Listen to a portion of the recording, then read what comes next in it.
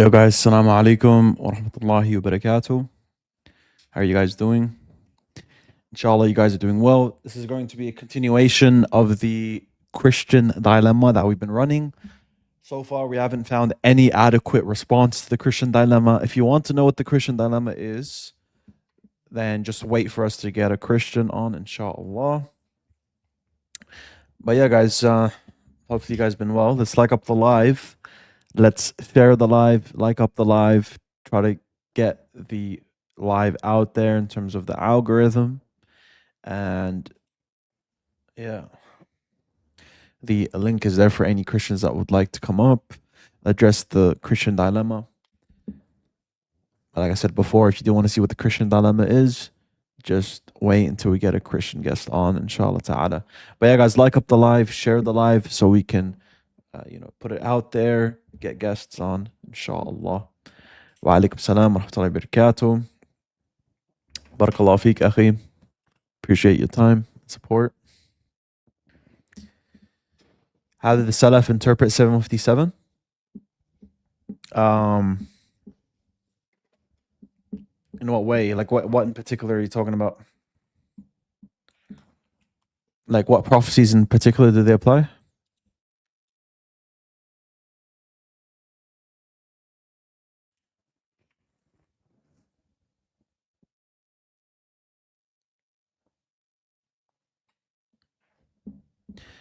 All right, guys, let's like up the live and share it, inshallah. Put it out on my platforms. Try to get some Christians in here. About the prophecies in the Bible? Yeah, so whatever prophecy the Salaf used would be applicable to 757. So if you have, for example, Daniel 2 being applied in the Salaf, that's one I can remember. Isaiah 42, that's going to be another one. Paraclete, that's going to be another one. So these are all types of prophecies that then would obviously apply for 7157. So just any prophecy you find in the Salaf would be applicable to 7157.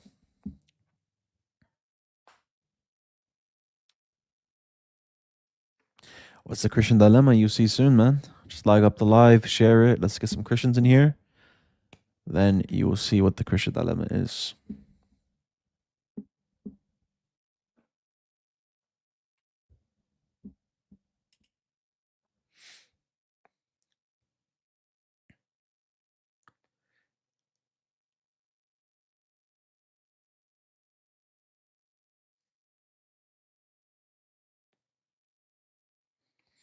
Does the link only work for Christians? No, you can come up if you're Muslim in the meantime. What's the justification for that? Just look at Libiano's recent video on TikTok and Instagram. He goes through it quickly. Let's try to keep on topic, guys. Try to keep on topic. Let's try to get some Christians up. Answer my question, Nunk. Where's your question? Baroski, if one wants to be high tier, would this knowledge be enough? Quran, tafsir, kitab tawheed. I don't know, bro. You're gonna have to ask a high tier, bro. I'm not a high tier. I'm a C tier. That's being generous. For some reason the link doesn't work. Okay, let me pull it up again.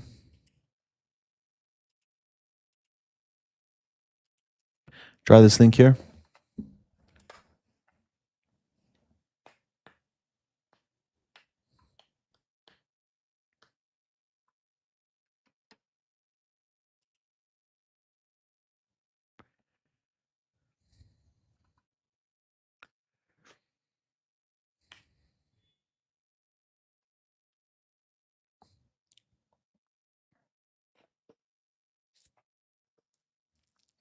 Guys, try that link.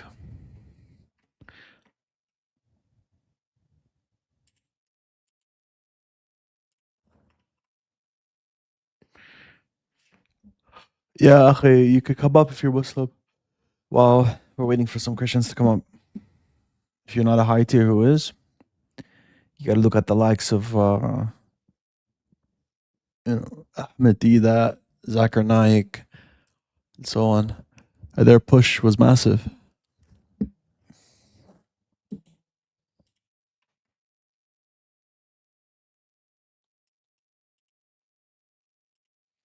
Just watch Libiano's video on it, bro. Search up Daniel 2, Orthodox Muslim. Yo, Dean, you're from the land down under. Yeah, from the land down under.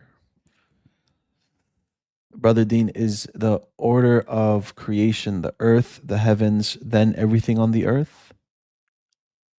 No, so it's it's a kind of ambiguous from what I can see from the text there, but heaven, earth, fashioning of the heaven into seven heavens, then the finishing of the earth. That's the stages. Link's broken. It works. Someone just came in. Barakallah feek for being a member. Barakallah feek for that. Not sure if that's this girl or a guy, but yeah, whoever you are. May Allah subhanahu wa ta'ala bless you for that.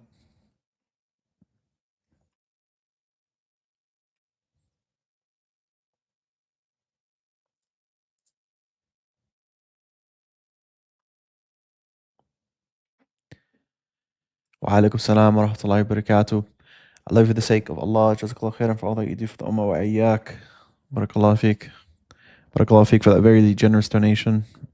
May Allah subhanahu wa ta'ala bless you for that. We'll go towards the dawah and inshallah your support and everyone's support will go towards giving the best dawah possible, trying to excel in terms of what we're doing, inshallah. But yeah, thank you guys for all your generous donations, all you guys' support. I would recommend don't even donate to me. Go to the course, right? And if you're gonna donate to me, like a decent amount of money, put it towards doing the course. That'll give you more knowledge. We're gonna be, doing homework. Like we're gonna be checking your guys' homework with regards to the course. There's gonna be presentations made specifically for the course, many slided presentations, and just a bunch of work that we have prepared for you guys. So don't even think about sending me super chats and that. Although I do appreciate it a lot, I would recommend you guys, if you are looking to donate on my GoFundMe or on the live streams, do it towards the course and come into the course, because we want as many people as possible to benefit from the course. Inshallah, we want to make sure it's a very successful project. Then we can do future more courses, inshallah. This is very basic oriented, very basic coursework. Then maybe we can do a moderate level, then maybe an advanced level, right? So yeah, I recommend everyone to apply for the course. And if you do need support, you can't pay the full 200, just let me know on Discord, inshallah, and we can try to set something up, inshallah. So I want to get the first guest on.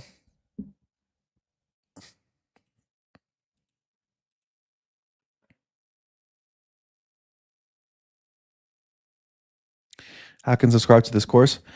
So if you go to my posts or Libiano's recent posts on YouTube, there's going to be a link. On that link, you can go on it and pay the 199 USD, or if you don't have like enough and you want to pay in installments, you can do that as well. Or if you really can't pay the total, right, but you can pay like 100 or 150, hit me up on Discord and we can try to set something up, okay? Because we're trying to get as many people as possible to come in.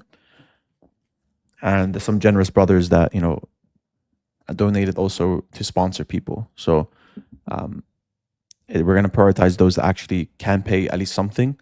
We're going to sponsor them first, inshallah. So anyone who really can't pay the total, just hit me up, inshallah. But yeah, the links are going to be found on YouTube, my YouTube posts, or Libiano's YouTube posts. That's going to be where you can find that link.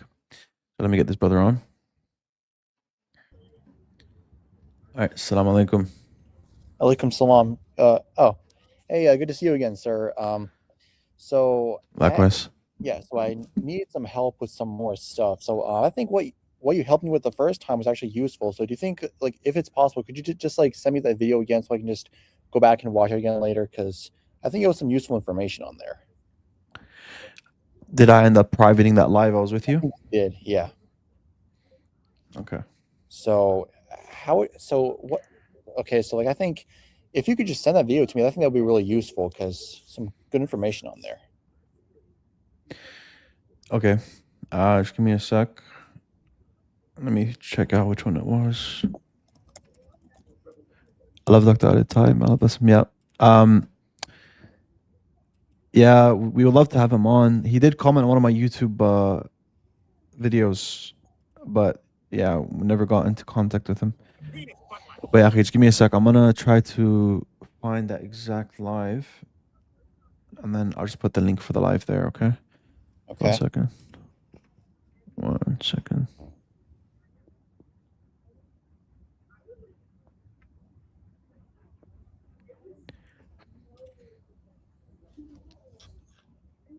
So, any questions in the meantime you have? Actually, yeah, I would like some help with verse John 5:18. First John 5:18. Yes. Yep. Pull it up for us. Share your screen. Sure. Yeah, I can do that. Okay. Okay. There's that. Okay. Can you see it? Yep. Okay. So it says, for this reason, they tried all the more to kill him. Not only was he breaking the Sabbath, but he was calling God his own Father, making himself equal with God. How can I handle that? Okay. So, first of all, was Jesus breaking the Sabbath? That I don't know all the way for sure. Nope. No Christian would say he's breaking the Sabbath. And how do you figure that? Because Jesus says, look, I think even in that chapter it says it. Let's just check. So read the full chapter. Click on that. So just all of John 5. Yep. Let's just Okay. look a bit before. Probably says it there. So he healed a man that was disabled. He said, "Get up, pick up your mat and walk." At once the man was cured. The day in which it was a Sabbath, and so the Jewish leader said to the men who had been healed, "Man had been healed. It is a Sabbath. The law forbids you to carry a mat." But he replied, "The man who made me well said, pick up your mat and walk." Okay, go down, scroll down. So they asked him, "Who's this fellow?" Okay, so it doesn't say that here. That's fine. Okay, so basically, if you go to other parts where Jesus heals on the Sabbath, so just search up on the top, scroll up, scroll up, scroll up, scroll up, up, up, up, up, up, up. Okay, right there. Yeah. So just search up there. Jesus heals on the Sabbath. Yeah.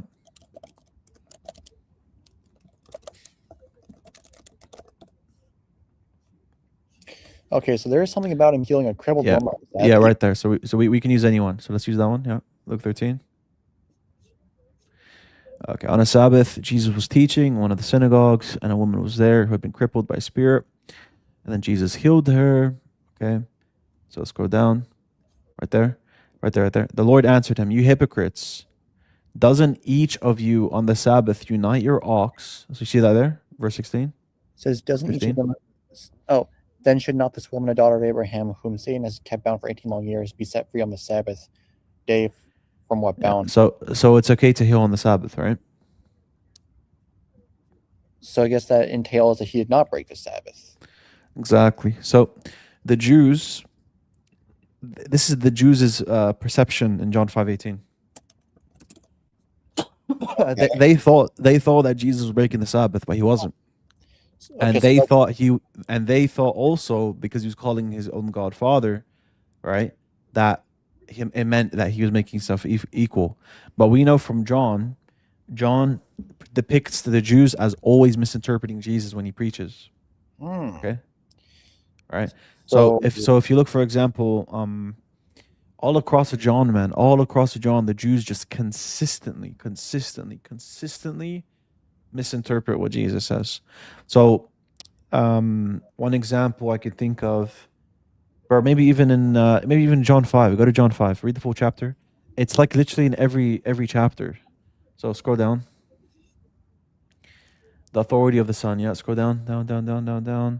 Let's get through that. Okay, scroll down. More. Down. Okay, right there. If you go down a bit more, start from there, verse 31. If I testify about myself. My testimony is not true. There's another who testifies in my favor. I know that his testimony about me is true. You have sent to John, and he has testified the truth, not accept human testimony, etc., etc. Yeah, scroll down.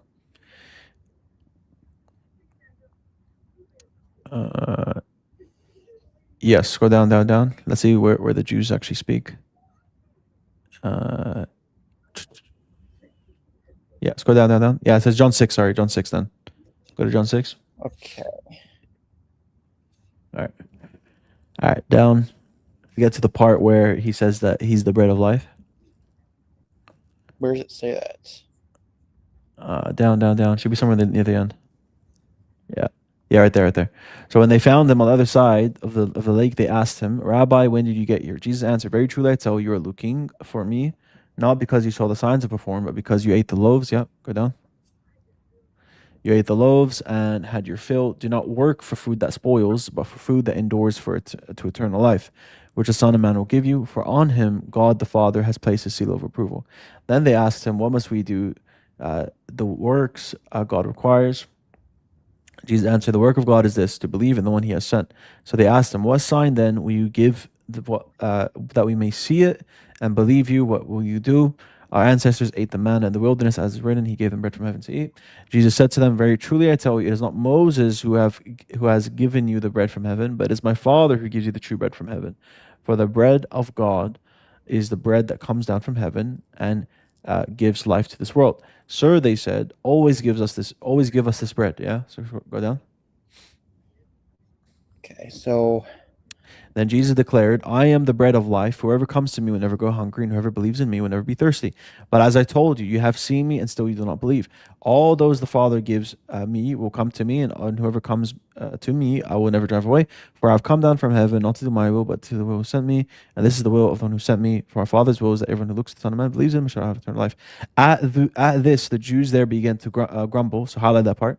At this, the Jews began to grumble about him, because he said, I am the bread that came down from heaven. They said, is this not Jesus, the son of Joseph, whose father and mother we know? How can he now say, I came down from heaven?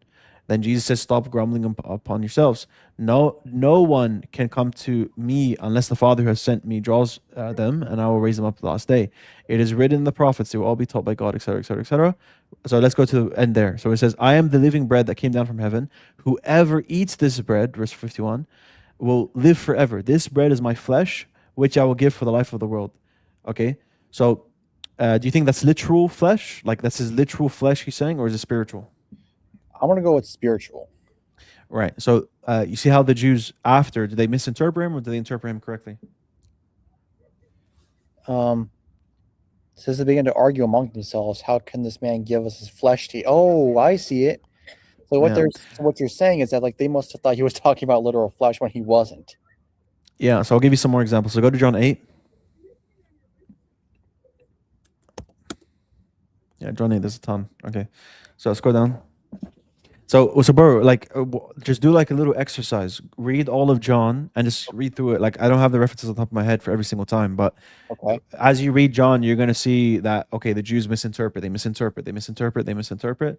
So therefore, when they think he's breaking the Sabbath, and Jesus already said this doesn't break the Sabbath, they're obviously misinterpreting. So if they're misinterpreting the Sabbath point, then they must be also misinterpreting the whole thing about him making himself equal with God, right? Okay, so then, so I guess now that we've dealt with the fact that he wasn't in violation of the Sabbath, then how can we handle this making himself equal with God part?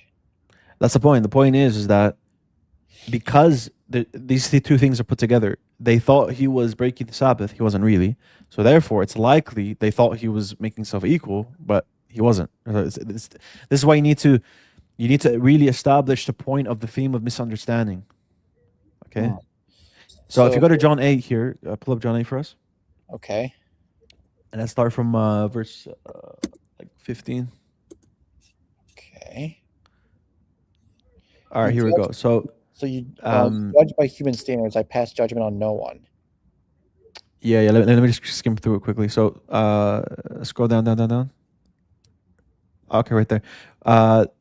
Once more, Jesus said to them, I am going away, and you will look for me, and you will die in your sin. Where I go, you cannot come. So is Jesus saying here that he's going to kill himself? No. All right. So look what they say. Will he kill himself? Is that why he says, "Where you go, I cannot come. Where I go, you cannot come." Right. So you see how they misinterpret. It's like this is very standard stuff. If anyone just reads John, right? So keep going down a bit more. So he says, but he continued, "You are from below, I am from above. You are of this world, I am not of this world. I told you that you would die in your sins. If you do not believe that I am He, you will indeed die in your sins." "Who are you?" they asked. "Just what I've been telling you from the beginning." Jesus replied, "I have much to say in the judgment of you, but he who sent me is trustworthy, and what I heard, I must tell the world." They did not understand. So highlight that part there, verse 27. Highlight that they did not understand that he Was was telling them about his father, right? okay. So verse 27 is again, John's trying to tell you that they're not understanding anything he's saying. So Jesus said, "When you have lifted up the Son of Man, then you will know that I am He, and that I do nothing on my own, but speak just what the Father has taught me. The one who sent me is with me. He has not left me alone, for I always do what pleases Him." Even as he spoke, many believed in Him. Okay, so the point is that they didn't understand that he was talking about the Father, verse 27. So if you go down a bit, let's see here. "Then you will know the truth shall set you free." Is he saying that you guys are literally like enslaved and you're not free right now? Or is it spiritual? Spiritual, obviously. Right. So then look what they say. They say, "We are Abraham's descendants and have never been slaves of anyone. How can you say that we shall be set free?" So it's always misinterpreting. I think that's that point's been established. So I think we can stop there. So is there any questions besides that? Okay, actually, see, so I guess like what you're saying there is that they thought he was making himself equal with God when he really wasn't, right? Yeah, they were misinterpreting, like either purposefully or because they were being obtuse. Okay.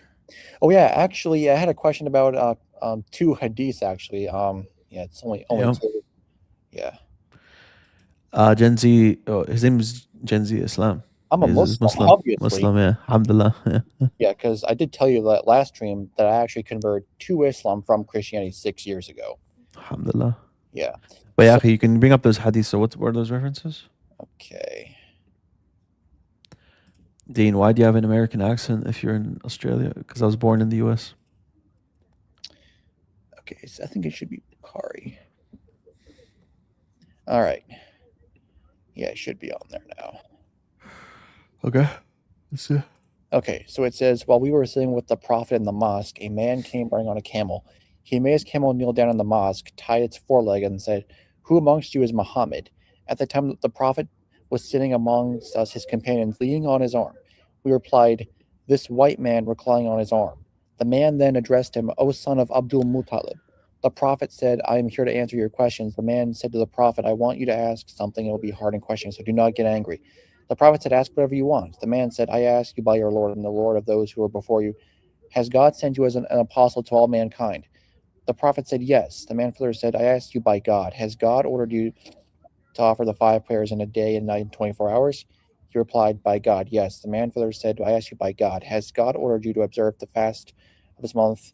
And he said, "Yes." The man further said, "I ask you by God, has God ordered you to take zakat from our rich people and distribute amongst the poor people?" The prophet said, "Yes." Thereupon that man said, "I have believed in all that which you have been sent, and I have been sent by my people as a messenger, and I am Dimam bin Thalaba from the brothers of Bani Sad ibn Bakr."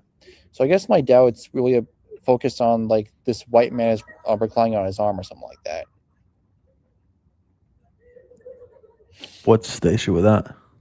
So I know, for example, that David Wood made the criticism that they were saying that Muhammad was literally like white, as in like what's understood today. That's what. No. So white back then just means like like my skin tone. They would call my skin tone white, not Caucasian. Hmm. But why would that be a doubt? I don't know, because that's just what um, those who are opponents of Islam like to make it. Because yeah, that's part of what got to me there, and I figured just some reassurance would help me. Yeah, so how they describe white would include like my skin tone. Obviously, it's not Caucasian, right? There's no Caucasian men in Arabia. right? obviously not. Yeah. So this is like my skin tone, like an olive type skin tone they would describe as white. Hmm. If we could just check the Arabic here, let me see it. Okay. Okay, let me try to find it. Just zoom in a bit on that. Yeah, it says abyad, right? So yeah, that's white. So they would describe as abyad How do you people that would even be like, if someone could describe me as white back then, even though obviously I'm not like Caucasian. so how do you say it in Arabic? Abyad. And is it abiyad? Yeah. So Iyad, abiyad. Abyad.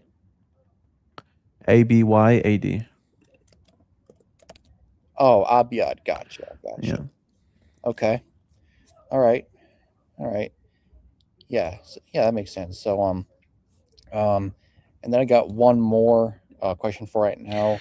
Also, some people as well. This won't be long. Yeah. So sometimes you could describe someone as being more white, or sometimes you can describe someone as being more black, so or brown, right? It just really depends. Sometimes people they look more dark at times. Sometimes they look more white, depending on the season, depending on what they're doing, right? But obviously, no, the Prophet ﷺ wasn't Caucasian. Hmm. But anyways, yeah. So do you have a second hadith you said? Yes, but it won't be long. Okay, sounds good. Okay.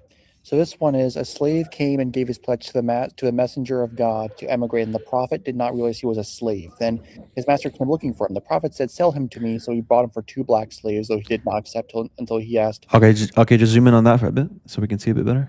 Yeah. Okay, beautiful. So, what's what's the issue here? So this is another thing that critics like to bring up, and it's to say that it's talking about slavery and how it talked about the selling of them apparently. So Okay, so what's the issue? Yeah, there's no issue with slavery is not inherently immoral. Like it's in the Bible, it's in pretty much every pre-modern tradition. So, what's the main issue here that you're finding? Is it the claim that the prophet's racist because he gave 2 black yes, slaves for? Okay, yeah, okay, that's part of it. all right. So we can deal with that. So first understand this. Let's understand the context. A slave came and gave his pledge to the Messenger of Allah alayhi salatu wasalam, to immigrate. And the Prophet did not realize that he was a slave.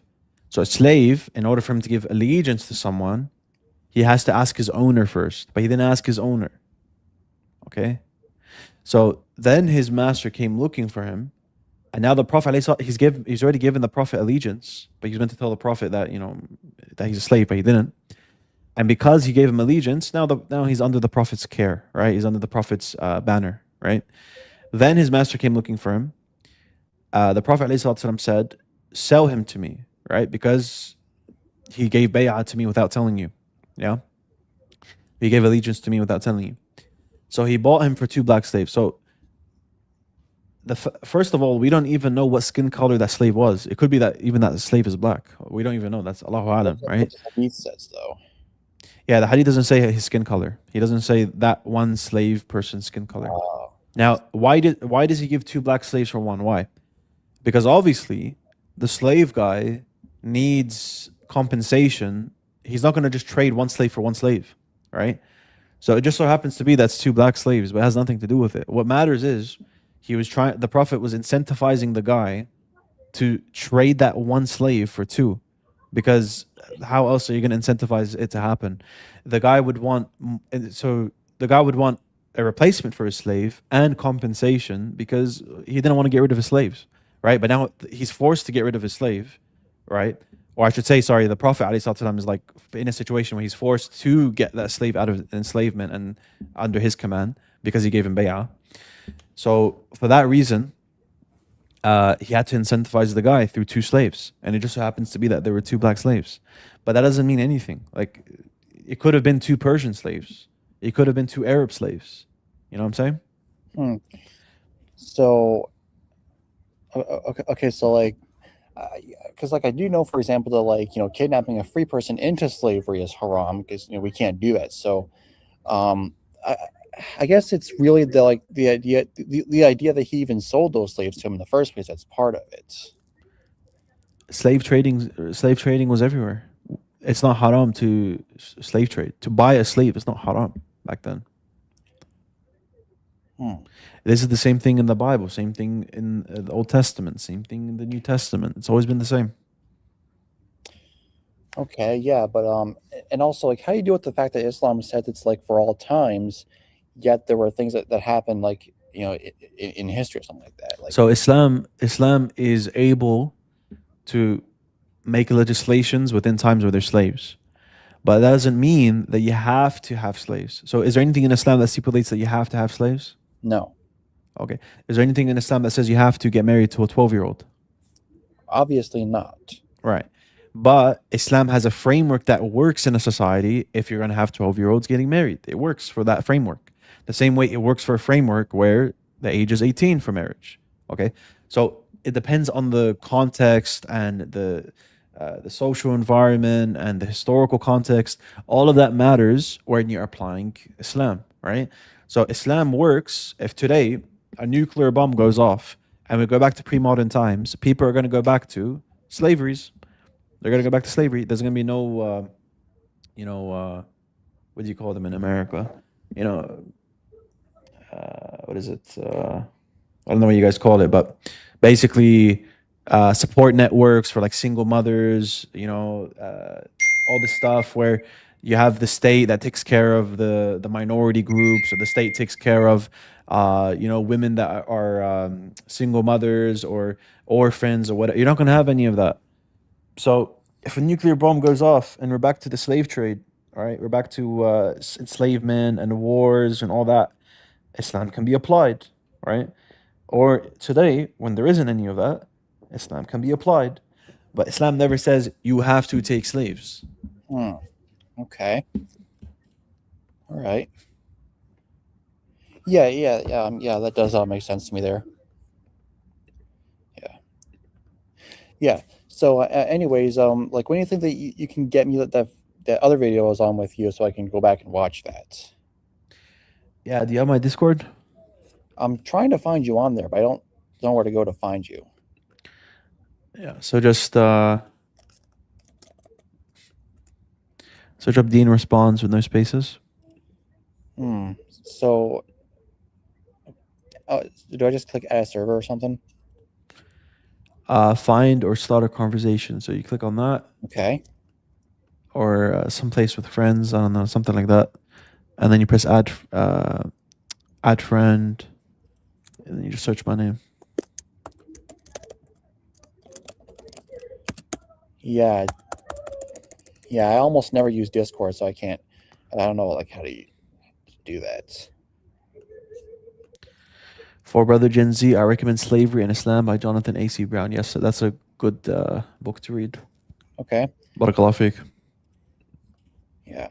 So in the meantime, I can actually give you my email in the private chat, so you can send that stuff to me there. Yeah, that's the word I was looking for. The welfare system. There's no welfare systems. If the nuclear bomb goes off, there's gonna be no welfare system. It's gonna be back to those times. Yeah. So Dean, I just sent you my email in the private chat, so I think you should be able to just send it there. Just send your Discord here in the private chat. Okay, sure. Yeah. We'll get you on the server. So if you have any future questions, you can come on there. Okay. Okay. I think. Oh. Okay. So try that. I just sent it to you. Okay. All right. Yeah, I think that's everything I got for right now. And if I ever have any more questions, I'm more than happy to come back on your channel. Yeah, barakallah fiqh, akhi, for coming on. And yeah, if you do need anything, you can definitely hop on here. Okay. Right now, I send you a friend request, so just add me back, and I'll invite you to the server, inshallah. Okay. Okay. You can also use that as a source. Okay. Take care. All right. Assalamu alaikum. Alaikum assalam.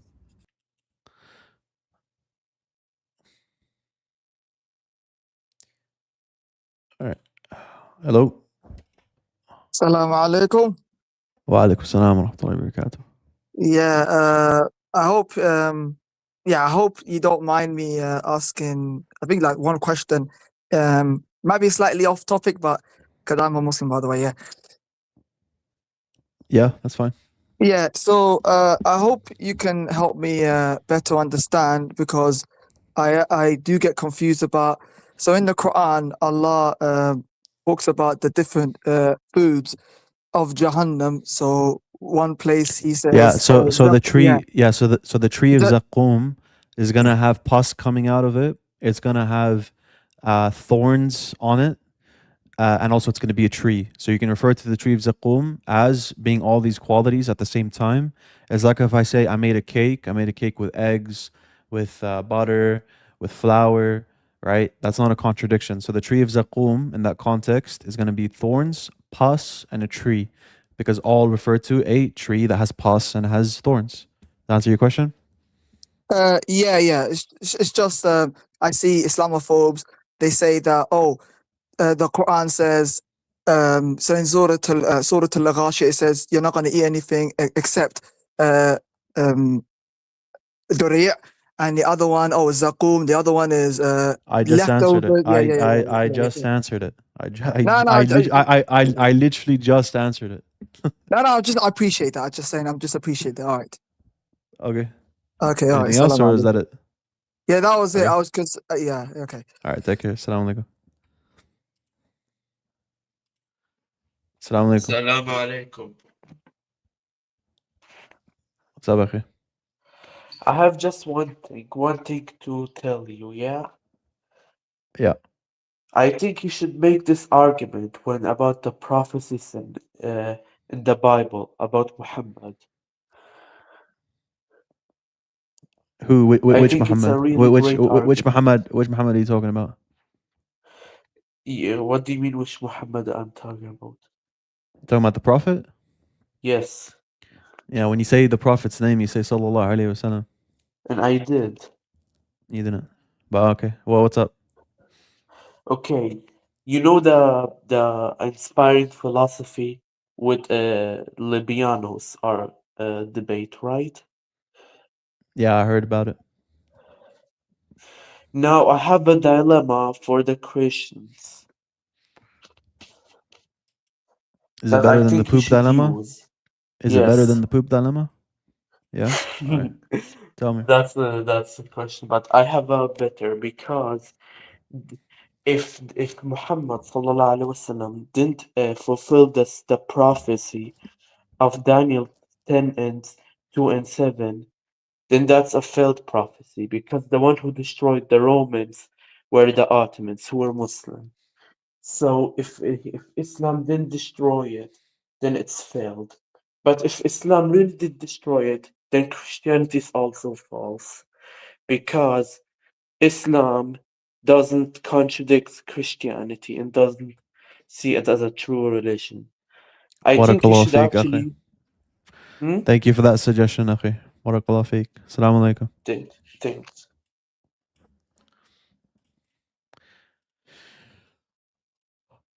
Barakallah feek, Steelman. Yeah, Steelman's an OG. He was here from the beginning. Barakallah feek, always been supporting. Steelman, you coming to the course? Barakallah feek for that as well, akhi. Sorry, I didn't see that.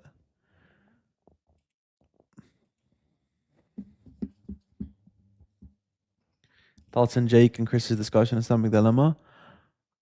Yeah, I didn't really watch it that much. I just got sent a clip, but yeah. Inshallah, bro, inshallah. May Allah subhanahu wa ta'ala make it extremely beneficial for everyone. I mean, working hard on it behind the scenes. How many people estimated are doing the course?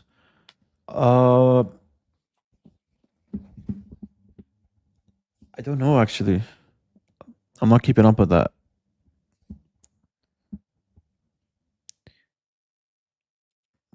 I just know like how many came on the first day. It was like, I don't know, like 10, 15, something like that.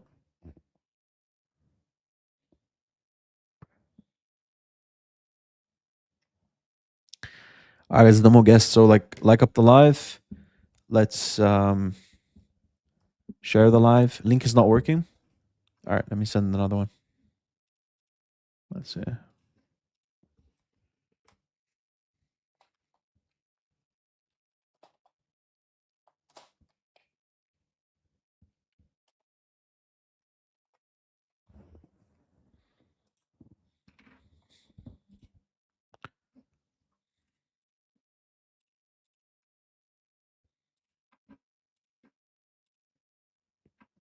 All right, try that link. I'm gonna pin this one now.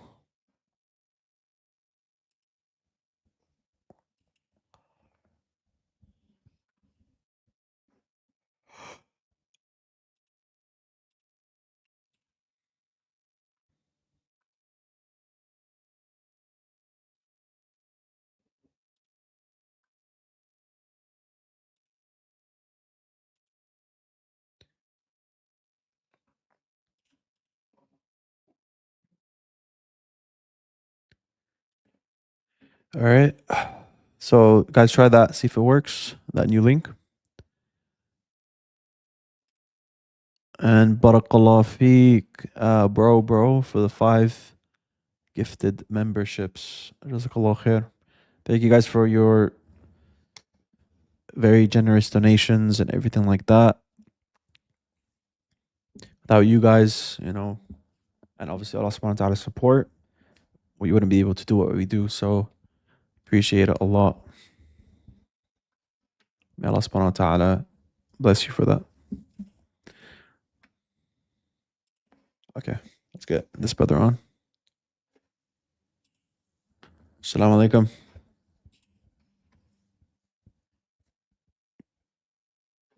Assalamu alaikum. Wa alaikum assalam. How are you? Good, alhamdulillah. How you doing, akhi? Alhamdulillah, alhamdulillah. I just wanted to know a couple of things and your take on it. The Ezekiel 37, right? For the dimensions and everything for the temple. Have you heard any argument or any stance of people saying that is it for the third temple or not? I'm not too familiar actually. I would think that it's yeah, I would think it's for the third temple, yeah.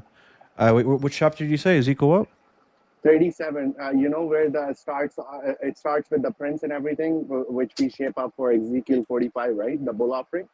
So that dimensions, right? The Jews consider that to be the third It would be the third temple. temple, yeah. Yeah, it would be the Do third. they have any solid explanation for that? Akhi, well, I'm very rusty on Ezekiel. All right. You're gonna No have to problem. ask. You're gonna have to ask Libiano on that because Libiano knows the Old Testament better. But from what I remember, their justification, it would have to be the third temple because we never had a temple with these dimensions yet, right?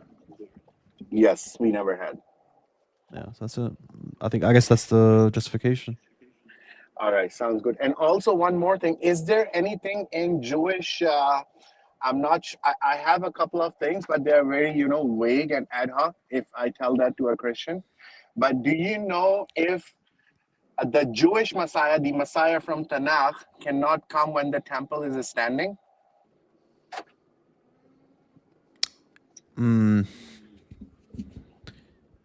Because if it can come, right, I have a couple of things. I was actually going to do it yesterday on my MacBook, but your phone died. So I wanted to show you a couple of scholarships on camera, but I just started driving right now. So repeat But your I question just one more time, wanted akhi. Wait, repeat your question one more time. they say that the Tanakh's Messiah, the Messiah of the Torah and the prophets, cannot come when the temple is standing, which it was when Jesus was there. Right. Okay. And then that's based on what justification? That's that. So the Jewish people. I talked with one rabbi. He said that the Messiah cannot come when the temple is standing because Messiah is supposed to build it after recovering and the nation of Israel from exile or whatever it is, right? So where's the justification for that actually in the Tanakh? I'm not sure at the top of my head. I was ready yesterday, but inshallah, I'll come back because yesterday you said you were not gonna do live stream for a couple of days. But you're doing it today. But inshallah, we'll discuss it next time. But those were the only two things. Oh yeah, one more thing. So I made a PDF, just like Libiano did for the chicken thing, right? Yeah. I made a PDF about 3 Kit Kat bars in Walmart, and they're all $5. So I was like, are Christians gonna pay $5 or $15? Because the different thing is that they say different persons, right? So the difference would be the barcode on the bars. So, but I'm gonna post it. So, Yeah. like if it's gonna be a shoplifting thing or not. But yeah, jokes. It was just a joke. But thank you for your time. Inshallah, I'll catch you on MacBook, and then we'll go through a few things I needed answers from the books. Inshallah, we'll do it. Thank you so much. Inshallah ta'ala. Barakallahu feek. Assalamu alaikum. Assalamu alaikum. Let's see here. The Sabbath is an everlasting covenant. No prophet can change that. God doesn't break his covenants. Bro, you better not be a Christian, man, because you guys don't keep the Sabbath yourselves. And yeah, this is السلام عليكم. this is right as well. Yeah, walaikum salam. أنا Dean, والله you and the brother Libiano, والله العظيم, ever since I started watching you guys, I returned to praying and everything. جزاكم الله خير. وإياك. And brother, I want it's a little bit, I'm not very deep into the debate world, but today I remember you were talking about Mecca used to be called Becca, right? Or they used to call it Becca. Yes, that's in the Quran, yeah. And there was another thing that instead of the meme, it was dal. Or no, ba. Ba. Yeah. Yep. And today, I think either Ayan or Libiano, they brought up something about not Moloch, I think. And they were calling it Balach. Or am I going far away? I don't know. I'm not familiar with what they brought. It was something about like idol worshipping, and I think they meant Malach and Ba'al wal-'iyadhu billah, all of these. And instead of the meme, it was B. So I don't know if this is a reach or anything, but anyways, I wouldn't know for that. You're gonna have to ask Ayan or Libiano because I'm not familiar. Yeah. Okay. No, I just wanted to ask. So, but thank you and all the brothers. جزاكم الله خير. وإياك أخي. بارك الله فيك. السلام. Yeah, that's... Let's see. Wendy, why didn't you come up the panel? Can have a nice chill discussion. No guests right now, guys. So try to like up the live, share the live, try to get some guests in here, inshallah.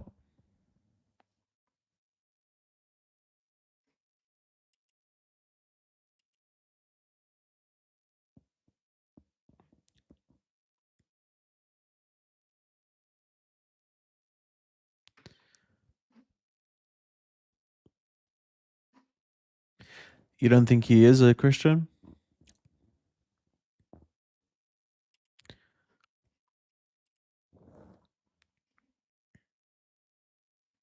You're good, Wendy. You can show in the comments then, no problem. What's the Christian dilemma? Come up on the panel, I'll let you know. We need a Christian to come up so I can run the Christian dilemma, man.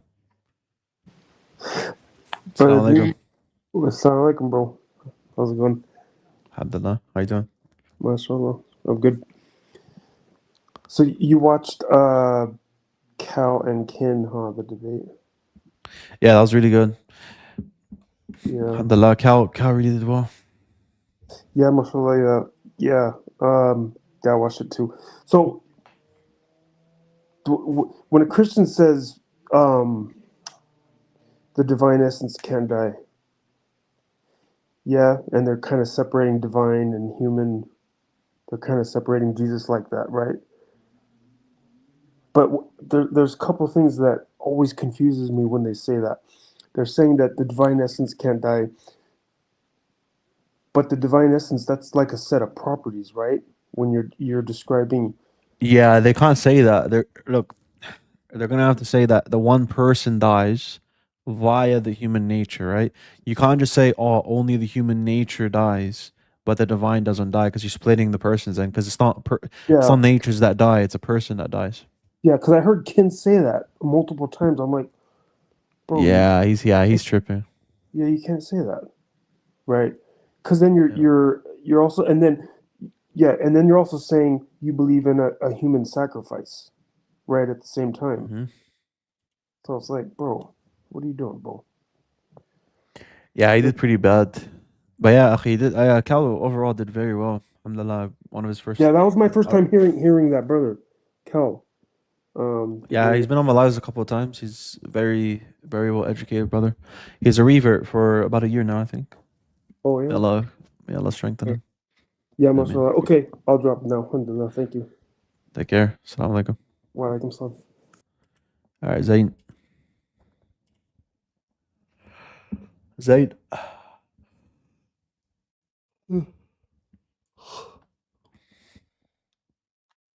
Zayn, you there? Can't hear you, brother. Is it not loud or? Yep, now I can hear you. Yep. Okay, assalamu alaikum, sorry.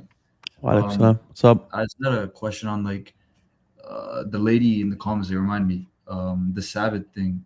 Does it say in the Old Testament that any prophet like preaching like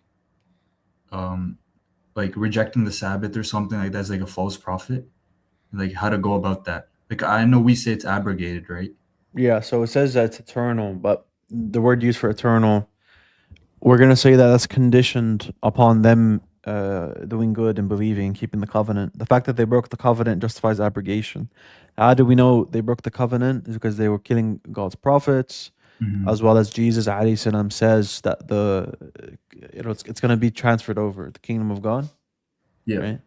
It's going to be transferred over to another nation. So if you're speaking to a Christian, that's how you justify it. You say, look, Jesus. Well, anyways, yeah, and anyways, it's hypocritical because they don't keep the Sabbath, anyways. So it could also be said because it's like Isaac's lineage, like Ishaq. Yeah, so it's Ishaq's lineage. He had the covenant with him, but it was broken, right? And then what's the evidence it was broken? It's the fact that the prophecies that the Davidic King was meant to fulfill, or that the nation of Israel was meant to fulfill, or that Jerusalem was meant to fulfill, Islam, Mecca, and the Prophet fulfilled, right? So Psalm 72, Psalm 45, meant to be for the Davidic Messiah. Even if we grant that, okay, let's grant it. How is it the Prophet fulfilling it, right? You have Isaiah 42, even if we say, okay, it is about Israel, right? How is it the case that the Prophet's fulfilling it?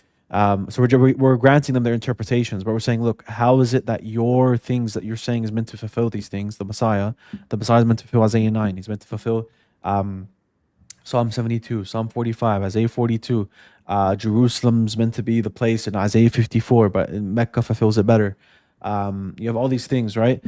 So because of that, or even the kingdom of God is meant to be the Jewish nation, but it's the Ishmaelite nation that destroys the Roman Empire. So all of these things, the fact that the Ishmaelites did it, or an Ishmaelite prophet fulfilled it, alayhi salatu wasalam, or that an Ishmaelite region, such as Mecca, fulfills this, shows that the covenant has shifted. Okay, that makes sense. Yeah. Thank Jazakallah. And then there's a comment said like you should try Omega or like yeah, inshallah, I might try it out. I'll speak to Labiano about it, but yeah, we'll see. Okay. Assalamu alaikum. Okay. Orthodox Muslim. Hello. Hello. Hello. You're up, buddy. Hello, Abdul Rahim. Assalamu alaikum. Hello. No one's talking, man. All right, guys, like up the live. Share the live. Let's try to get some Christians on.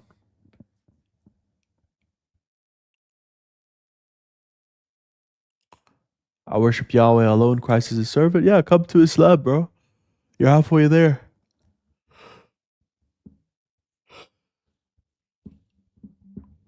Yeah,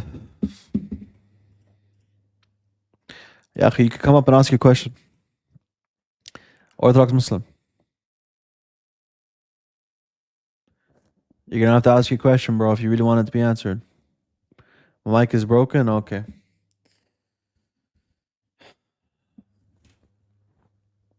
All right, so your question is 65:4 and 33:49 contradicting. No, they don't contradict because we don't say 65:4 is about betrothal. We say it's about a girl that reaches puberty but has menstruated.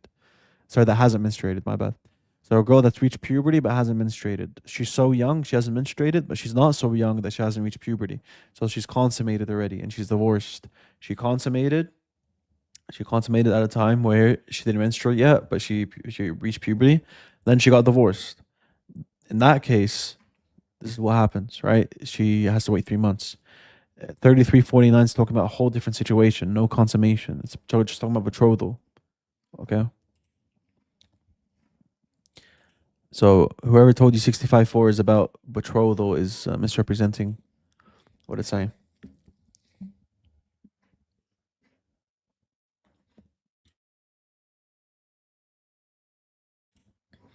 All right.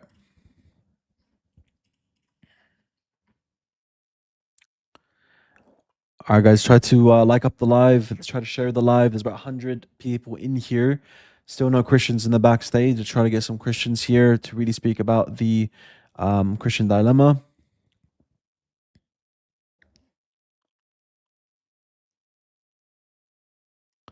Nah, bro, I didn't invent conscious edits. I was the first one to coin the term, maybe. Allahu alam. But the concept, no. Is the Discord link available for anyone or YouTube members? So it's available for those that subscribe on Patreon for $10. You get access to the server. You get access to the notes. You get access to myself. You get access to whenever I go in VC there. Try to go almost every day or every second day for about 30 minutes.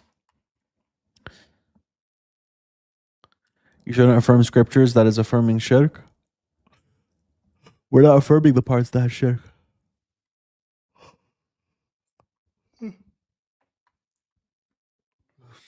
Come on the panel, yogurt.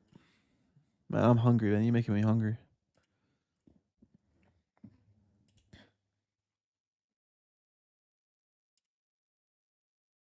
Yo, Dean, I'm a revert. And am I allowed to go to a Christian funeral? You're gonna have to ask a sheikh, bro. I don't give fatwas.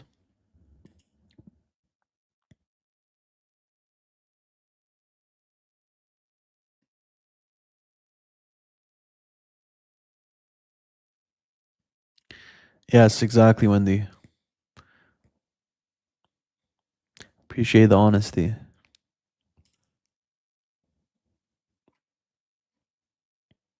All right, guys, just like up the live. Let's try to get some Christians in here. Yeah, you're gonna have to just search up online, Akhi. I'm sure Islam QA will have it or something.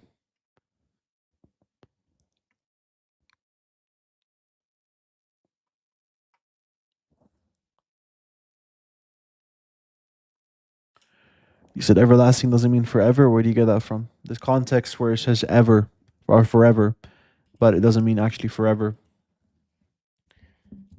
God says something's going to happen forever in the Old Testament, and then it turns out it's not actually forever. There's instances in 1 Samuel, for example.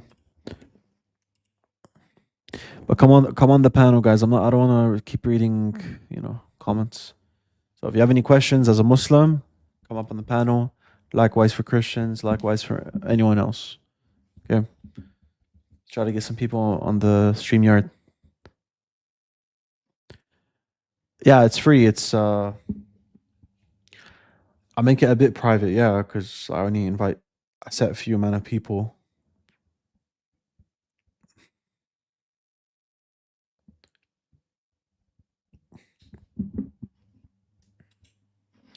Moon split never happened. Hello. Yo, what's up, man? You good? Yeah, I'm good, man. Good. You Christian? Yeah. All right, let's talk about the Christian dilemma, and then you can bring up your moon split argument. Is that okay? Fine, but I'm not gonna lie, bro. I'm not really knowledgeable, but I'm gonna try my best. Go ahead. All right, sounds good, man. Go ahead. I'm ready. So Matthew 23. Have you read this before? Matthew 23. Let me read it. Then Jesus said to the crowds and the disciples, the teachers of law, it's where Jesus told his disciples to follow what the Pharisees teach or something like that. Yeah, to follow everything the Pharisees teach. What's wrong with that? So when Jesus says to follow everything the Pharisees teach, does that include dietary restrictions like you can't eat pork? I think this verse should be taken in context with the rest of what Jesus said. I don't think It's just he a yes. means. It's just a yes or no. So when Jesus says to follow everything the Pharisees teach, the Pharisees are teaching that you can't eat pork, correct? That's true. Yeah. Okay, so when he That's says true. do everything the Pharisees teach, that would mean he's saying don't eat pork because that's what they're teaching. It would seem like a yes on the plain reading of the text. It would seem like a yes. Beautiful. Okay, so that's the Christian dilemma, because what you're going to have now is Jesus in Matthew 15. What does he say? It's not what comes in you that defiles you, it's what comes out of you that defiles you. Okay, Listen and then and Jesus, understand. when Jesus said this, didn't he make all foods clean? Listen and understand. What goes into someone's mouth does not defile them, but what comes out of their mouth, this is what. Isn't he making all foods clean by that statement? I mean, it seems like he, It's not just seems like it. The Gospel of Mark says, in saying this, Jesus made all foods clean. In the Gospel of Mark? Mark, yep, we can pull it up. So that's the Christian dilemma. Your guys' interpretations of the Gospels leads to a contradiction. So Mark 7, go here. Here we go. So verse 19, 7:19. For it doesn't go into the heart, but into their stomach, and then out of the body. In saying this, Jesus declared all foods clean. So this inspired author, Mark, is saying Jesus said you can eat whatever you want. Dietary restrictions don't apply anymore, right? At the time when he said, it's not what comes in you that defiles you, it's what comes out of you. Now, do you agree with the author of Mark here that Jesus is saying all foods are clean?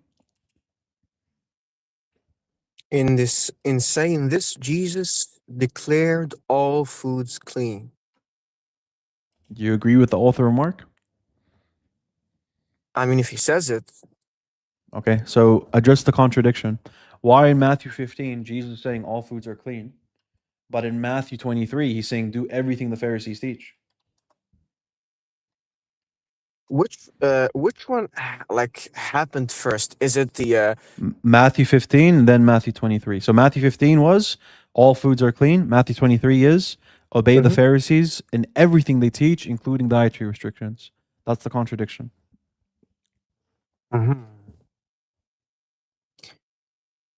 What if it does not mean like literally everything? Oh, really? Is that what you want to do? Is it a plaza? Listen, I told you I'm not some expert or anything like that. No, it's so good. Bro, I'm willing to grant you that. Okay, I'm willing to grant you that. I got you. Okay. I'm trying to make sense out of the text, but I would be lying if I told you that I know everything and every little detail. But for me, it seems like it's possible that he does not mean like literally every single thing that they teach. Okay. So when the Quran says, "Believe in my revelation, which confirm your scriptures," does the Quran ever say it's confirming everything? It may not refer to everything. No. I'm asking that. I'm asking, does the Quran ever say, "I'm confirming everything that you have"? I don't. It never says not that. necessarily. Not necessarily. Okay. So can you agree with me? And this is the whole goal. By the way, I'm not actually saying there's a contradiction there. I'm saying you can reconcile it. If you say everything doesn't really mean everything, I agree with you. Commentaries say Jesus is doing a general confirmation of the Pharisees' teachings. They literally say that. So you think Muslims are justified equally so, and even more so, when they say the Quran confirms it, the Quran doesn't say everything. Jesus says everything, and we're willing to say the general. So when the Quran says it's confirming, we can say that's also general, correct? Fair. That's okay. But that's a fair enough explanation. That's all I wanted, because I'm sure you're familiar with the Islamic dilemma, right? I've heard of it, but listen, I'm not gonna. I really do not understand a lot of the things that people say, because I hear like the Quran confirms, but it doesn't confirm, and then this and then that. It's It's I all don't good, really man. know. I think Matthew 23 helps you out here because now you know it's a general confirmation, the same way Jesus does a general confirmation of the Pharisees' teachings.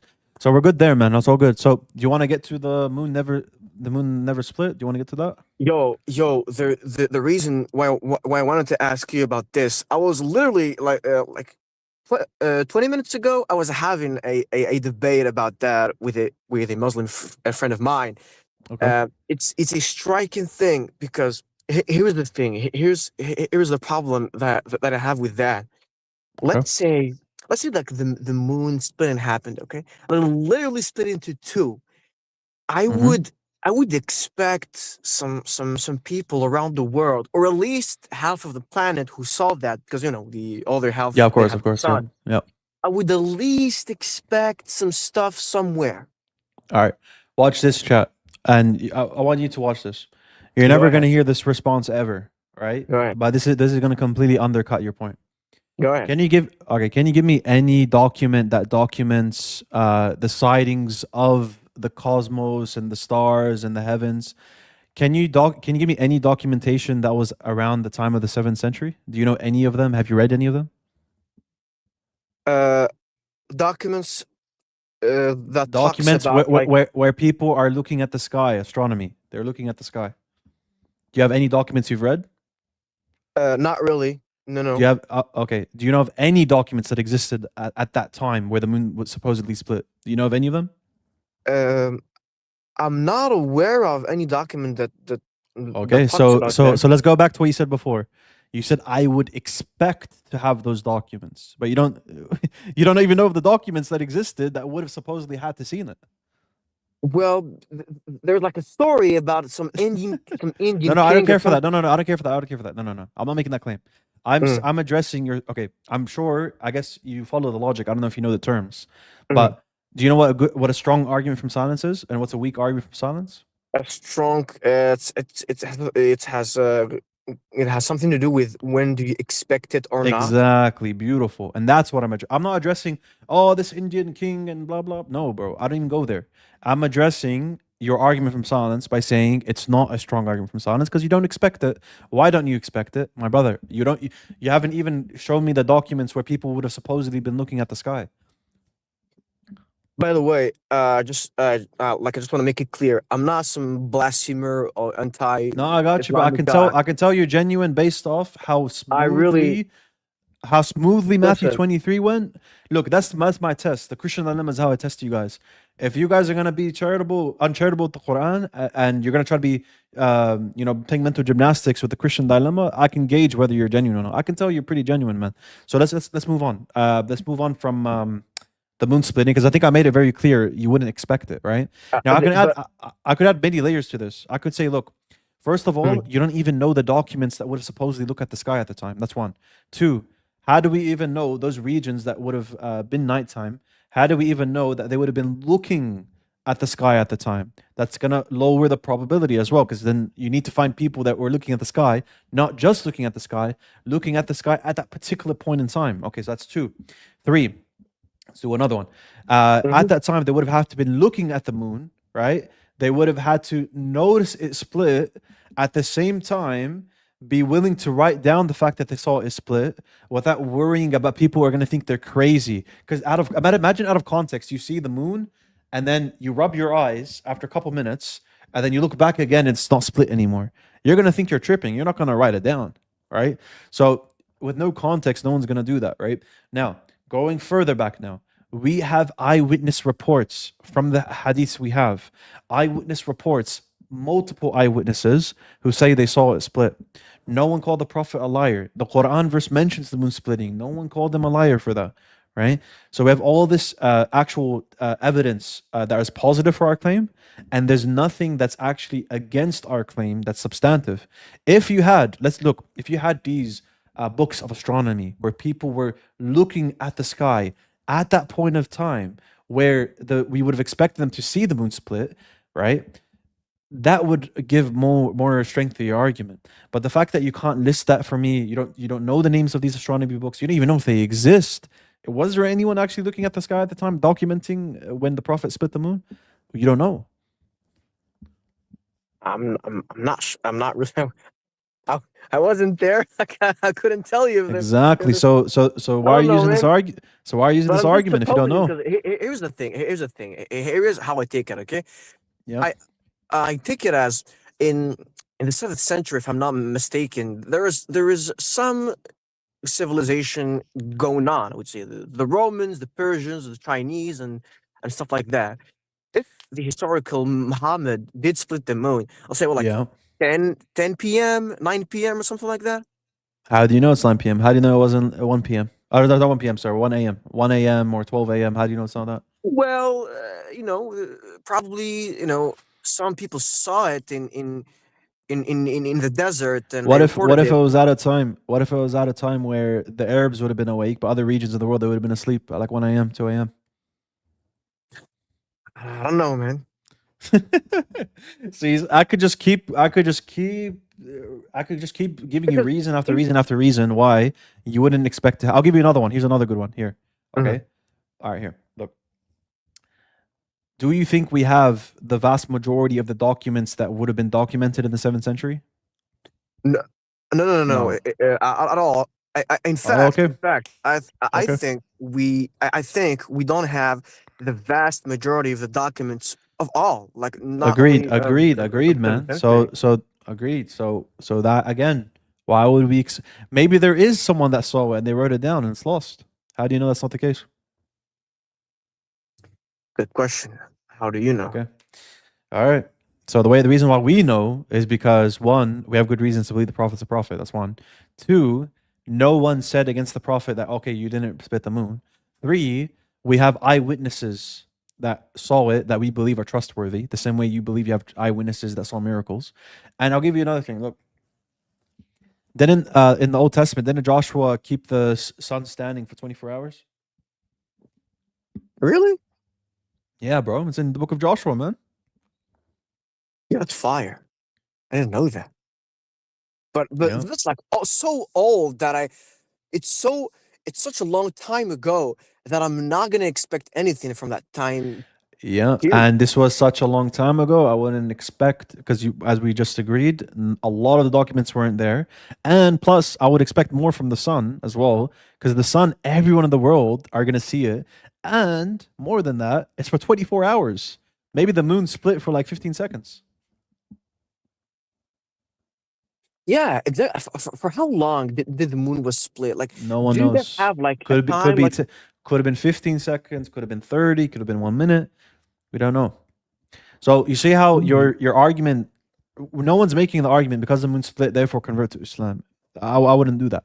But you're making the argument the moon didn't split, therefore Islam is false. You have a big burden, and that burden hasn't been like fulfilled even like the smallest extent. To be honest. Do you have room for me for another question, you think? Of course, man. Go ahead. Here's a difference that I noticed between the Gospels and the Quran. Okay. In the story of the Last Supper. Yep. Do you guys have the story of the Last Supper? Because I think it's there. It's described in a sense. I'm not really sure of the Last Supper, but it looks like the story of the Last Supper. Yeah, so the commentaries differed. Some said yes, this is referring to the Last Supper. Some said no, this is a different event where they actually got the table from heaven. So yeah, so it depends. Like some say yes, some say no. Yeah, because the reason why I agree more with the with the opinion that's like the Last Supper, because Jesus said, make it for us like a festival or something like that. Okay. So here's the thing, but the narration in the Quran is different from the one in the Bible, because it's in the Quran, it's a miracle. The disciples asked Jesus, could you like ask your Lord to bring down a table, this and that, and then he said, I don't really remember when he in the first moment he was And hesitant. then the punish, like yeah, because if you guys disbelieve after, then it's going to be the case that you guys are going to have a punishment that hasn't been like anything before. Something like that. You know way better than me. But still, in the gospel, it's not like that at all. Like it's not about a miracle. So look, is everything that happened documented in the Gospels about Jesus' life? Not everything for sure, but still, this event is documented. I mean, the Last Supper is documented. Yeah, so I in Mark. gave you two interpretations. So one, it could be that you have a distorted form of the Last Supper, and that it was actually a banquet from heaven. That's one. Two, the banquet. So let me just find, guys. Do you have the reference, chat? What's the reference where Isa alayhi salam says, if you disbelieve after, and then it's in Surah Al-Ma'idah, but where? I'm not really sure, bro. I'm not gonna lie. I don't have the numbers and stuff like that. I got you. It's in chapter 5 somewhere. Chapter 5 is just very long. All right, verse 114. Okay, yeah. So it should be from verse 114. Let's bring this up. All right, so there's two interpretations from what I remember. Okay, let's bring this up.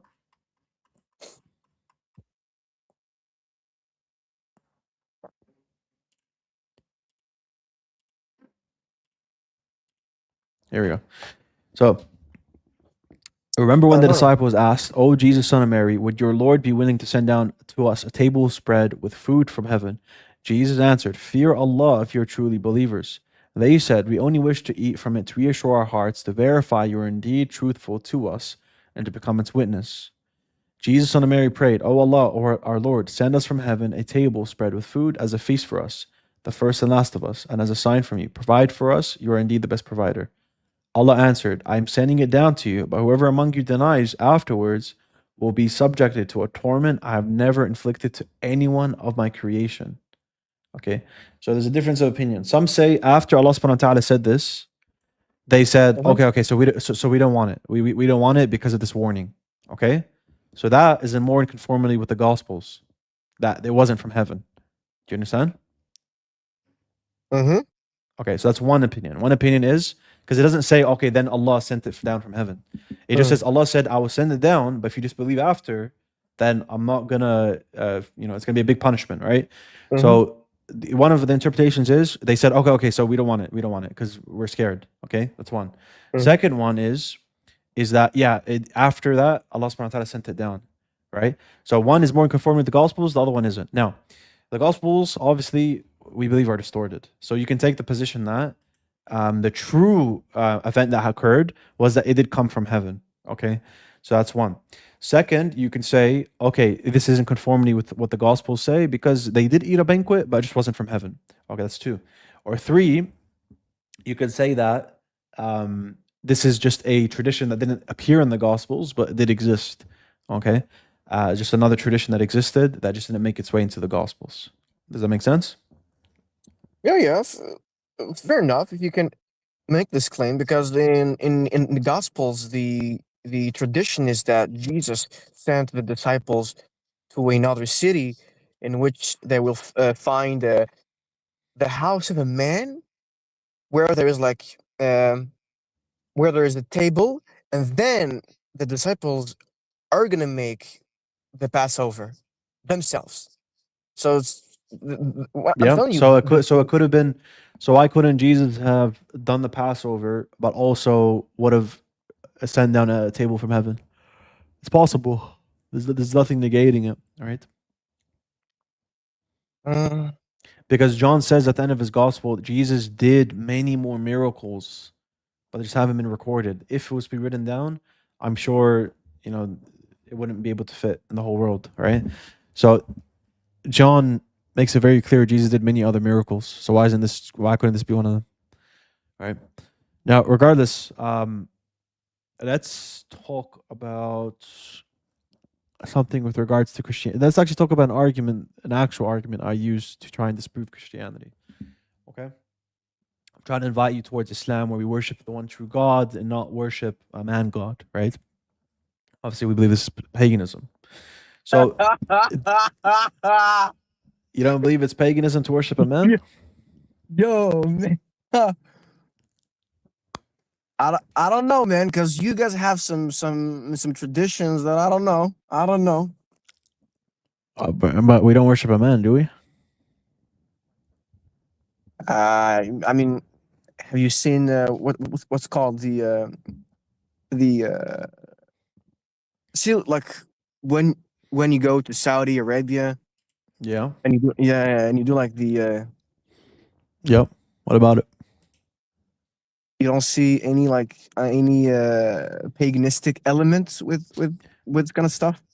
You think if you kiss a stone and it forgives your sins, that's pagan? It's not just that. It's the whole. It's like the, I don't know. Okay. You Like, think no, praying to I know you think exactly praying towards a what we're going from. Not gonna lie. Oh, okay. But I'm just showing you, bro. I'm just showing you. Like, there's nothing No, wrong with it. I know, but Everything you say. Look, remember the moon splitting thing? I gave you Joshua. For this, I'm giving you Isaiah, where Isaiah kisses the stone. Right? I know. So I knew it. you can't say anything against Islam unless you're gonna shoot yourself in the foot. But what we don't have in Islam is an idea about God that's contradictory, where we say God is God, but our book says He's not God. That's what you guys have. So let's see here. So what about Jesus not knowing the hour? How is He God if God is omniscient, but Jesus doesn't know the hour? Let me read that. But what about that day or hour? No one knows, not even the angels in heaven, nor the Son, but only the Father, as it was in the days of Noah. So we will be the coming of the Son of Man. For the days before the flood. Okay, you know, we eat and drinking, marrying. You said that. How can Jesus be God if he's not aware about the hour? hour? Right? Yep. What about like it's not his mission to Does He have announce knowledge that? of it? Does He have knowledge of it or not? I would assume so, because He says He doesn't. Okay, so how do you interpret Him saying He doesn't know? Okay, how do you reconcile that with the fact that in Luke, I'm not sure if in Matthew, a disciple says to, or in John, a disciple says to Jesus, "You know everything." Do you want me to blow your mind with that? Go ahead. If I refute that passage, will you concede Jesus doesn't know the hour? Go ahead, man. I don't know. Go ahead and tell me. Okay, here we go. Do you have a Bible in front of you or no? No, I'm in my car. I just finished work, and I don't really have anything with me at all. It's all good, man. So what you're referring to was John 16:30. So I'm gonna pull that up for you, just so everyone is clear on what you're saying. Here we go. Okay, so let's pull this up for you, man.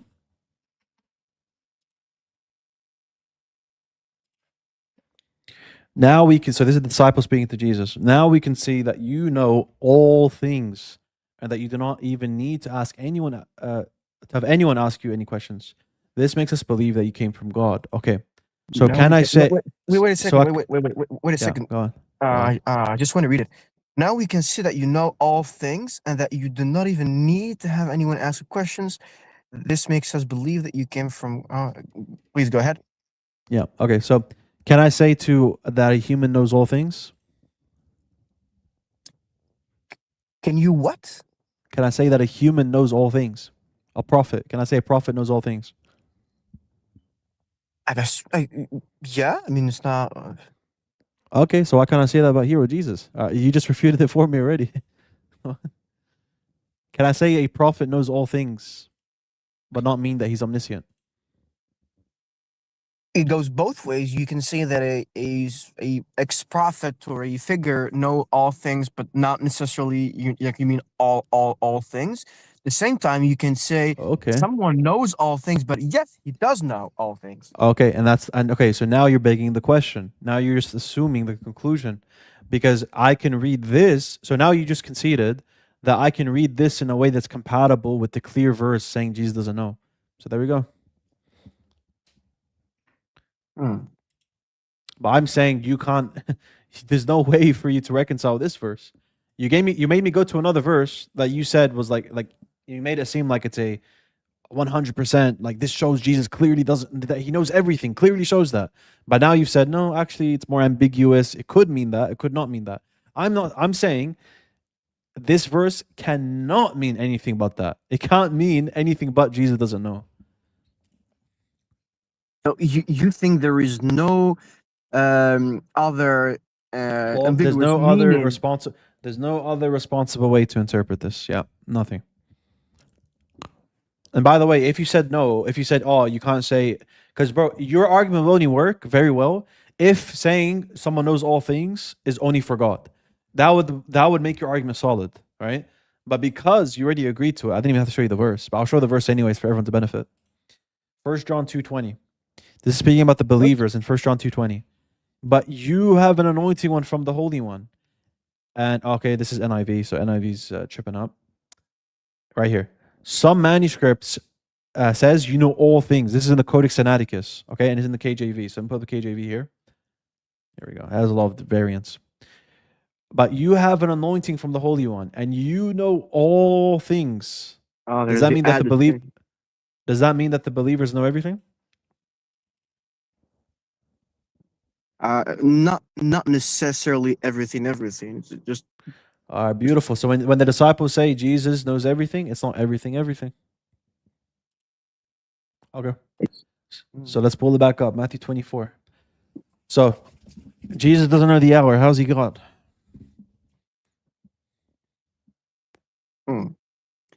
About that day or hour, no one knows, not even the angels in heaven, nor the Son, only the Father.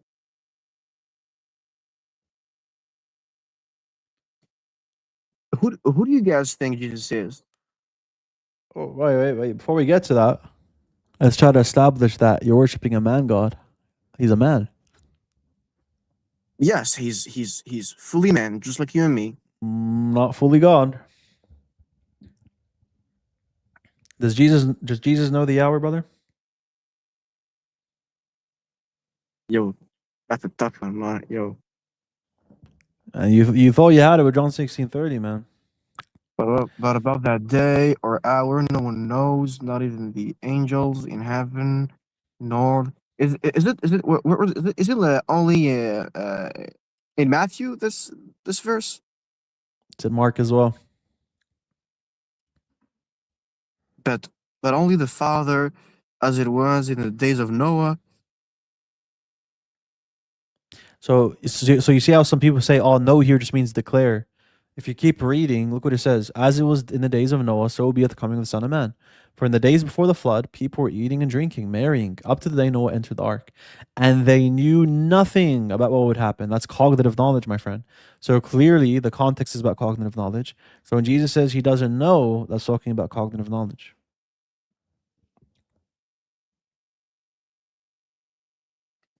So saying it means declare is like, it doesn't work.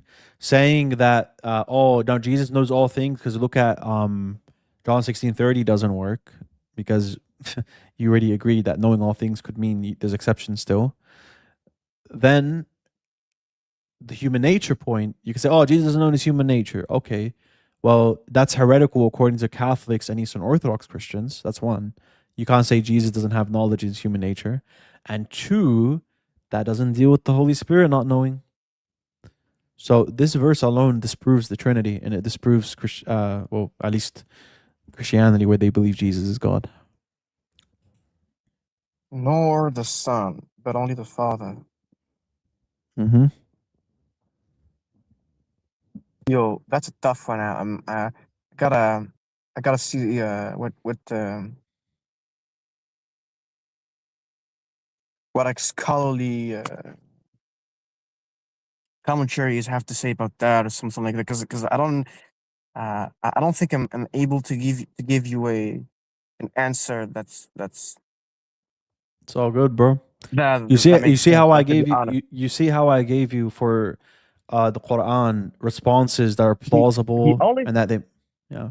I'm gonna have to critique the answer that you gave to me that I do not find quite convincing. Would be the Last Supper one, because Why? that's just Doesn't John say Jesus did many miracles that weren't recorded? Just look at it this way, okay? Mm-hmm. If it truly happened this way, if it truly happened that Yo, Yeah. the disciples asked for this miracle, and then the table was revealed and something like that, Yep. they would spread the word that it happened like that. They would tell all other people that it All happened right. like that. I got you. And I got you. I probably it got would, you. I got you. Okay. So the Paraclete prophecy in John, right? If Jesus really said that there's going to be the Paraclete to come after, and he made very detailed descriptions about the Paraclete, you would expect Mark, Matthew, Luke, and Q to document that, right? maybe Why do each none of them one. why did none of them talk about so if you're gonna say, okay, but Islam's saying one thing, it's not found in all these texts, therefore fabrication, then I can say before Abraham was I am, fabrication. I am the way, the truth, and life, fabrication. Paraclete, 3 whole chapters worth of Paraclete is fabrication. The idea Jesus spoke to Nicodemus, fabrication, doesn't appear in the Synoptics. The idea that Jesus says I'm the way, that he says I'm the resurrection and the life, fabrication. He says I'm the bread of life, fabrication. Jesus says I and the Father are one, fabrication. I can say that for all of that. Because it doesn't appear in Mark, doesn't appear in Matthew, doesn't appear in Luke, doesn't appear in the source that Matthew and Luke use either. That's 4 whole sources. But we do have the Last Supper, though. Okay, but that's my point. My point is that the Quran tells you a story that doesn't appear in these Gospels.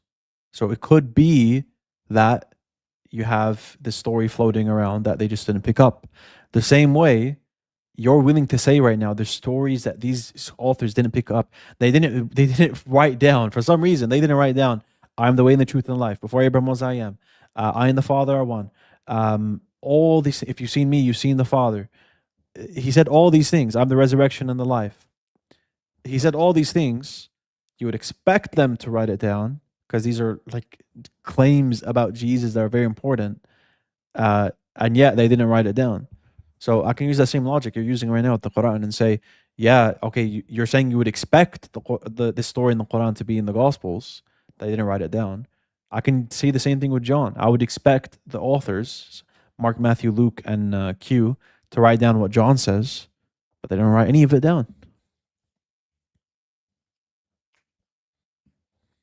I would answer from my humble perspective that probably each author had its own mission, had its own goal to reveal Each author had their own mission, and part of that mission didn't including that miracle of the table going down. The same way you're rationalizing that these authors didn't include the statements from John, I can rationalize them not including the table coming from heaven because they have their own mission and it's not relevant for their mission to write it down.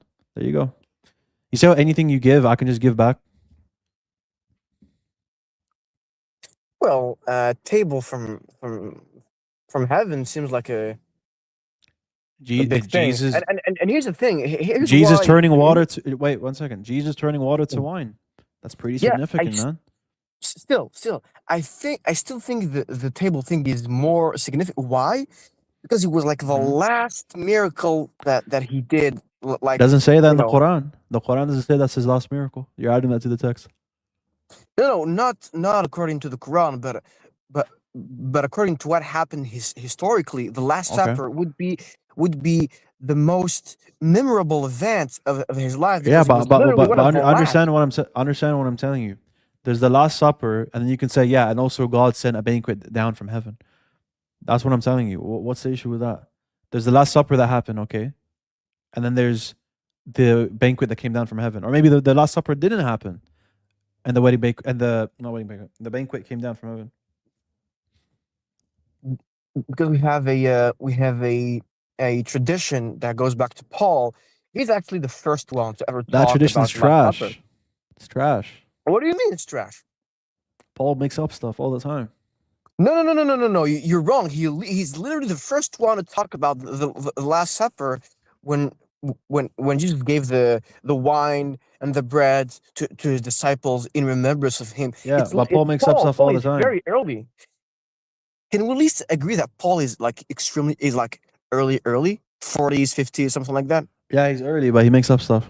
Here, so I'll give you an example. So, here we go. Okay.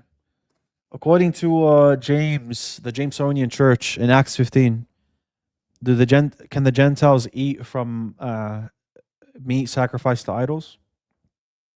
According to James from Acts 15, you said? Yeah. James is he's the brother of Jesus, right? Yes. Yeah, because I've read some stuff about that. I don't Okay. So what's the I don't answer? I don't think so, because James was like very Jewish. Okay. So here we go. Acts 15 says, here we go. Let me just bring this up. Okay, so in Acts 15, James talks about how you can't eat animals sacrificed to idols. Okay, what does Paul say in 1 Corinthians? Does he say you can eat meat sacrificed to idols? Go ahead and tell me. Yeah, he does multiple times in 1 Corinthians. 1 Corinthians Does he 15. say that? Yeah, in 1 Corinthians 15 and in 1 Corinthians 9. This is very standard. Look at the Catholic Church, what they have to say about this. They completely reinterpret what's going on here. But it's very clear. James says stuff. Paul says stuff. Paul doesn't give a toss about what James says. He just does his own thing. So Paul he opposes stuff that the Jamesonian Church says. The same church that comes from Jesus' own disciples, those that ate with him, spoke with him, saw his miracles, right? So the point is, bro, if he doesn't even preserve, like he's literally saying you can eat meat sacrificed to idols. If he's not preserving very basic stuff like that, why would I trust him with big theological or historical claims about Jesus? Who's Paul? Who's in Acts? Who's Paul? Not in Acts. I'm sorry. In his epistles. Who do you think Paul is having like some sort of uh, not a beef? I wouldn't say a beef. Argumentation against, because I've heard some people that they said it's against James, like the movement of James. But to me, it seems like he's having an argument, but I don't think it's James. I think it's But maybe it doesn't matter. Does he contradict what James says about the law? about the food Yeah, sacrificed to sacrifice to idols. idols. Yeah. Maybe I'm saying this. Maybe they have like a disagreement, and then Paul and James tried to Okay, rectify who's it. right? And Who's right? Paul or James? If that happened. if that happened, Yeah. I would. Oh man, like food sacrificing to idols. That's a little bit. You know, Justin Martyr, early church father, says they're not true Christians, those that say that. Their early church father literally is opposing Paul. Wait, like Justin Martyr, the early church father, Yeah. opposes Paul. Yeah. Really? Justin Martyr says that those that eat meat sacrificed to idols, they're not true Christians. Really? He says that Yeah. in I mean, opposition to Paul. You think? Yeah, he doesn't really quote Paul or use Paul's stuff. So I would assume he doesn't believe in his stuff. That's what he's got going on. He was quoting from the Synoptics and the Gospels, yeah. So yeah. But I'm sure that James and Paul had the agreement after they talked and things like that. I'm sure. Where did James ever say, "I agree with you"? Yeah, we can eat meat sacrificed to, Gentiles can eat meat sacrificed to idols? When did he ever say that? It's the opposite. It's the opposite. Maybe like Paul, and he said, you know what? Yeah, maybe we should No, stop. Like, no. Where's the evidence for that? That's just ad hoc. And if that was the isn't case, there then in if that was the case, then why are all the major churches till today? Why are all the major churches still today saying you can't eat it? what in Acts? I think in the book of Acts, where James and Paul, like, they see each other, and then he takes a vow or something like that, and Okay, like that's got he nothing. That's got nothing to do with eating meat sacrificed to idols. They weren't confronting him about eating meat sacrificed. I don't even think they knew he was preaching that. Paul was doing taqiyya. I tell you what, Paul is. Paul is like he was, yeah. That's He wasn't letting his oh man, true beliefs be known, bro. He was yo, like he's a wolf in sheep's clothing. But you know who I think Paul is? Paul is like that weird they kid in the do corner taqiyya. that Yo, you know this is that like the weird kid new in the corner term that that I eats hear all his. the time. But listen. Paul's like that weird kid in the corner. He picks his nose, right? And he goes around like acting like, oh yeah, okay, let me put it this way: weird kid in the corner, just eating his boogers or something, right? Some like weird kid in the corner doing that. Then you have some kids in the class, right? Let's include some Chads in here. Let's say you got myself, you got Libiano, right?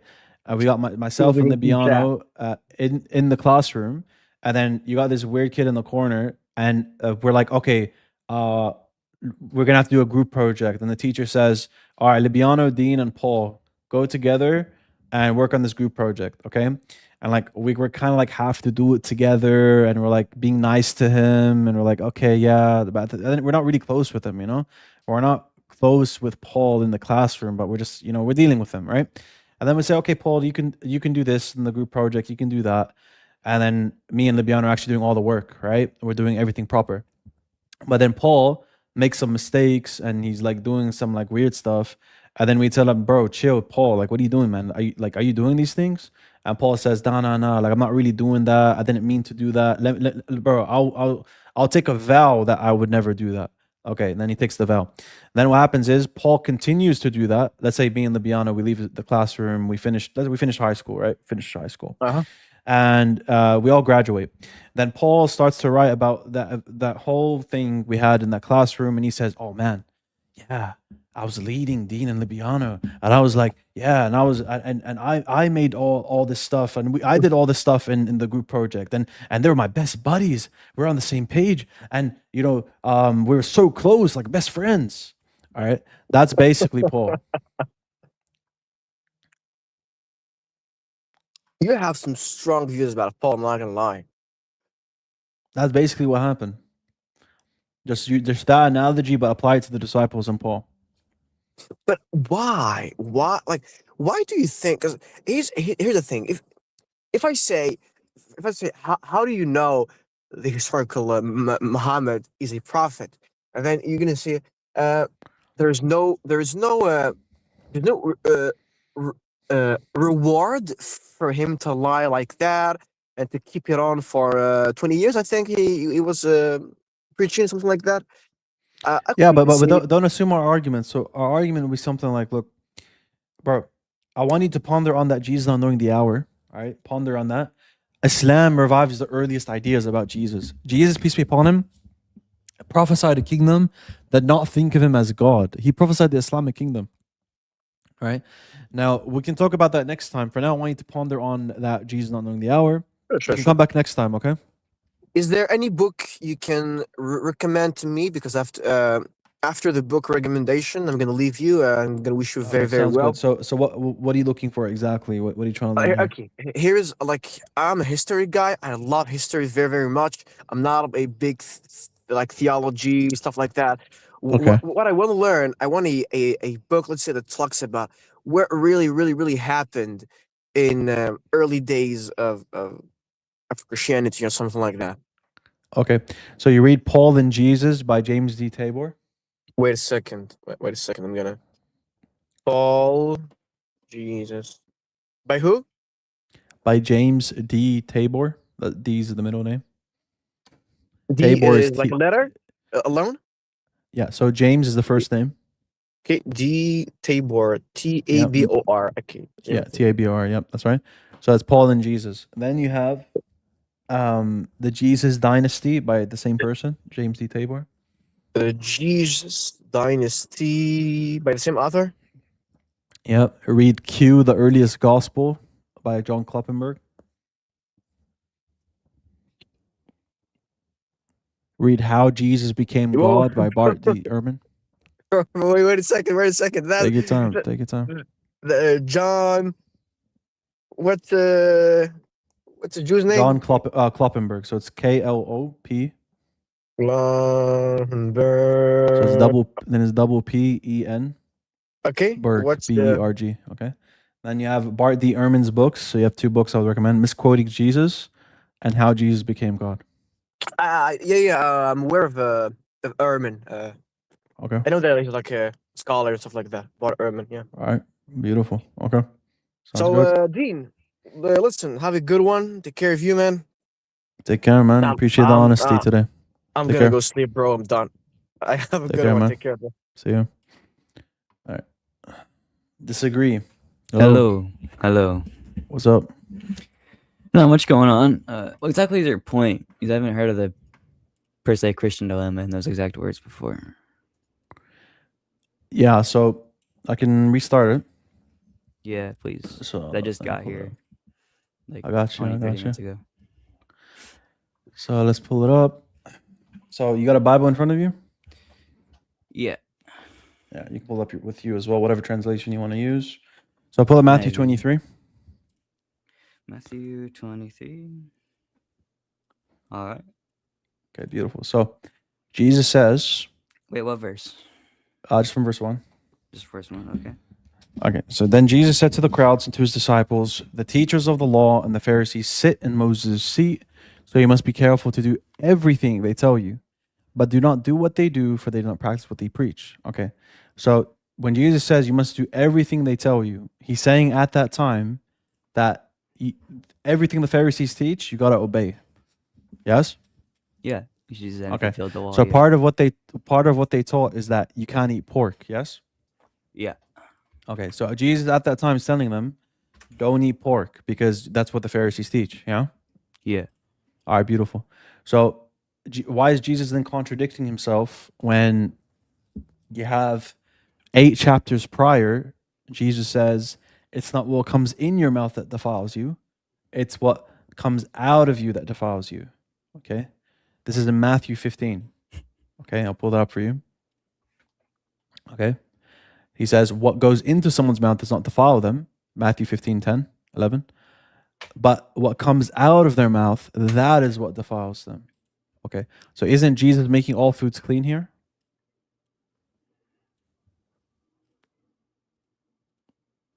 Hello? What goes in someone's mouth does not defile them, but what comes in their mouth is defile. I'm not understanding the contradiction here.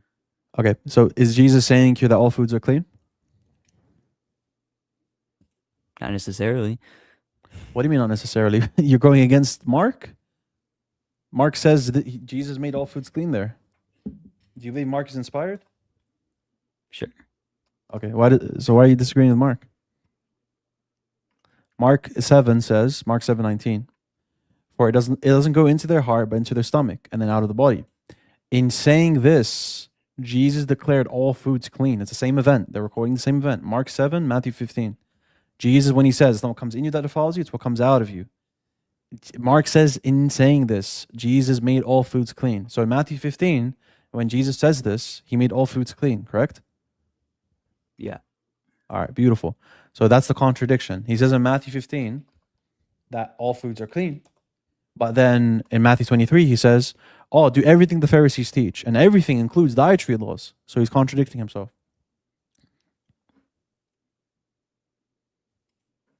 Okay?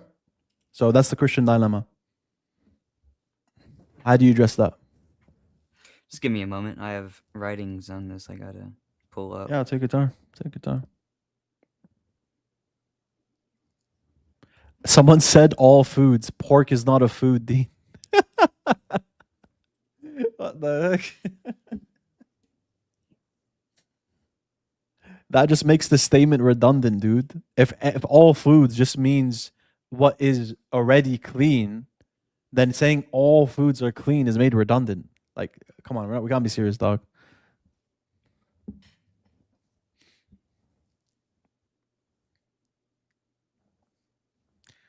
All right, man. So let's just repeat it one more time. Matthew 23. Do everything the Pharisees teach. This includes dietary laws. But 8 chapters earlier, he said, all foods are clean. So either your whole theology is messed up and your gospel authors are contradicting themselves, okay? Either that, or you're going to have to reinterpret Matthew 15 or Matthew 23. So you choose.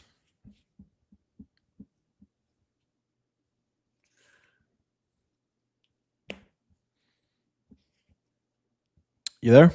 I'm here. Like I said, I'm looking through my Okay. phone to find what I wrote. All right, man. So in the meantime, let's pull up the super chat. Assalamu alaikum, akhi Deen. This is my way of expressing gratitude and repaying what you've given me in entertainment information. Barakallahu feek. Wa feek akhi. Jazakallahu khair for the generosity. Thank you to everyone for your generosity. Barakallahu feekum.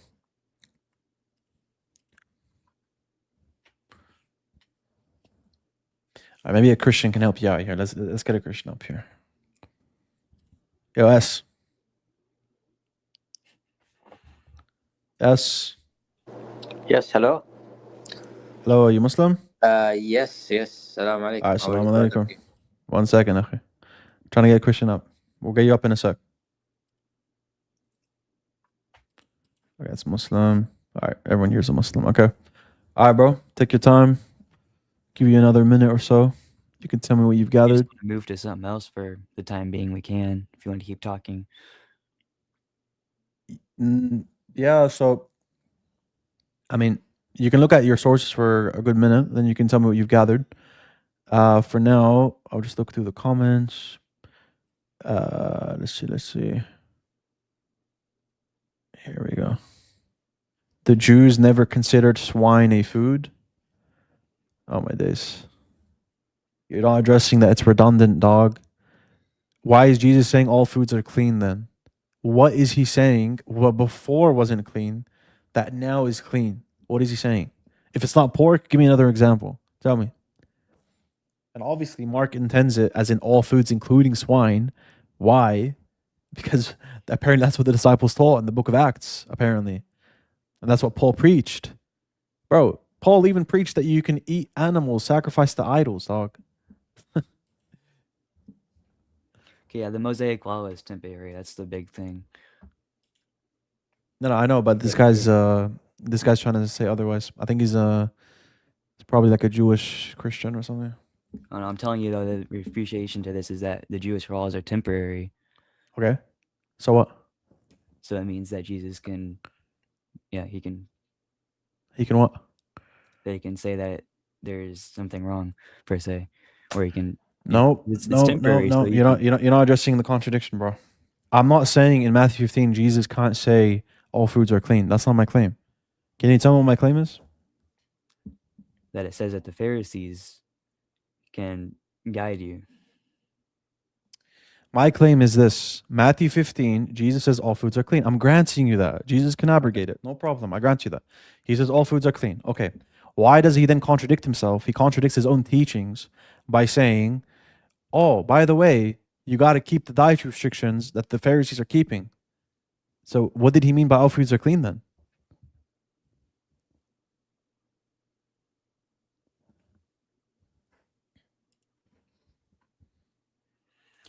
Did you read the other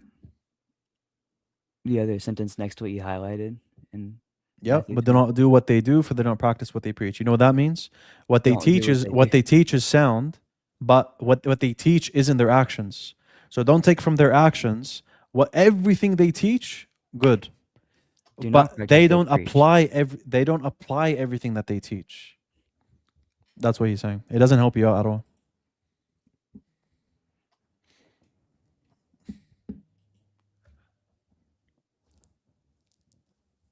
He's just calling them hypocrites. He's not saying their teachings are wrong. Would you follow a hypocrite? That's what he's telling you. That's what he's telling you. You must be careful to do everything they teach, but don't do what they do, for they do not practice. What do you think that means, dog? Like what? He's literally telling you to take from hypocrites. Yeah.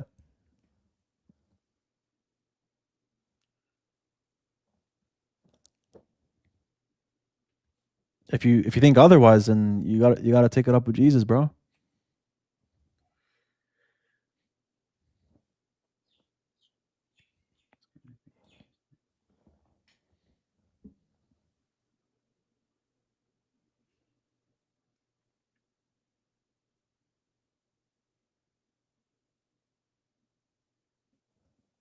You there? I'm here. I'm reading, bro. Okay. I gotta read. Okay, so here, I'll help you out. What Jesus says, do everything they teach. There's exceptions to this everything. Doesn't that solve it? Sure. Okay, so when he says everything, he doesn't mean absolutely everything. Yeah? You can say that, yeah. Okay, beautiful. Because we know from Matthew 15 that Jesus consciously edits their teachings. Look what he says. Some Pharisees and teachers of the law came to Jesus from Jerusalem. Why do your disciples break the tradition of the elders? They don't wash their hands before they eat. So Jesus is saying you don't have to wash your hands before you eat. They're saying you have to wash your hands before you eat. Otherwise, you're going to be defiled. Right? So Jesus here, and this is what Christian scholars say, Jesus here does a conscious edit. He says, some of your teachings, they don't work. You shouldn't be doing them. Right? Some of their teachings go against the law. But a lot of their teachings, they're sound with the law. I'll give you another one. Jesus says you can't divorce outside of adultery. Right? But the Pharisees believe you can divorce outside of adultery. So you have these examples where they depart. Jesus doesn't confirm everything they teach. So when he says everything, that everything has exceptions to it. Can we agree on this interpretation? I helped you out with your doubt right now. So, yeah. Yeah, here. So Matthew 23, yeah? If you knew this, then why would you bring it up in the first place? I'll tell you why. Because Christians use something called the Islamic dilemma. Do you know what the Islamic dilemma is? Oh, yeah. Oh, okay. So does the Quran ever say that it's confirming everything that you have? The verse itself says that what Allah has revealed in it. However, it does also say Okay. that Allah But has preserved it. So, I mean... No. Wait, brother. Does the Quran ever say it's confirming everything that you have? It confirms the Injil. No. When does it say that? Does it ever say, I'm going to give you one last chance. Does it ever say, I'm confirming everything that you have? I wouldn't say everything that we have today, just because that's your interpretation. But no. That's not just my interpretation. No. I'm using your standard of exegesis that we just established before that you agreed with me on. Don't change your standard of exegesis now that it comes to the Quran. We were being charitable before with Jesus' words. We said everything doesn't mean absolutely everything. I agree with you on that. Beautiful. Does the Quran ever say I'm confirming everything? No. And yet, you're still trying to say, oh, it means everything. Okay? Well, look what it says. Believe in my revelations. So I'll tell you the actual translation. This translation is whack. It says, مُصَدِّقًا لِمَا مَعَكُمْ. Confirming that which is with you. Okay? Confirming that's with you. Does it say I'm confirming everything that's with you? No. Okay, beautiful. So then equally so, I was just charitable with you guys. I helped you reconcile that contradiction. I was charitable with you and I said, look, everything doesn't mean absolutely everything, even though he says everything. The Quran confirms, never says I'm confirming everything. So are you going to be charitable with the Quran now, or are you going to go, or we're going to have to go back to Matthew 23? Let me show you 547 in the Quran. Okay, beautiful. Pull up 547. Remember, we're going to read the Quran through the standards we set from Matthew 23. So you want 547 up? Yeah, I'm on it. Yeah, I got you. I'll pull up as well. All right, thank you.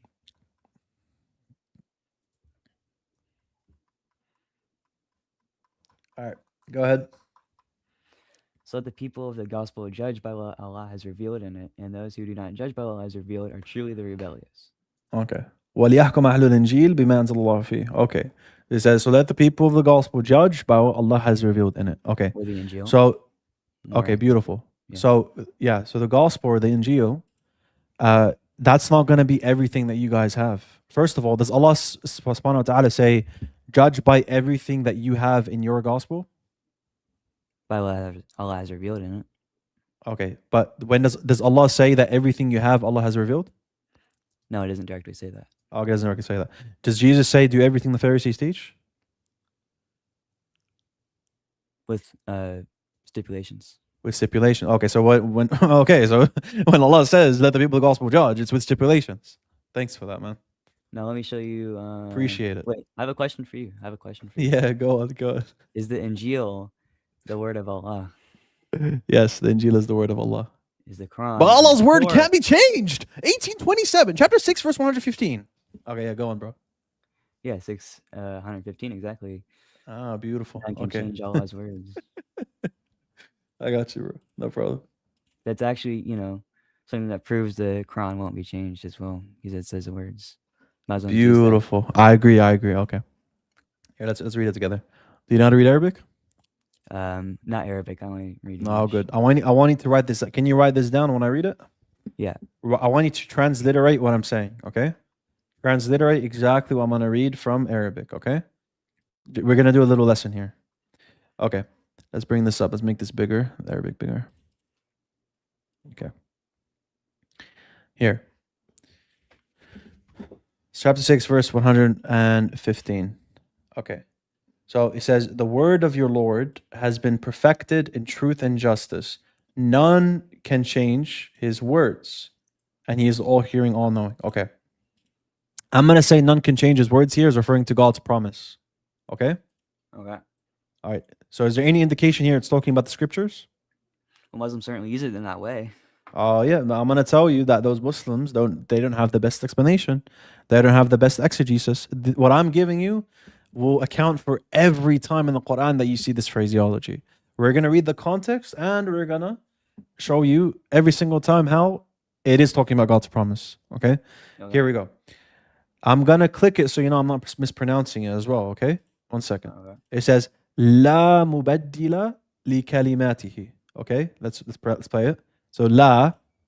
You got that down? L-A? You wrote that down? Yeah. Okay. Mubaddila. مبدلة. Okay. Yes? You got that? لكلماته. Okay? Okay. لكلماته. Okay. Beautiful. What's the other verse? Do you remember the reference? 1827, yeah? Let's pull it up.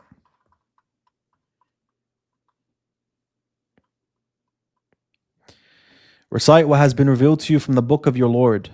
None can change his words, nor can you find any refuge besides him. Okay. Let's see this. La لا mubaddila مبدلة لكلماته. لكلماته. It's the same as the other one, yeah? Yeah. Okay. I'm going to show you this means promise. None can change his words, none can find any refuge besides him. Now, here what it's saying is there's promises that's even in the Quran. Okay? There's promises in the Quran that is being recited that is going to be fulfilled, right? None can change his words, nor can you find any refuge besides him. Links to his promise better than not the book, right? And even if it's the book, it would be the Quran here, by the way. So even if we do grant it's the book, this is the Quran. But let's say it's not the Quran. I'm going to say it's not the Quran. This is just talking about the promise. We're going to run with that, okay? So none can change his words. Why is that the case? They have no guardian besides him. Doesn't that relate to they don't have any refuge besides him? The previous verse. Don't these link together? They have no guardian besides him, referring to God. And it says, you can't find any refuge besides him. Don't these link well together? Sure, you can say that. Okay, so they're paralleling, okay? And he shares his command with none. Isn't God's command his word? Yeah. Okay, so you see how that's paralleling with none can change his words. So the words in this context is talking about the promise. Okay, now I'm going to give you, I gave you the phraseology, it's the same, these two verses, and I showed you from the context that this is talking about promise. I'm going to show you two more verses that mean promise, and it's impossible to say it's talking about books. Impossible. Okay? Here we go. Guys, help me out here. It's 634, and then there's another one. I think it's someone try to find the other one. I'm sure someone in the chat knows the other one. So 634 is one of them. Okay. Pull this up. Here we go.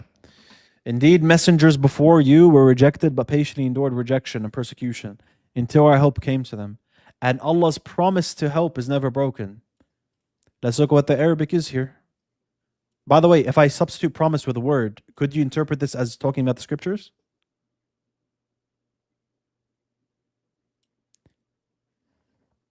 Yeah, I could say so. You could. Dog, how the hell are you going to read this as talking about the scriptures?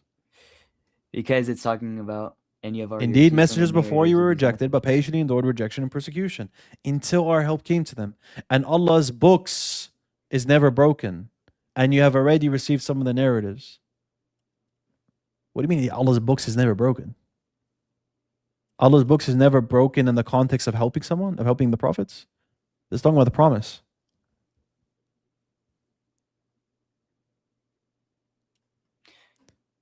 promise to help not break the books. No, dude. You see where I'm coming from? So it's saying, and Allah's books is never broken, or Allah's books. Okay, really, the translation is trying to help you here to understand the context. But really, what it's saying is, Allah's words can be changed. Does it make any sense to say that in this context? That he's talking about the scriptures. Allah's scriptures can be changed. Indeed, messengers before you were rejected, but patiently endured rejection and persecution until our help came to them. Talking about help and how God always helped his messengers. Okay, and Allah's books can be changed. And you have already received some of the narratives of these messengers. Okay, then no, that doesn't make sense in this specific verse. Okay, appreciate it. Beautiful. Okay. Now, here's the Arabic here. Remember, check what you have written down from the previous two verses. وَلَا مُبَدِّلَ لِكَلِمَاتِ اللَّهِ لكلمات الله. Okay, so there's no change here, and no one can alter the words of God. Okay, beautiful. So let's give another one. Okay, let's give another one. I'm sure someone would have commented it here by now. There's another one. Does no one know in the chat the other one I usually use? I forgot it.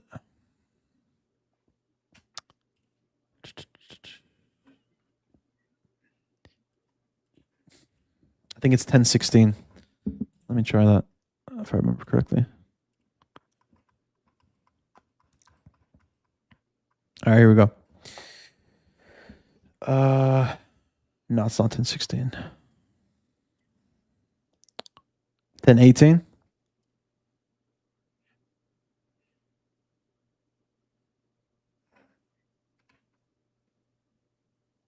No, it's not. 1 second, bro. I have a video on it. Let me just look back at it.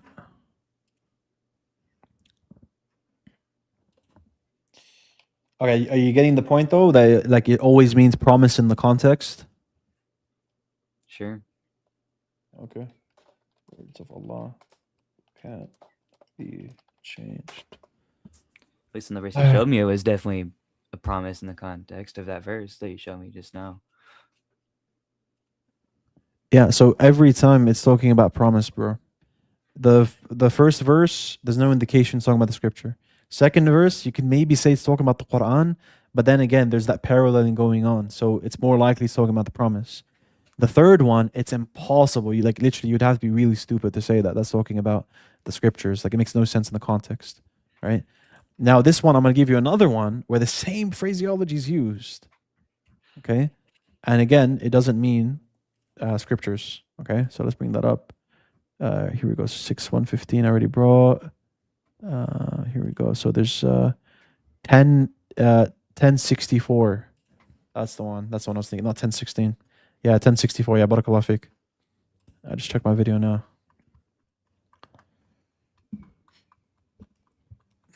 Okay. Yeah. All right. Here we go. For them is good news in this worldly life and the hereafter. There is no change in the promise of Allah. That is truly the ultimate triumph. Okay. Here it says, لا تبديل لا تبديل لكلمات الله. لكلمات الله. Okay. So can I substitute here? Look, it even says here, no change in the words of God. Okay. Can I say there's no change in the scriptures of God? That's the ultimate triumph. Do you really think that's what it's saying here? Not in this verse. All right, beautiful. There's no verse where it clearly means the scriptures. This is, I don't know why so many Muslims even think that it's talking about that, given the context and given the Arabic. And our earliest tafsirs, a lot of them say that this is what it's talking about. Okay, so I have a question for I mean, you, bro, bro. it's not the end of the world. You know, they don't use this argument anymore because of this refutation we give. They don't say this argument of no one can change God's words. It's so bad. I have a question for you. Where in the Quran does it say that the Quran can't be changed then? Or where does Allah That the say Quran that? can't be changed? Yeah. You see, I know that's Yeah. a common thing. I want to see where that is. Yeah, I got you. Because if it's not that, that's all I've seen. So I want to know where it does say that.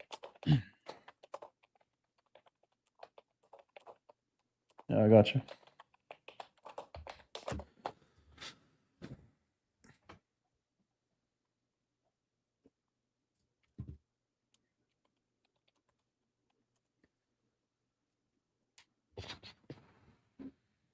Okay.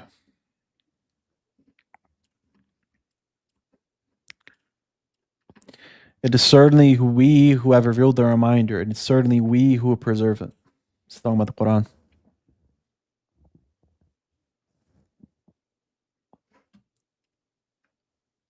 Okay. Is the reminder just the Quran, nothing else? Depends on the context. So in this context, it's about the Quran. So read here, What Alif makes Lam this Ra. context different? These are the verses of the book, the clear Quran. The day will come when the disbelievers will certainly wish they have submitted to Allah.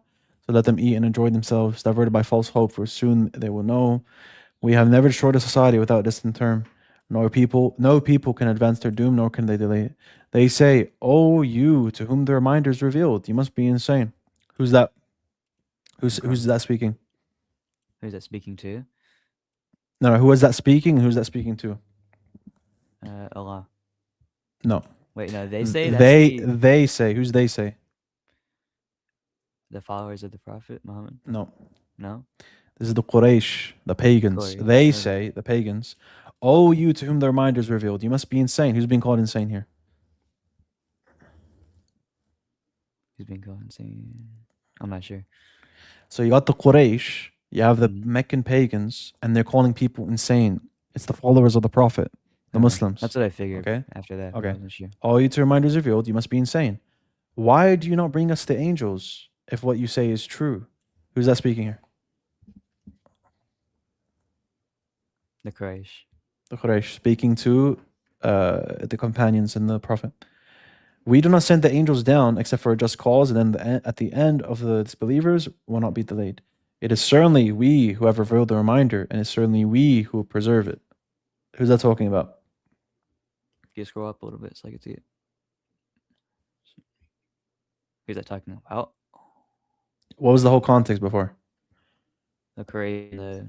The Quraysh speaking to the Prophet. So, okay, Yeah. if the Prophet's saying, okay, this revelation, the reminder, we will preserve it. In what context? What's the reminder here? The Quran. The Quran. Okay, beautiful. All right. All right, man. So, do you still think the Islamic dilemma is a good argument, or what's happening?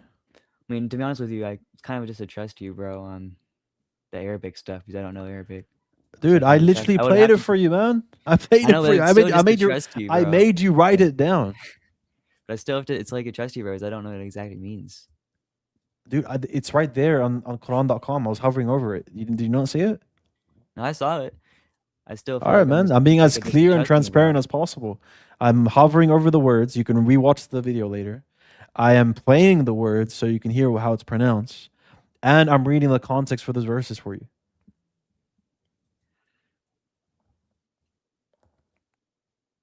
I don't know, man. I can't just, you know.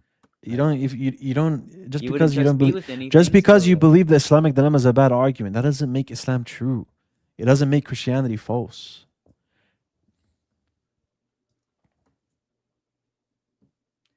I don't think I could concede or disconcede. I don't. Why would you not concede? Here, how about this? Let's do a little exercise here. This will test whether you're genuine or not, because this will make you concede on the spot. All right. The author of the Quran, does he make conscious edits? How to say that slow motion? Does he make conscious edits to the Torah and the Gospel? I couldn't say. You never read the Quran before? I've read the Quran. You never noticed where God consistently makes sure prophets don't do major sins and changes those details? I would say more consistently talks about hellfire. You didn't notice But- the details of the recurring theme of alleviating prophets from major sins? I didn't read it I read it once, I didn't read it super in depth. It was just I read it within a week, man. All gotta good, cut me a all little good. bit of slack Okay. on that, No, it's all good. It's all good. Okay. So, look. Who made the golden calf in the Quran? The golden calf? Yeah. Allah? Chapter 20. Sorry again? Allah, I would say. Because The golden calf? Dude, you haven't read the Quran. You have not read the Quran. it was a year ago. Man, it was a year ago. Why would Allah make a golden calf? Because he's the creator of everything, man. That's why that would be my No, assumption. dude. I'm talking about the Moses story. In the Moses story in the bro, you haven't read it. In the Moses story in the Quran, it's repeated. Someone reads a book in 1 week. You Dude, expect them to remember the every stories. verse. Okay, here. All right. Tell me a verse in the Gospels. Let's see if I know it. Go ahead. I read the Gospels. Test me. Go ahead. Tell me a detail. How many times Tell have me you a read detail it? you think I don't know. How Go many ahead. times have you read it? I read the Gospels a couple times. A couple of times. That's more than once. Doesn't matter, man. The story appears more than once in the Quran. So go ahead. Tell me a detail in the Gospel. Let's see if I know or no. Go ahead. Tell me a divine claim of Jesus. Let's see if I know. Go ahead. Well, those are fairly common things. Let me give you something. Yeah, go ahead. Anything. Okay, where in Romans does it say that? No, not Romans. Every We're talking about the knee will bow- no? Gospels. I haven't read. I never said I read all of Romans. From the Gospels.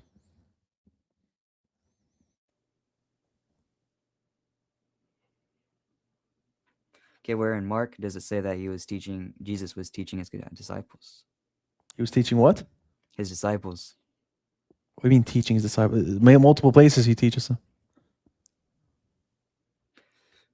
There's multiple places that, see, similar. Give me a specific example. Let's see. Mark 9:31. Dude, you told me the reference. That's what you were asking. What? No, I wasn't You're asking for the confusing me, reference, brother. dog. I wasn't asking for the reference. I was asking about the concept, the detail of the story, the whole point of the story. Whatever, man. Whatever. Don't worry about it. Whatever. Here, whatever. Point is that what we have in the Samari story in the Quran, what we have is Aaron not making the golden calf. It was a Samari. Okay? Yes? Sure. All right. In the Quran, does Moses kill a man intentionally or unintentionally? In the Quran? Unintentionally. Unintentionally, okay. In the Bible, is it intentionally? I can't recall at this time. All good, man. It was intentional. He looked left, he looked right, made sure no one was around, then he got him. Okay, then he buried him. In the Quran, he doesn't look left and right. He kills him by accident and says, "Oh, Satan made me do this," showing he didn't mean to do it. Okay. In Moses in the Quran, is his hand leprous? Is his hand leprous? No. All right. In the Exodus 4, is it leprous? Yes. Okay. When God tells Moses to go to Pharaoh, does he say, "Yes, I'll go," or does he deny it and let Aaron go and do the miracles instead in the Bible? No. He doesn't go. He makes Aaron go instead, right? Yeah. Okay. In the Quran, is Moses an obedient servant that goes and does the miracles, Yeah, or he's is an it Aaron obedient that servant in goes? the Quran. Obedient servant. Okay. He's perfect in the Quran, basically. All right. Yeah. So the prophets don't do major sins. They don't disobey God. God reassures them. They take that reassurance. Okay. So the author of the Quran is consciously editing details purposefully from the Christians and Jews and giving them a story that's completely different, that is unheard of. Okay? Does this sound like he's confirming everything from the Bible? No. All right. So when we say that the Islamic dilemma doesn't follow because it's a general confirmation, not an absolute confirmation, aren't these conscious edits I just listed to you good justification for that?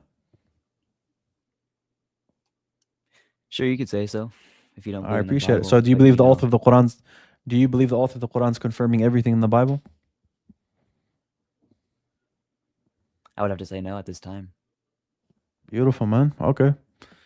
So we've reached the conclusion where, we've made sure that everyone knows the Islamic dilemma is a terrible argument. And we can move on from there and we can talk a bit about Christology. How about that? So Jesus, peace be upon him. Where does Jesus, peace be upon him, claim to be God in the Gospels? Ooh, let me pull out the Bible. Take your time, man. Take your time. I have a very clear one on this, actually. I'm waiting, man. You can give me more than 30 seconds, bro. Yeah, take your time. I told you I'm waiting.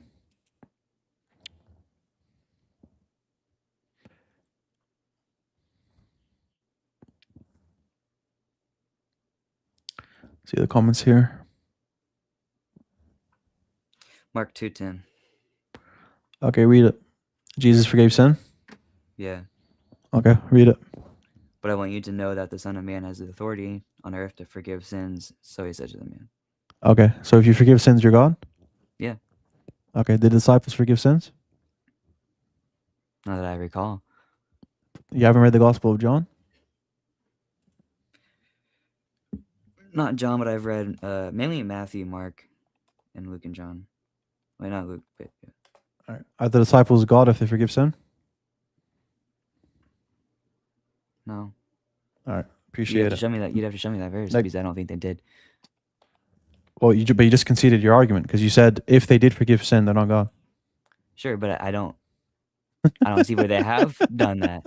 You already conceded your argument. Like you already did it before I pull up the verse. You have to show me the verse wherever it's not conceded. All right, so only if I show you the verse, then you concede. Yeah, sure. Okay, beautiful. Here. And the context has been provided. If you forgive anyone's sins, okay, let me give you a bit more. John 20:23. Jesus speaks to them. On the evening of the first day of the week, when the disciples were together with the doors locked to the fear of the Jewish leaders, Jesus came and stood among them and said, "Peace be with you." After he said this, he showed them his hands and sides. The disciples were overjoyed when they saw the Lord. Again, Jesus said, "Peace be with you. As the Father has sent me, I am sending you." And with that, he breathed on them and said, "Receive the Holy Spirit. If you forgive anyone's sins, their sins are forgiven. If you do not forgive their sins, they are not forgiven." Okay, are the disciples God? I'm sorry? Are the disciples God? This is talking about the Holy Spirit. No. Who's the you here?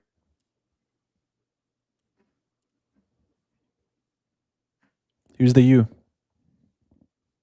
The Holy Spirit. Nope. And with that, he breathed on them and said, "Receive the Holy Spirit." Who's he speaking to there? Disciples. Okay. Immediate antecedent. This is the immediate context before. Okay, he's saying them receive the Holy Spirit. Okay. Is there a new quotation mark after that, or is it the same? It's the same. Okay. If you forgive anyone's sins, their sins are forgiven. Who's he speaking to? The disciples. Okay, beautiful. Okay, so Jesus and God then, if you forgive sins. Yeah? Okay, bring a different argument. Yeah. Let's see how many of these we can get through.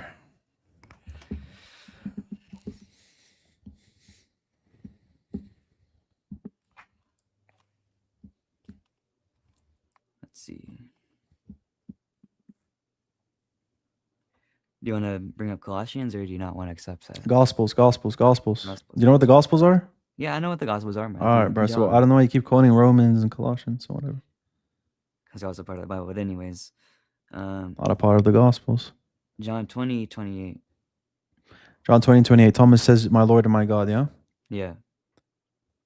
Says to Jesus. Can you be called God but not Almighty God in the Bible? I would to see again a case of that before I can concede anything. What's so funny about that, bro? I wanted to see verses. Oh I'm not my gonna just take God, your word bro! for Like it. this is very basic stuff. Okay, pull up Exodus 7:1. So this. 7:1. Okay. All right, read it. Then the Lord said to Moses, "See, I've made you a god to Pharaoh, and your brother All right, Aaron." is Moses gone? No.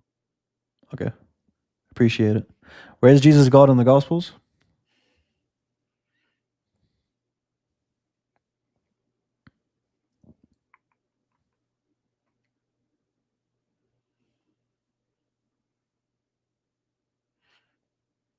It's unfortunate you won't take Romans from Paul.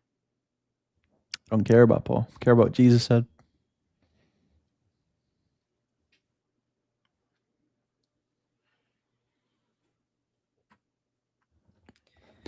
John 10:30. I and my Father are one. Yeah. Can I be one with the Father the same way Jesus is one with the Father? How would you be? I'm just asking. Can I be one with the Father the same way Jesus is one with the Father? No. Okay. All right. If the disciples are one with the Father the same way that Jesus is one with the Father, that would disprove your point, yeah? Yeah. Okay. Pull up John 17 from verse 20 to verse 24. Read out loud. John 17. 20 to 24. 20, 24. I got you. One more donation before I head out. Assalamu alaikum. May Allah continue using you to strike fear in the disbelievers, intellectually, of course. Yes, I'm talking to you. You're an ambassador to Islam. No, appreciate it, akhi. My prayer is not for them alone. I pray also for those who believe in me through their message, that all of them may be one, Father, just as you are in me. Okay, stop there. That there may be one, just as. Just as means the same, yeah? Yeah. Okay, keep reading. And you're in me just as I am in you, and may they also be in us, so that the world may believe that you have sent me. I have given them the glory that you gave me, that they may be one as we are one. Okay, one as we are one. So they have the same oneness. Okay, beautiful. Next verse. I and them, and you and me, so they may also be Next one. verse. Oh. We disproved it. That's it. It's done. Okay. Next verse.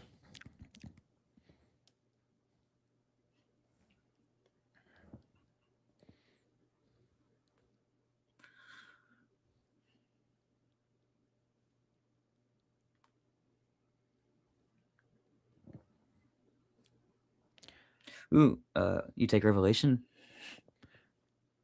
Okay. You accept Revelation? Bro, do you want me to drop you? What do you mean? What did I tell you twice now? So you don't take Revelations. Okay. Which is also Jesus. Is Revelation the Gospels? Like, that's why I asked you before, do you know what the Gospels are? Because you keep... Yes, I don't do. know, I don't know why you keep quoting stuff that's not the Gospels. So, like, can you not prove Jesus is God in the Gospels?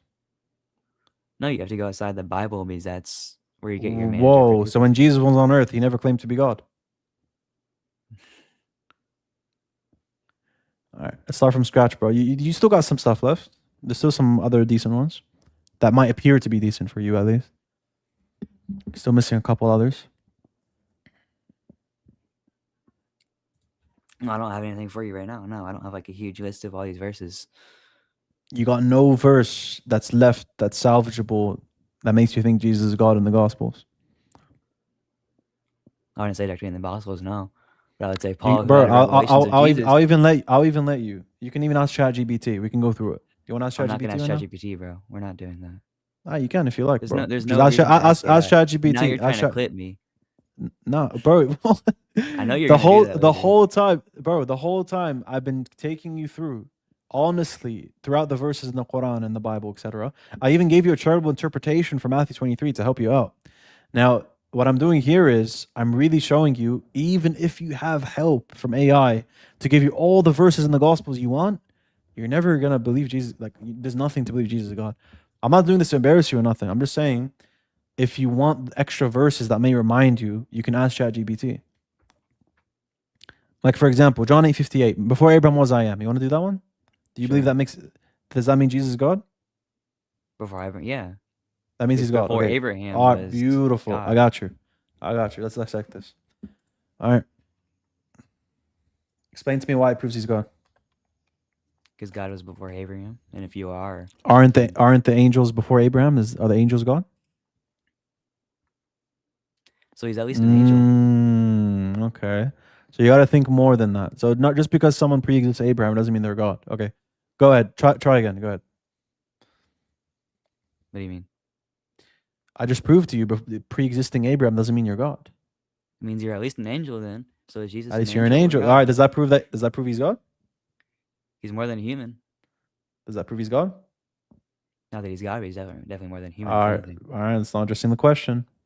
But anyways, I can show you that it's not even saying that he's an angel, by the way. So let's go through it. But anyways, we've proven that he's not claiming to be God there. But I'll just do it for the sake of, to help you understand how we actually interpret it. So if I tell you your great-great-great-grandfather saw the day that me and you would be speaking on my YouTube live, does that mean that we met your great-great-grandfather? No. Okay.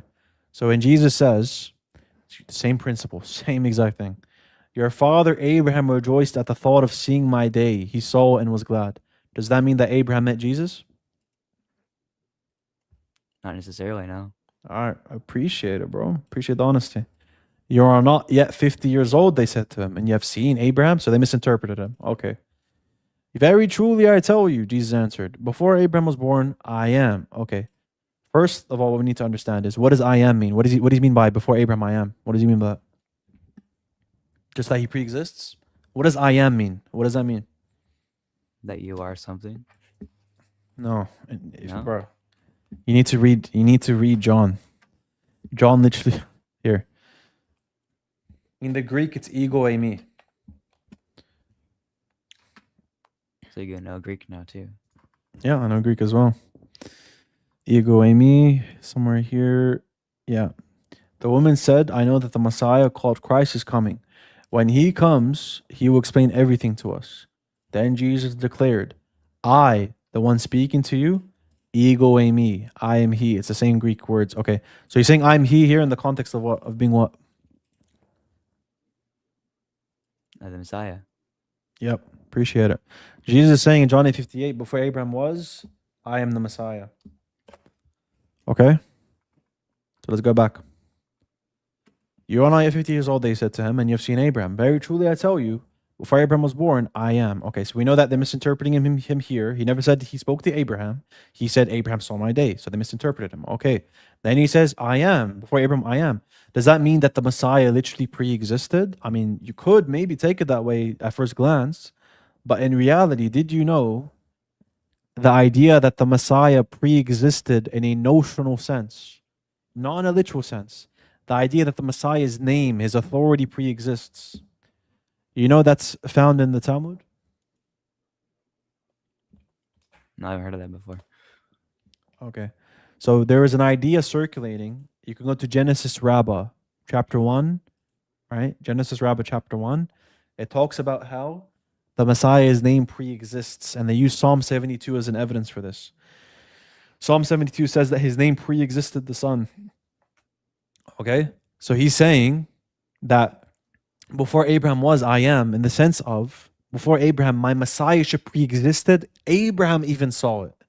Abraham saw it. Why? Because it pre-existed even Abraham. That's the whole context of it. You guys completely detach it from its context. And guess what? When they pick up stones to stone him, that actually shows that your interpretation is wrong. Do you know why? Why? Because the Jews always misinterpret Jesus. I'll take you through just a couple here. Here we go. Jesus says here in verse 31, 8:31, he says, you will know the truth and the truth shall set you free. Is that literal being not free, or is that metaphorical? You're not free and you're going to be set free. Metaphorical. Okay. The Jews misinterpret him. They say, we are Abraham's descendants. We have never been slaves to anyone. How can you say you should be set free? Okay, so they misinterpreted him here, right? Yeah. Yeah? Okay. Here's another one. Go back up here somewhere. There we go. Once more, Jesus said to them, I'm going away and you will look for me. You will die in your sin. Where I go, you cannot come. Is Jesus saying he's going to commit suicide? No. Okay. So they misinterpret him when they say, will he kill himself? Is that why he says that? Okay. They misinterpret him here as well, yeah? Sure. All right, beautiful. So let's give you one more taster. There's heaps of them in John. So you completely miss the point. It goes over your head if you think that they interpret him correctly. So here we go here. John 8:43. Why is my language not clear to you? because you are unable to hear what I say. You belong to your father, the devil. Okay, so these same people that Jesus is saying, you can't understand me. My language is clear, but it's not clear to you. You can't hear what I say. You belong to the devil. These same people, we're going to rely on their interpretations, or we should rely upon other than their interpretations. I am relying upon other than their interpretations. I'm on Jesus' side. You're on their side by saying that, oh yeah, it's blasphemy, stone him, blah, blah, blah, right? So anyways, give me another verse, man. So what besides John 8:58? Let's see.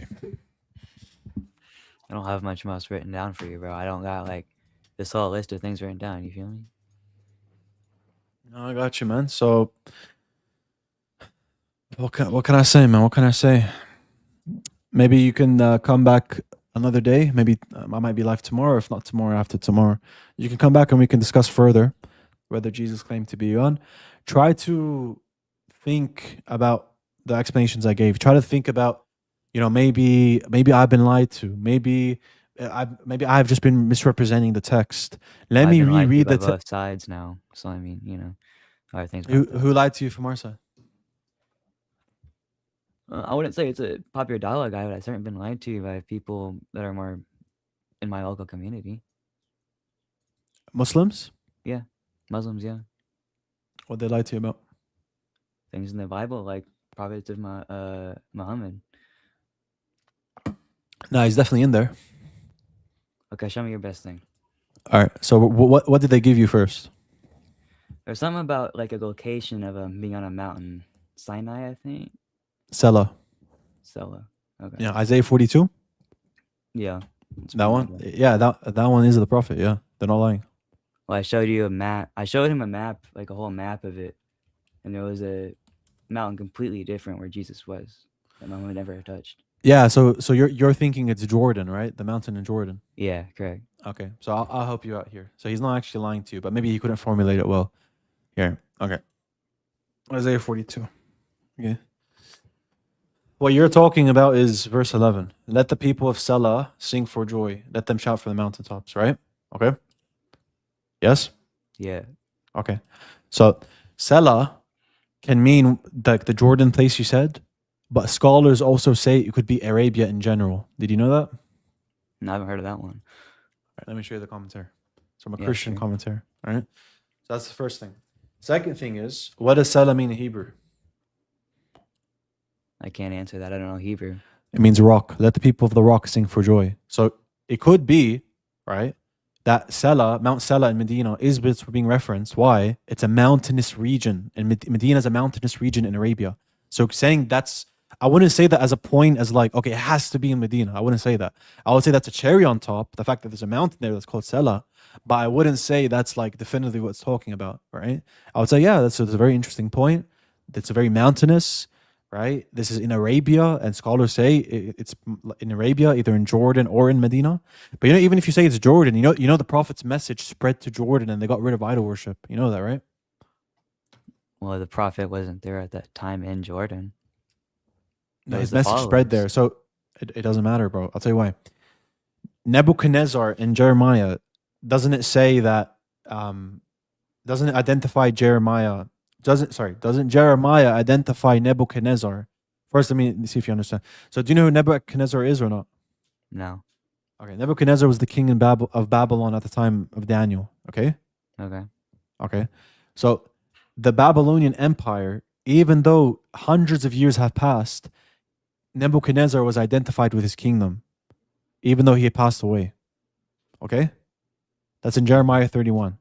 So because of that, you can identify the prophet with the Muslims. Here's another example. You know the Son of Man prophecy in Daniel 7?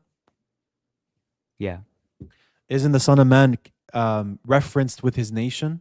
When you say the nation, you're referencing the Son of Man. When you're saying the Son of Man, you could also be referencing the nation. Isn't that true? Or you're not familiar? Yeah, you're familiar? I've heard that before. Yeah. Okay, beautiful. So why can't I say that with the prophet here? I guess you can. I don't, All right. So let me show you this commentary here. Let's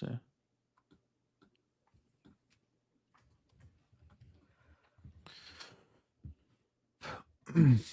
Here, so this is Barnes' Notes commentary. Okay. So this is on Isaiah 42:11, Barnes Notes, Christian commentary.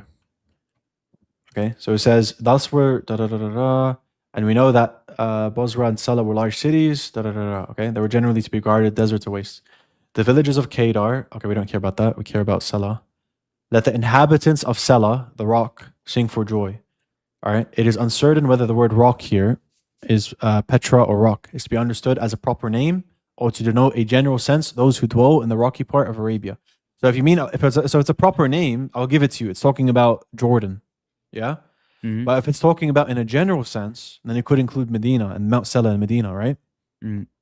Yeah, that's my point. Okay, do you want to keep reading or is that We're sufficient? good here. That's sufficient. Yeah. Okay, beautiful.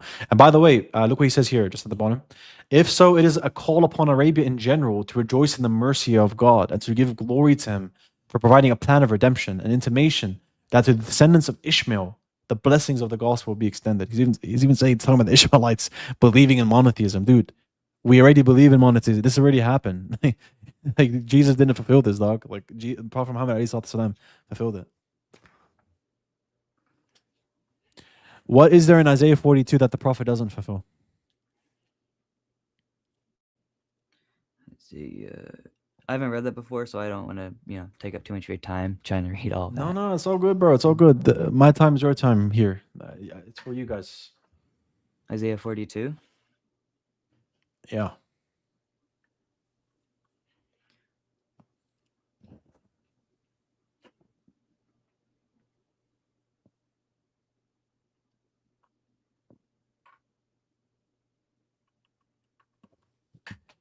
You want to read through it together from the beginning?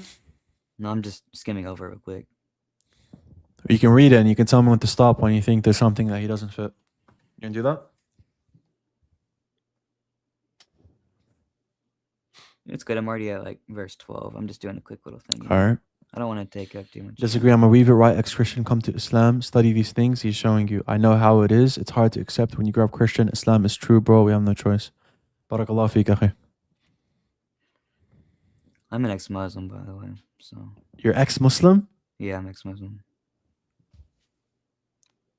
Have you ever been on my panel? No, I've never been on your panel before. This is my first time.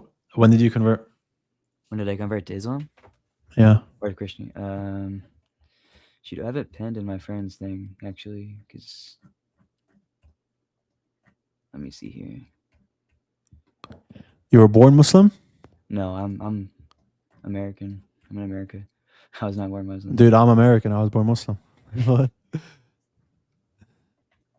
Nah, you're white, you mean? Like your white Christian background, yeah? Yeah. Oh, okay. So when did you convert? 2025. When did you leave? When did I leave? 2 weeks ago. Why'd you leave?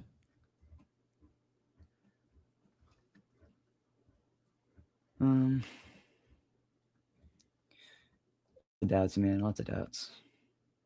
That's from what? From what? Yeah. A lot of things, bro. I mean, I don't, You don't have Muslim friends? I'm sorry? Do I have one who decided not to answer any of my questions. Dude, I got you, man. What's your Discord? What's my Discord? Yeah, I'll put you in a server. So in the server, any questions you have, you can ask. Okay. Let me just type it down in the private chat. I got you.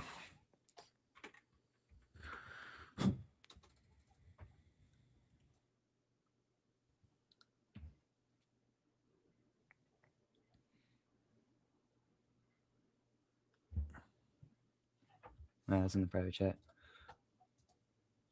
All right, but better than going through this Christianity stuff. Let's get through the doubts you had that you didn't answer. I mean, Aisha's age. That's a big thing. Aisha's age? I got you. Okay. If that's really a hurdle that makes you become Christian, then you shouldn't be Christian. Who from the pre-modern age... Actually, first let me add you here. One sec.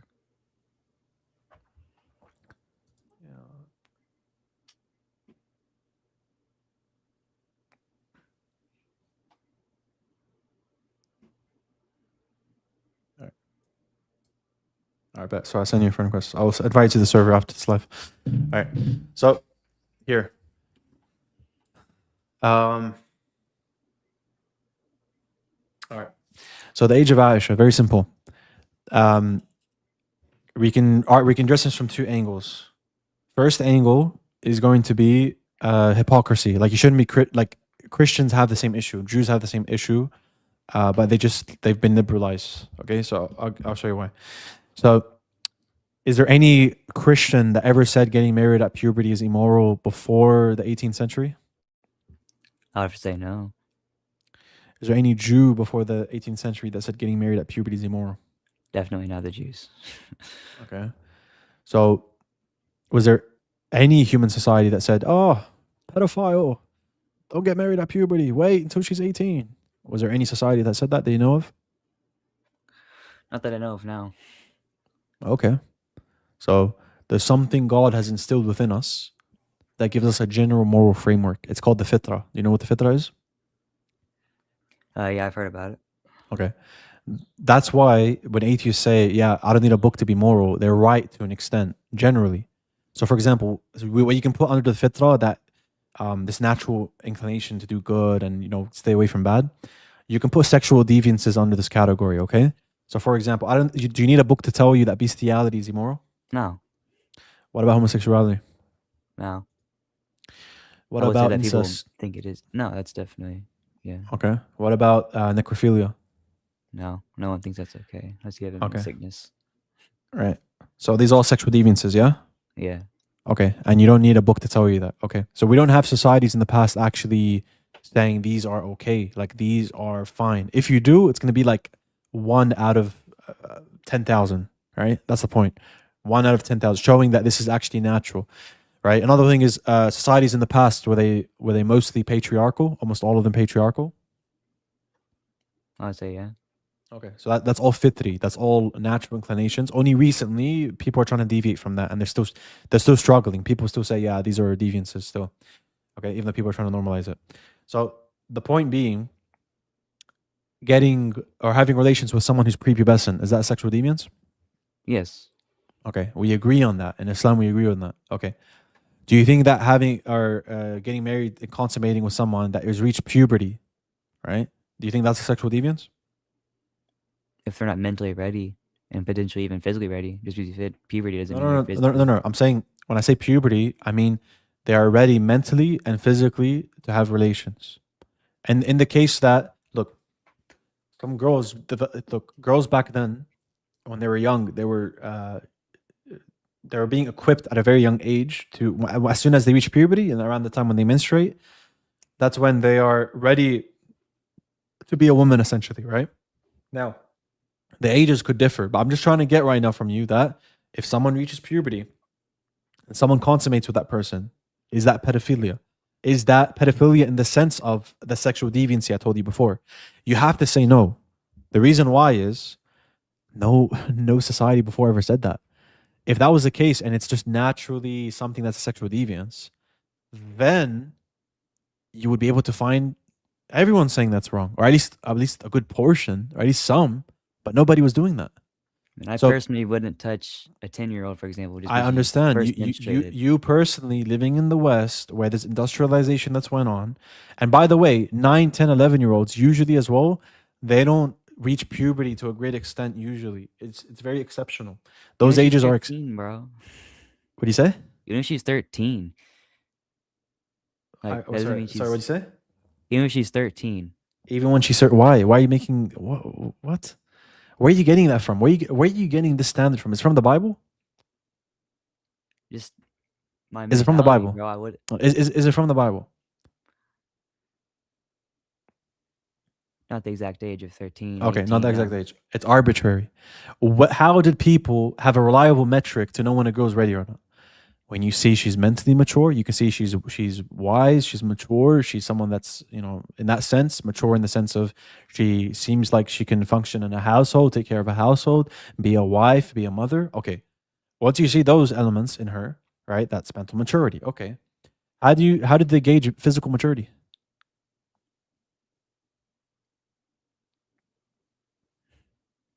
What do you mean? I mean, by, if they've menstruated, if everything's developed Puberty. properly. Yeah. Okay.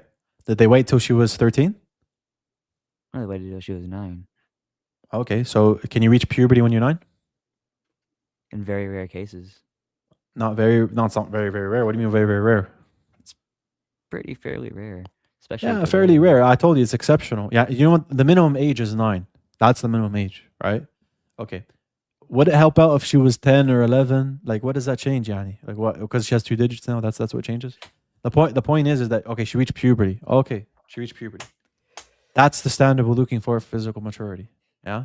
Mental maturity, what are we looking for? Those metrics I told you before. Like the society sees that she's functioning well. She can function as a wife. She can function as a mother. She has these traits and maturity to her. Okay. That's usually recognized by the father. The father can see if she's ready or not. Okay. No problem. We've already on the same page that it's not a sexual deviance for people to marry when they're young, when they reach puberty. That's not a sexual deviance to marry someone when they reach puberty. Now, today, obviously, the mental maturities aren't going to be at that level, right? Even if a girl's physically mature at these young ages to have relations, you see these girls having sex in high school and whatnot.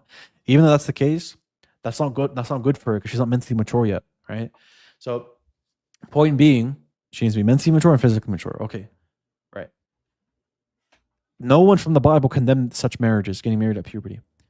No one in the church ever condemned it. No rabbi ever condemned it. Nobody condemned getting married at these young ages. Even the enemies of the Prophet ﷺ, did any of them bring up the age of Aisha? I would say it's more modern thing. Yeah. All right, beautiful. Does your morality come from the Bible or does it come from 21st century morals? It comes from what I've been raised with, man. I don't know. No. As a Christian, like, where should it come from? It should come from the Bible, right? It would probably want to come from your Bible, yeah. You'd probably want to change your morals if your morals don't match with it. Beautiful. Where in the Bible is the age of marriage? I don't think there's an age.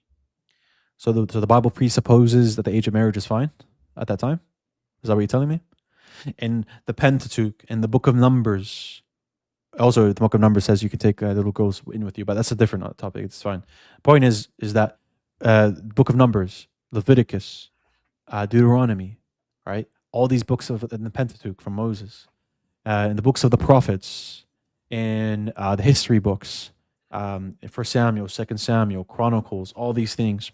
You have in the Gospels where Jesus is speaking, in the epistles of Paul talking about divorce, talking about marriage, talking about living a certain lifestyle, talking about what you can eat, what you can't eat. From the traditions from the church fathers, you're telling me no one said, hold up, why are we getting married at puberty? We should be waiting till they're 14. Doesn't that just assume that what they had was already fine? Sure. Okay. So there should be no reason to doubt, bro.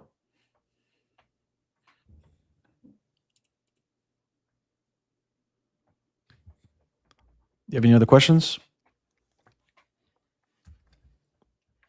I mean, it's not like I have a whole list of all my dads I had, so I would say no next time.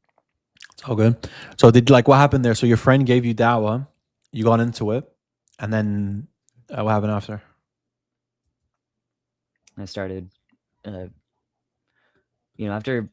about a year full research, I figured I had enough knowledge, and it appears I didn't. Right. Like enough knowledge to go out and start talking with people. You're talking to Christians? Yeah. It was kind of impossible not to, but yeah. How old are you?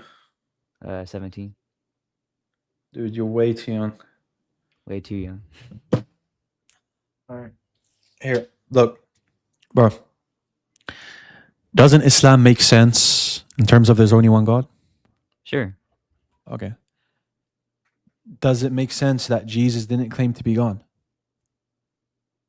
No. Why doesn't that make sense?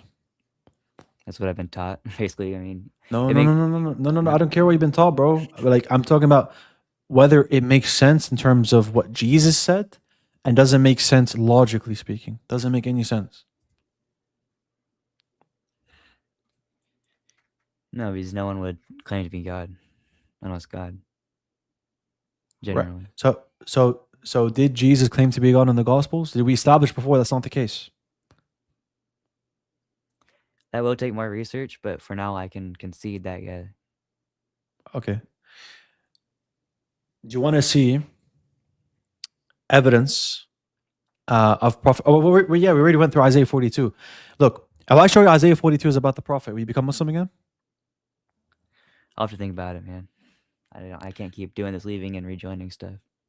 No, I get you. Look, what actually made you go into the deep end and say, I'm going to leave Islam? What was the main thing that made you do that? Islamic dilemma. Oh my God, dude. Oh my God. Are you serious? I'm serious, bro.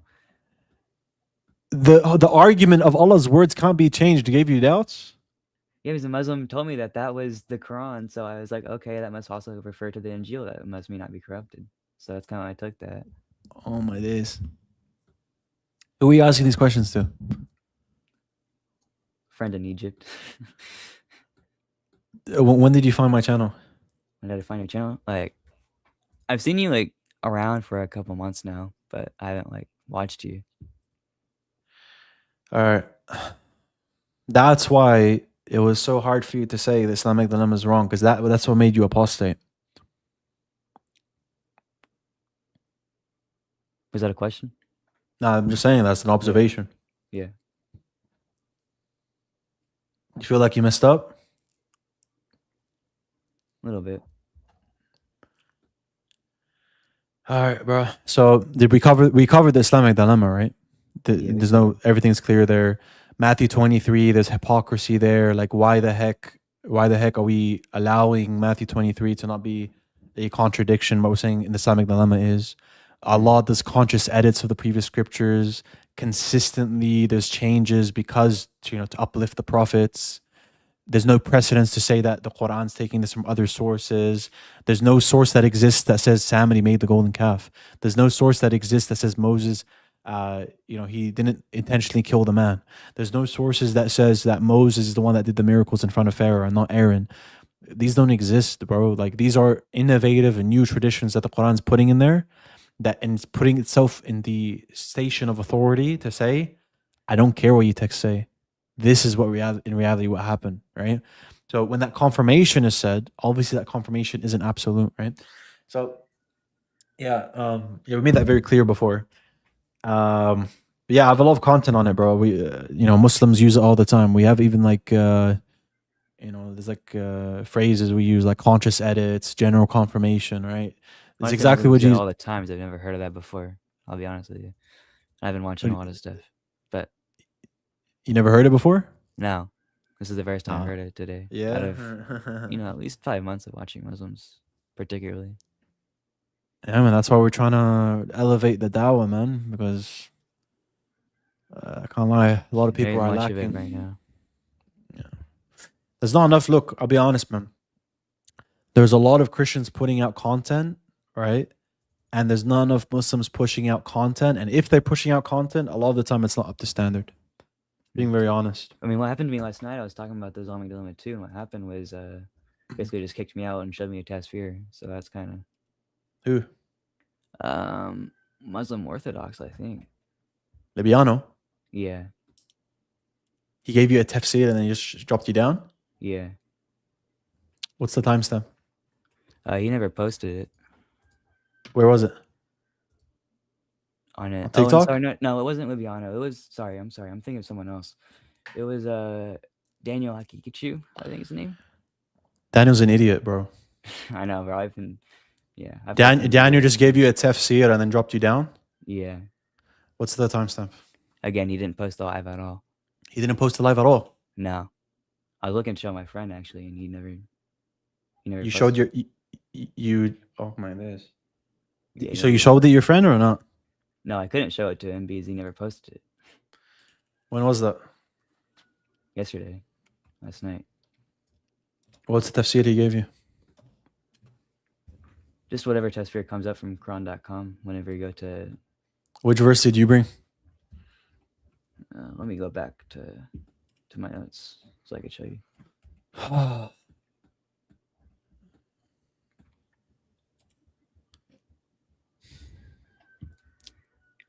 Yeah, it was 547. 547? What was the interpretation he gave you? I don't know. He just said that tafsir said, like, say something else other than that, and kind of just dropped me after saying that, and then kind of just Yeah. So there's the look. I'll give you the straight interpretation, right? So 547 is saying, judge by the gospel means to judge by the true parts. Okay, and the true parts there, obviously, this is in relation in parallel to what I gave you before. When Jesus says, "Do everything the Pharisees teach," does he just mean the true parts? I'm sorry. Can you say that again? Yeah. So Matthew 23, when Jesus says, "Do everything the Pharisees teach," he means the true parts only, right? That they teach. Yeah, it would be a So logical conclusion. all right, beautiful. So the same logic, when Allah says judge by the gospel, he only means the true parts. You understand? Yeah. Yeah. And the reason why that's not circular, I'll even anticipate it. Look, I'm helping you out here. Someone might say, oh, that's circular. Why is Allah saying to judge by the true parts, but we don't know what the true parts are, right? Why are we going to presuppose Islam? Yeah, you understand that critique? Yeah. Okay. The reason why is the Quran assumes that the proper following of your scripture involves following the Prophet's description. So if the Prophet's description is in your book and you're meant to judge by the true parts, that assumes that the Prophet is already in your book and that whatever the Prophet says is true. You get what I'm saying? Yeah. Yeah. So judge by the gospel, judge by the Torah really means judge by the true parts. How do you know what the true parts are? You know the Prophet Muhammad ﷺ is a prophet of God. So then you're justified in only taking the true parts and becoming Muslim. Make sense? Yeah. So that's basically the theme everywhere, like 568, 547. It's saying, there's good laws in there, like in 547, like pardon the oppressor. It says that in the tafsir of Muqatil bin Sulaiman, right? You have that. You have also in the 568, chapter 5 verse 68, the tafsir say this is talking about the description of the Prophet as well. So let me put it this way for you, bro. If the Prophet is in the Gospel and Torah, then it's not circular for the Quran to say just judge by the true parts, which includes the Prophet's description, right? Sure. Yeah. All right. Beautiful. And the reason why the reason why you're justified in taking those parts and not the rest is the prophecies of the Prophet are miraculous. They're prophecies of the future. That gives you better justification than some historical detail about Aaron making the golden calf. That historical detail contradicts with Islam. You shouldn't judge by it. Why? Because your book has prophecies of our Prophet who's telling you that's wrong. You know what I'm saying? Yeah. Okay, so that's the justification there. So basically, it's a general confirmation. It's a general confirmation of the true parts that will lead you to Islam. Allah is saying there's true parts in your book. You will notice continuity, including the Prophet's description. And for that reason, you should become Muslim. That clear? Yeah. All right. All right, man. Yeah, I told you, man. Some of these guys, they either do anti-dawah or they do poor dawah, right? So, yeah, like we know Daniel's not that familiar with Islamic dilemma and stuff. He actually made a blunder against David, multiple ones. I didn't even go through them. But yeah, he made multiple blunders. On it, so I would hope he'd know about it. But yeah. Yeah, look, bro, you need to have good sources of knowledge for these things. Daniel, he's like liberalism and stuff. That's what he deals with. But when it comes to this stuff, Christian Muslim polemics, he wouldn't be a reliable source.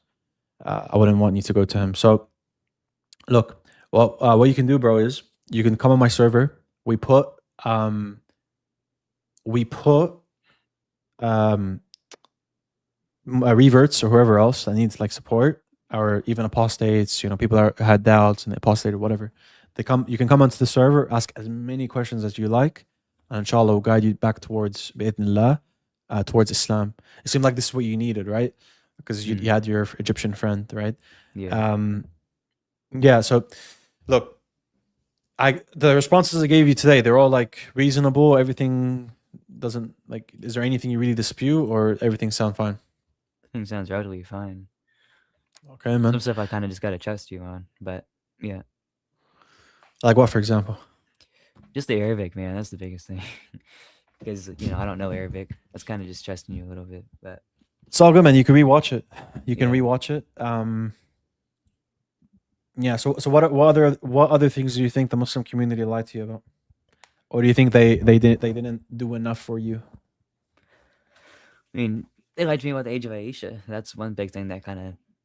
Did I clear that up for you here? Yeah, today? you cleared it up, but I'm just saying they told me she was 18, and that. And then I learned Yeah, later. wrong. Yeah. Guys in the chat. Whoever says Aisha is 18 is Abu coping. They are coping. Not just coping, they're Abu coping. Right? If you're going to say she wasn't 9, she was maybe 10, 11, whatever. Right?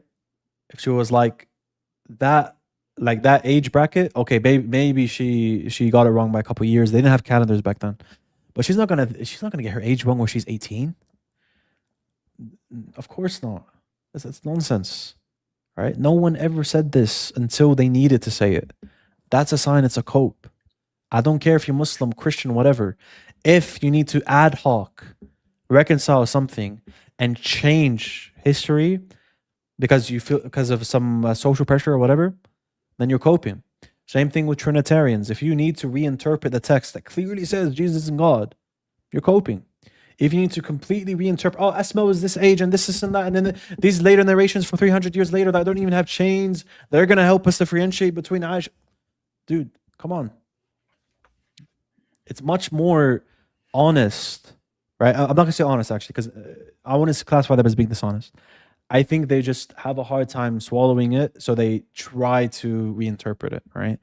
But really, it does more harm in the long run because the evidence for it is weak, bro. Like, even if, look, I'll even say here, this is how honest I am with you, bro. Even if she was 18, the Quran and the Sunnah and the ijma' of the madahib would have no issue with girls getting married at 9, 10, 11. If they reach puberty, of course. Right? Why is that? Quran chapter 65 verse 4. وَلَا إِلَمْ يَحِدْنَا. Those that haven't menstruated yet. Do you know what that's referring to? People just haven't hit puberty. No, not girls that haven't reached puberty, no. That's talking about girls that have reached puberty but just haven't menstruated. Okay.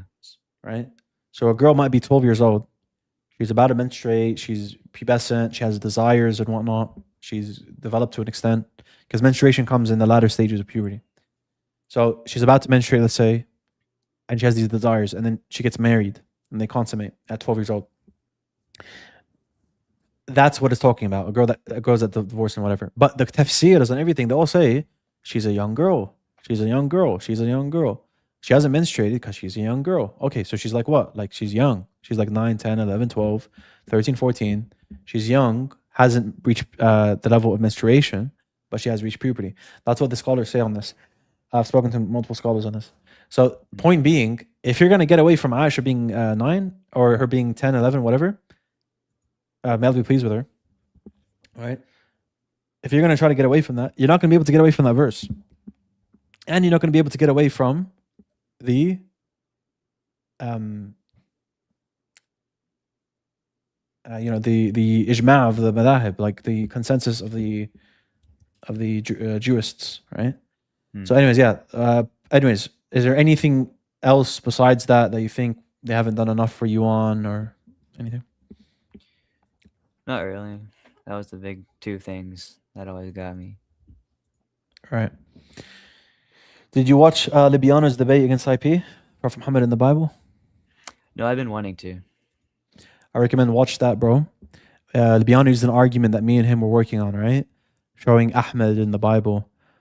So that would be good, inshallah. Be a good iman booster, showing these things. And also, this is what the Islamic dilemma has led us to. They've led us to adapt, make better arguments for Prophet Muhammad in the Bible. Why? Because that's the whole reason. Why does Allah always talk about the Torah and the Gospel? Why does He always talk about the prophets in that book? Or I'm confirming what you have. Or the prophet like you know your own sons, right? That's in the context of what? In the context of his description of the Torah in the Torah of the Gospel. And that's exactly what the Biano got him on, right? So yeah, I recommend watching it. And inshallah, I'm going to invite you to the server after this live, okay? So is there anything, any other questions, anything else? Not right now, no. All right, may Allah subhanahu wa ta'ala guide you back towards Islam. You're getting a lot of support from the chat as well. They're, showing you a lot of love. So yeah, come back, bro. It's been 2 weeks. I'm sure I don't know how these 2 weeks have been for you. Have you been constantly having doubts, or have you settled into you're like really confident in Christianity? Like, how are you doing? A little of both, honestly. I've been all over the place right now, so definitely doubts for sure. But I've been starting to settle in a little bit. Okay, so from now on, you're gonna have a source, myself, where you can come back to really know the Islamic positions on things.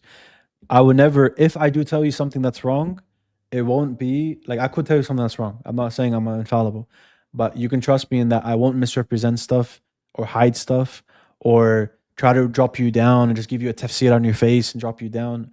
No, bro. I try my best to make you understand. I even devil advocate. I will devil advocate for their position and show you how our position is still strong. So, inshallah, you come back, or may Allah subhanahu wa ta'ala guide you back to Islam. Ameen. And yeah, we'll speak soon then. I'll invite you on the server. All right. All right, take care. Take care. All right, let's get this guy on. Hello. Assalamu alaikum. Wa alaikum salam wa rahmatullahi wa barakatuh. You're inspiring to apostate? No, it's a troll. Yeah. It's for Michael Jones, you know. Muslims are Romans. Muslims are Romans. Yeah, and the Romans, man. What are you eating now? You eating some Caesar salad? No, it's actually called betel nut in our country. Is that Roman food? No. All right. Okay, brother. So I have a question. Yeah. So I have a mental disease. It's called obsessive compulsory disorder. You probably know that, right? No idea. Oh, I mean, it just constantly gives you some of that like weird ideas in your brain. Just would tell you that, oh, you are an apostate, you are this, you are that, you are atheist, you are that, you are Christian. This type of shit comes to my mind every day, right? Okay, but I don't have any type of problem or any type of doubt about theology or the fact that Islam is true. Okay. I'm not a therapist, Lakhi. I'm not a psychiatrist. No. I'm not telling you that.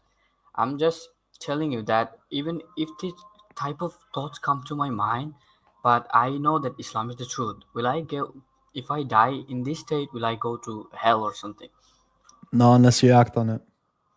No, I don't act on it, bro. I just pray 5 times a day. I pray, I fast, I do everything. Yep. Okay. Well, I'll make it easy. So you should see a psychologist. Yeah, I did. What they say? Yeah, it's not like curable in just a magical sense, but yeah, it's lowers in the according to time. Like if you do therapy or type of, it's a response therapy type of thing. Like the more you go to that type of different thoughts, then you be curable in some sense after in future, right? So let's say May Allah make it easy, akhi. I have to go pray. So I want to let you go, but inshallah, if you need anything from me, just let me know in email, okay? But I can't help you with psychology stuff. But with theology, you can ask me, okay? Take care. No, I'm Assalamu just alaikum. asking you. Okay, salam. All right, guys. I'm gonna be back. Let's see if these guys are here. Trayun. Hey man, you have to pray. Yeah, I gotta go pray. So just give me a sec. Oh, that's okay. I just wanted to. I had promised you a document. Yeah, I'll be back. We'll look at it. Okay, cool. All right, guys. 5 minutes. I'll be back.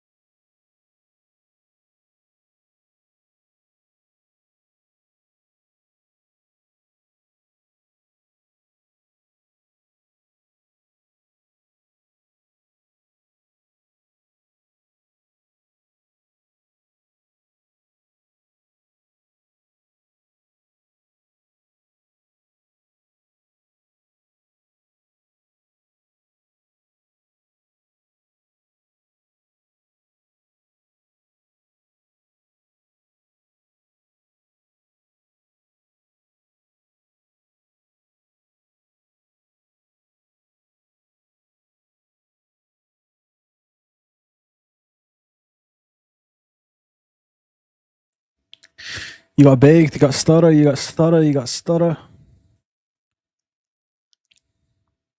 See what you guys were saying.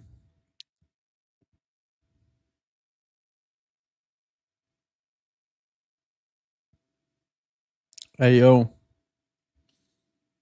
W.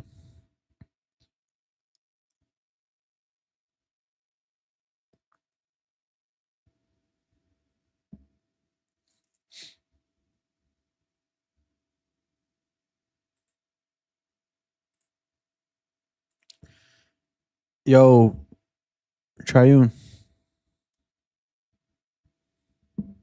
Triune. Oh, hey man. It took a while, bro. Yeah, man. Okay, so I don't have much time left, but Show me the document. Let's look at the document for you. yeah. Did you read the homily of Christendom Of on Chrysostom? Mark? Yeah, Chrysostom on Mark. You mean Matthew? on Matthew 20. Yeah, Matthew. Yeah. Which There's no Matthew is it? commentary. No commentary by the church for Mark for at least 1,000 years. But anyways, yeah. Go on. No, that's Chrysostom did a okay. commentary. Yeah. He did a So commentary on Matthew. Yeah. Yeah. yeah, so he says what I was saying that other time. He was saying So what? if you can go, he says what I was. Do you remember? Do you remember our conversation? Tell me exactly what you were saying and exactly what he says. So I was saying, your interpretation of what Mark includes at the end there was, you were saying it was an intention of Jesus to abrogate the law at that point. My response was, it was not for that point. It was laying a foundation for later doctrine, as proven by Peter's. Peter still not eating pork and not understanding that. All right. Pork was, Do you have? yeah. Okay. I remember now. Okay. So show me what Chrysostom and says. then so it's really long, so I'll just leave it to you, and then maybe next time when I come in. What's the reference? Christendom says the same thing. If you read on the homily page, but he's interpreting Matthew. But bro, he's interpreting Matthew. Yeah. Does he bring up Mark and reconcile? Yes, he does. Yes, he does. Let me see it. So it will be page 305. What do you mean page 205? Just give me what homily? Yeah, it's homily 51. Homily 51, yeah. Homily 51. Are you using New Advent? Matthew, yeah. Yeah. So just search up. So his second point would start by, when then saith Christ. Let me see 1 second. Homily 51 on Matthew, Chrysostom. Let me get it up. 51. Okay, yeah. And where does it start from?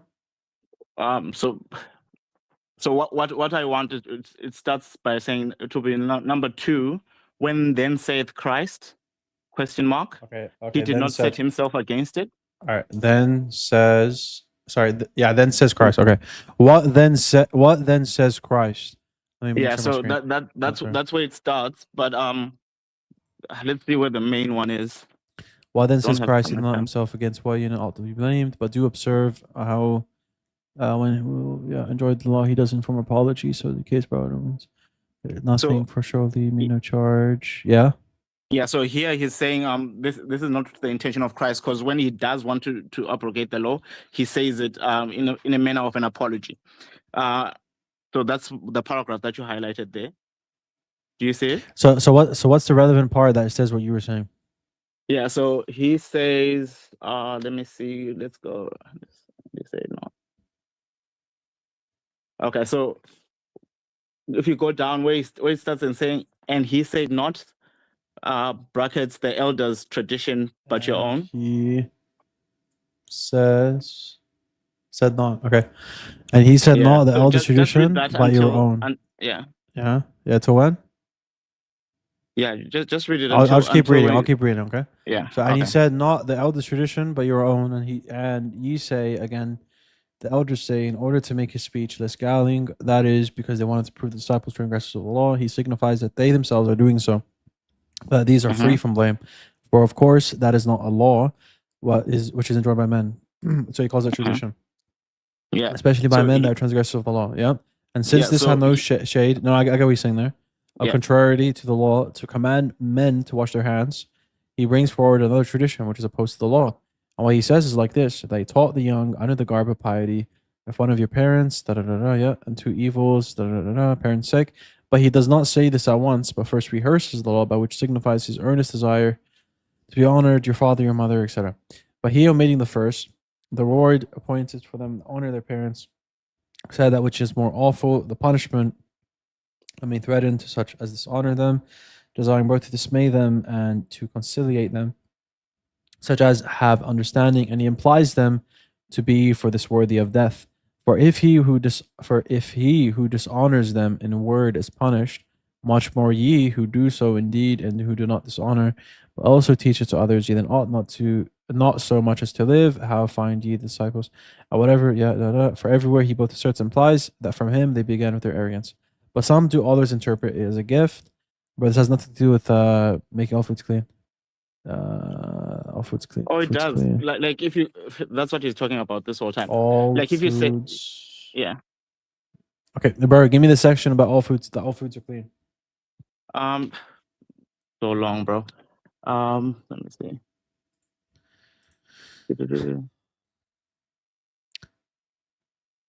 So I think it starts. But see how he introduces the law. He called the multitude and said unto them. Probably here, yeah. But Mark says that cleansing the meats, he spoke this. He did not, however, express it nor at all say, but to each, for neither could they endure to be told by him. I don't know which number this is. It doesn't say, but it says, but Mark, that cleansing the meats, he spoke this. He did not, however, express it nor at all say, but to each eat such meats defiles not the man, for neither could they endure to be told it by him thus distinctly. And accordingly, his conclusion was, but to eat with unwashed hands defiles not the man. Yeah, this is number 4. So that part is like the conclusion of his whole argument from that first time. Okay. So let me read this one more time. But Mark says that cleansing the meats, he spoke this. He did not, however, express it, nor at all say, but to eat such and such meats defiles not the man, for neither could they endure to be told it by him thus distinctly. And accordingly, his conclusion was, but to eat with unwashed. Oh my God. This like assumes univocality to the max. No. Because he's assuming. Okay, look. Let me make it so clear. Okay. Let me make it so clear to you. This part here, but to eat with unwashed hands defiles not the man. He's trying to say that is specifically what Jesus was talking about. That's the context, and that's why Mark doesn't. That's why Mark doesn't mean it at that time. But that's combining Mark. Wait, 1 second. He's combining both Mark and Matthew. Now, does this part appear in Mark?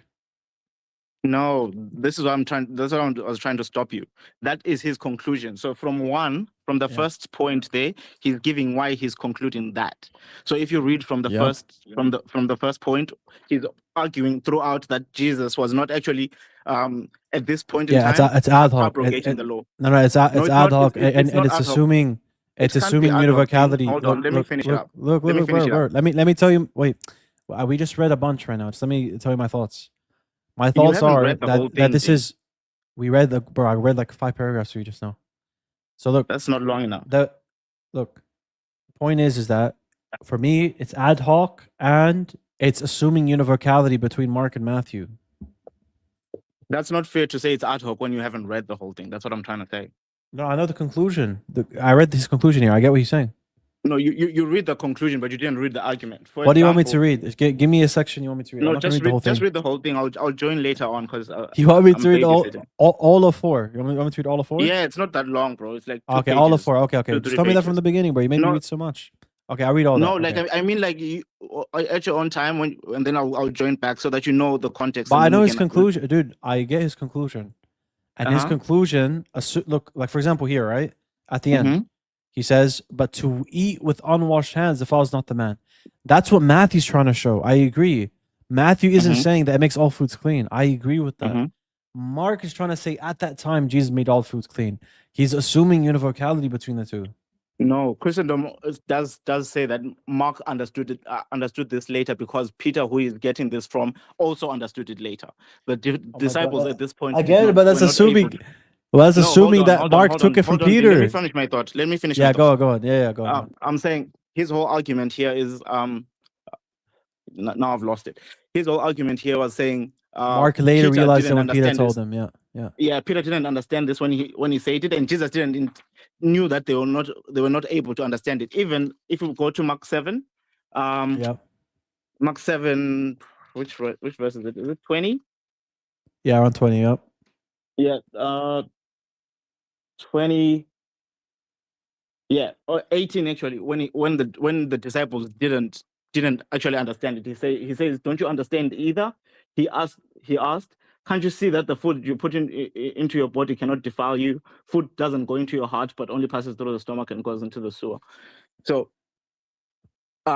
verse 18 shows you that even the disciples at this point didn't understand. Even earlier, they were like, "Oh, you offended the Pharisees," because they didn't understand what Jesus was saying. That's why later on they asked him to please explain the parable.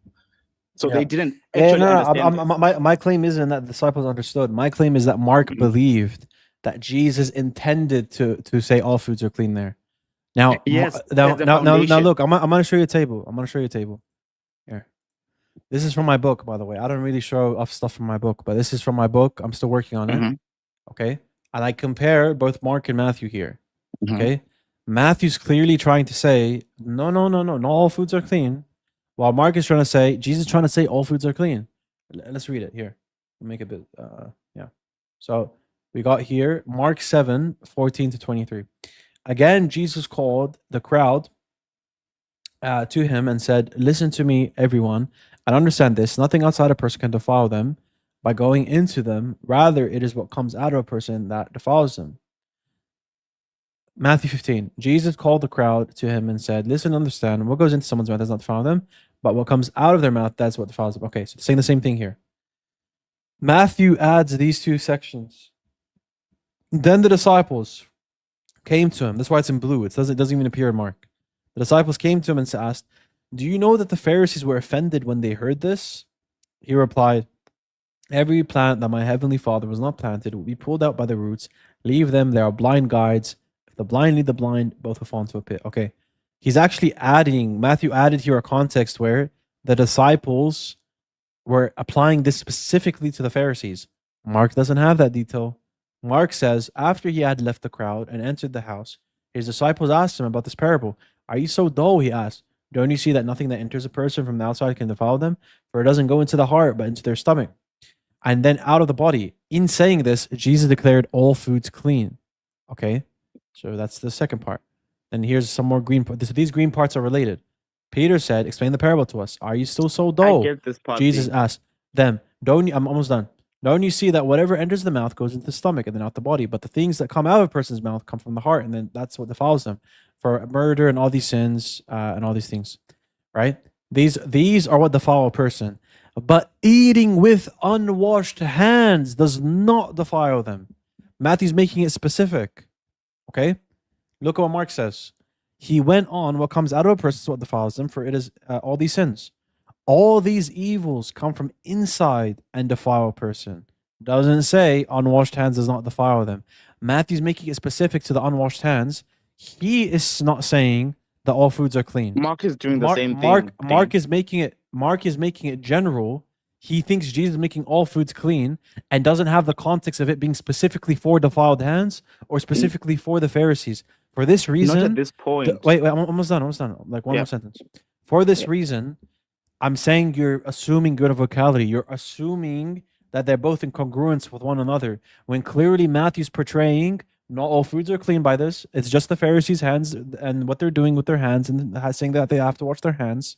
While Mark is saying it's a general, doesn't make it specific to the Pharisees, and he says all foods are clean. Does that make sense? I get what you're saying, but I'm saying your interpretation is wrong. This is why I disagree with it. You are implying that Mark is saying that Jesus at this point in time when he said this, he was intending to abrogate that law. He wasn't. And that's not what Mark is saying. And you can see that if in the beginning of Mark 7, when actually he records that Jesus was not telling them not to listen to the law. In fact, he was doing the opposite. He was telling them, "Why are you people putting your tradition above the law? You should be putting the law above your tradition." That's what Mark is saying. Yeah, so but he's also making tweaks. But he's also making tweaks to the law. He's putting later understanding on what Jesus meant, because That's why I was saying, if I use the whole Gospels, you can see the whole picture. Some things that Jesus said, he told the disciples that you are not No, able but to bro, understand this. And he makes Christendom, look. Mark takes okay. I'm gonna make it very clear. Mark takes it that the same way Jesus makes tweaks to the law in other places. Yeah, Jesus generally. Mark doesn't believe that you can go to heaven with like faith alone. He believes there's commandments, there's teachings, there's all these things. But he believes that, all foods are clean, and he believes all these things. Matthew doesn't believe that. He doesn't believe all foods are clean at his time. Or so you're agreeing with me at this time. That's not what he's saying. But Mark is a later on. It comes later on. But that's the point, bro. The point is that your inspired author Mark is saying that this is what Jesus It's not intended. like I disagree with him, G. You say you disagree? I'm not saying I disagree with him. You don't? No, I don't. Because this is a later. That's what I'm keep trying to say. This is a later teaching that Jesus meant as a foundation for what comes later. He wasn't intending. That's he didn't ad mean hoc, for it bro. to be. That's ad hoc. No, it's not what Mark says. Mark says it's in saying this, in saying this, he made all foods clean. When he said that, did he make all foods clean? That's the foundation of the doctrine. No, that comes later on. He doesn't say it's a foundation. You're adding that. You add these layers. But it's okay. No, I'm gonna get the next person on because you said you have to leave. But you're adding layers. Like everyone can see, you're adding layers. No, but that's what you that's what you are saying that I'm doing, but I'm not, because I'm saying things that the Bible Dylan, says. you there?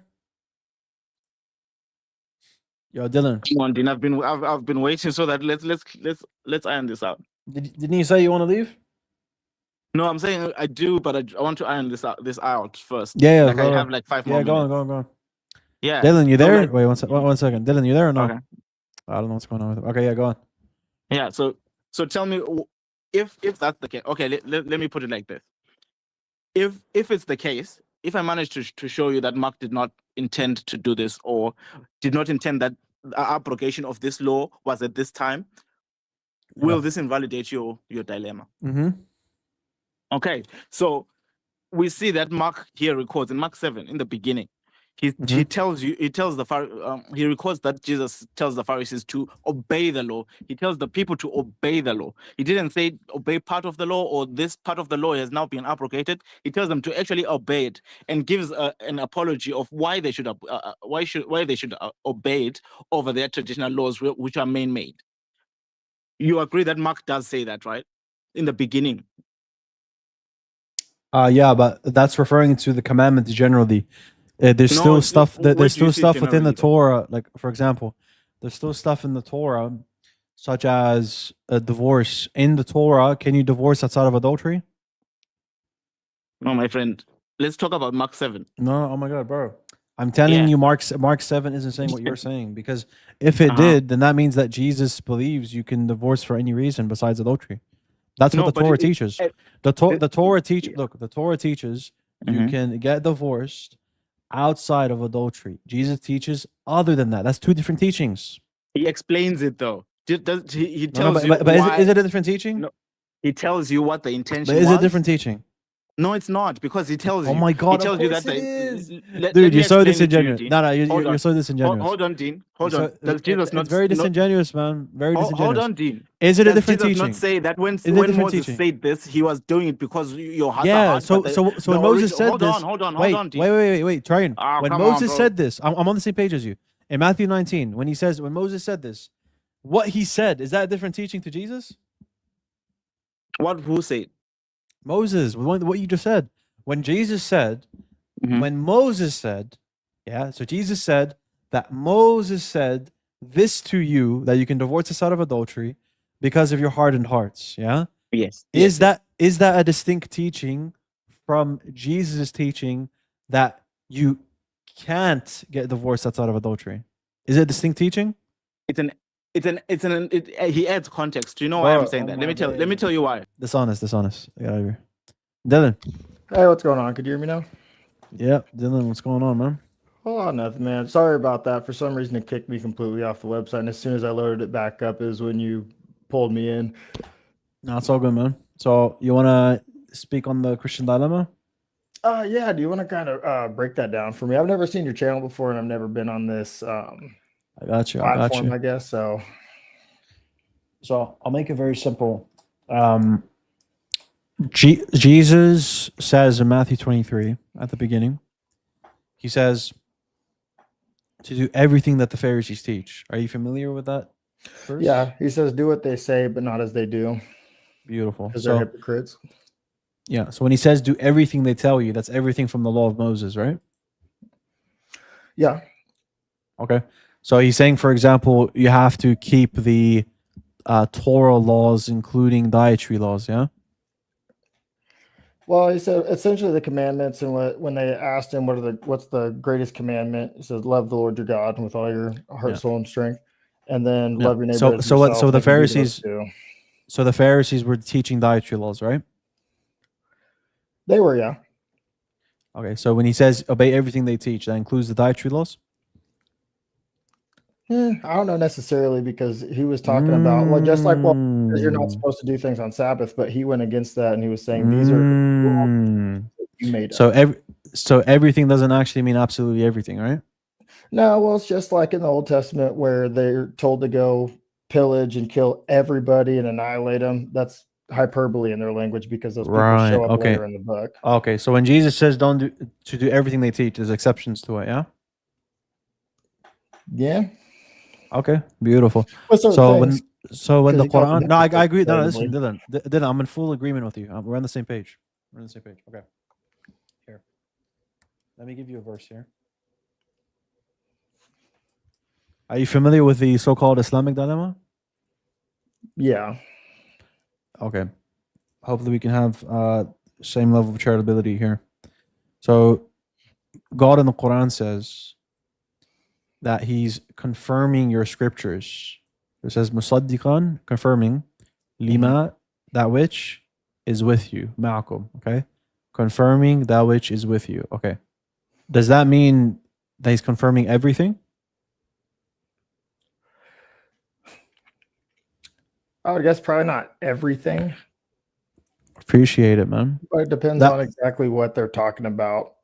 Because I would agree. It's just like me with like looking at the Quran in certain verses. I have to say, I don't know exactly the context. And that's all good, man. Look. If the Quran is saying it's confirming what's with you, it's not saying I'm confirming everything that's with you. So there's an explanatory scope where you can say, okay, it could be general, right? But yeah, if someone's gonna say otherwise, no, it just means confirming, and that means confirming everything. Then I could be as uncharitable with them and say, yeah, Jesus means do everything the Pharisees teach. But there is a difference between hyperbole and contradiction. That's the point. The point is that to reconcile the contradiction you have, you say it's hyperbole. No, but what I'm saying is when they're saying confirm with the scriptures that are with you, there's teachings in the Quran that are contradictory to what Jesus taught. And there's teachings that's contradictory to what Jesus taught that the Pharisees taught. Yep. Well, he called them hypocrites repetitively. Yeah, the Quran calls a lot of the Jews hypocrites, and a lot of Christians are dishonest. Yep, yeah, same thing. But that doesn't reflect on Christ, because somebody like if no, of course it doesn't reflect on. No, look, what I'm showing you is the same way you just reconcile Matthew 23. I'm just going to parallel what you say, and we can reconcile the Islamic dilemma. Okay. I will just like a heads up, if my mic shuts off, it's because my headset died. All I'll have to do is plug it in. It's all good. So no, it's all good. But you understand my point, right? So so Matthew 23 is saying do everything the Pharisees teach, right? Some people don't even say it's hyperbole. You know, scholars say this is a general confirmation of what the Pharisees teach. It's not everything, right? Yeah. So when the Quran, people of every belief, Christians. Okay. So Gill's exposition, Barnes' notes, right? So yeah, well, and to be fair, on the same side of that coin, there's Muslim scholars that don't agree with certain things in the Quran or the hadiths. No, bro. What I'm telling you is that there's scholars as in academic scholars. Yes. They're saying what I'm saying. Okay, so it's not like I'm making up this interpretation. That's what I'm saying. No, if you're bringing up Muslim academic scholars that are saying there's an Islamic dilemma, you have a point, right? Sorry, not Islamic dilemma, but how they'll have different interpretations of certain verses or. That's fine. That's why we look. That's why we look at the evidence. So I'll give you an evidence for. So do you believe the Islamic dilemma is a good argument? It depends on who you're debating, I guess. No, just the substance generally, itself. I don't think it's rock solid. Oh, you don't think it's rock solid? Why not? Well, kind of like what you explained. The only thing that gets me is because Muslims generally say that the scriptures were corrupted. Do you agree with that? Yeah, of course. So where are the uncorrupt ones at? Where are your original Bibles? The original, the Greek manuscripts from the New Testament, and then they also have the Dead Sea there's Scrolls original. from the Old Testament. Show me one Greek manuscript from the first century of the New Testament. Well, Paul's letter was written in about 40 AD, so it was within 15 years. No. Manuscript, dude. Manuscript. Yeah, the manuscripts are letters, like pieces of documents. No. Listen, do you know what manuscript means? Pretty much a text. The manuscripts the tangible text, right? So it's a text that we can actually look at and touch, right? We're not talking about when it was written, okay? So when you ask me where's the original, I'm asking you, where is your original Bible? Where's your original New Testament? The original New Testament? Yeah. They have ancient handwritten copies of the text, and they dated when? From the first century. Nope, none. Fragrances of Zero. Greek. Zero. Codex Sinaiticus, Vatican's. Codex Sinaiticus is 4th century. Vaticanus is 4th century. Keep going. Dead Sea Scrolls are from which Dead Sea Scrolls doesn't include the New Testament. No, 100% I agree with that. But okay. Especially is there any first century manuscripts? No, I guess not first. Okay, so we just went from we have first century manuscripts to say no, we don't have first century manuscripts. Okay, so where's your original? Well, that's what I'm asking you. I'm not claiming that. I'm telling you the same. We don't have the original. Do you have the original Bible? There technically wasn't an original Bible. The Bible's the library of all those books compiled together. How do you know what you have in your hands is what was existing in the first century? So I could ask you the same thing with the Quran. Dude, we have manuscripts. Oh my God. No, I understand that. Do you know how many manuscripts we have from the first century for the Quran? Well, not the first century, but within first century after Hijrah. AH, I'm saying, obviously. Yeah. So from the first century, AH. Do you know how many manuscripts we have? No, how many? We have enough to make up 99.9% of the Quran. How many manuscripts do you have in your first century? Within the first century of Christianity? Well, apparently from the fourth, but those who were first, dude. Listen, how many manuscripts do you have of the? Because I'm asking you, how do you know what you have is the original? How many manuscripts do you have from the first century? It was oral tradition, just like the Quran was preserved by oral tradition. Oh no, we have the manuscripts, dog. I understand. I'm not saying that Dylan. I'm not saying that your oral transmission is trash. Sorry to say, it's trash. It's garbage. Well, that's how do you believe? No, Dylan. People specifically for their memory. Dylan's garbage. I'll tell you why. Is there verses added to the Bible after centuries? After centuries, they'll add certain context to it, but what happened to your oral tradition? What happened to your oral tradition? Why are people adding stuff? Well, that was initially how it started, and that's like with the Council of Nicaea. All right, which stuff? No, Council of Nicaea has nothing to do with man. Oh my God. No, they were clarifying. So that's clarifying what? Clarifying what? What were they clarifying in Nicaea? What the message was. They weren't what message? changing what are you talking or about? adding What things. message? What message? What are you talking about? I don't know what you're talking about. The gospel. What do you mean the gospel? What are you talking about? What did they clarify in Nicaea? What was canonical? No, dude. Yes. Why are you having a Muslim teach you your religion, dog? You're just embarrassing yourself. You didn't know there's no first century manuscripts. Nicaea had jack to do with canon. I'll give you a sec to even ask AI right now. Nicaea had jack to do with canon. It was essentially clarifying what the scriptures were getting across, and that's why there was nothing. Do you agree it had nothing to do with canon?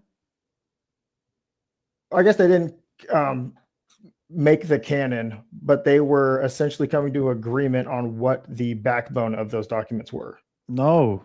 You're just making up stuff. Why are you just making up shit on the spot? My French, bro. You're just making up stuff. Okay, well, why explain. are you making up stuff? Just say you're wrong, dude. What? Oh, well, go ahead and educate me on it, please. Are you wrong or not? Why don't you're not giving me anything else? Search to it go on. up, dude. I told you, search it up. All right, let's see. Ask, did Nicaea have anything to do with the canon? Anything? Astaghfirullah, bro. This guy made me swear because of how disingenuous you are.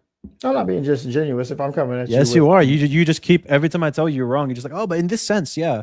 No, bro. Not in any sense did the canon have to do with Nicaea. You're a Christian, bro. That's something that you may say, oh, a Muslim. Okay, a Muslim could get that wrong because they don't know much about Christianity. Dog, you're a Christian. How do you know this?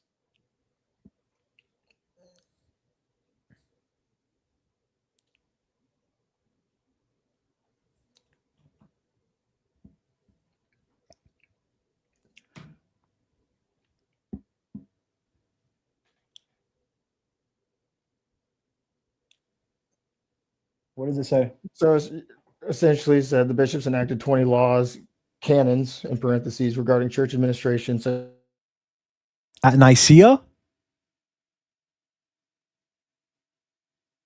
Hello? This guy's probably reading something different. Oh my god. He's just embarrassing himself.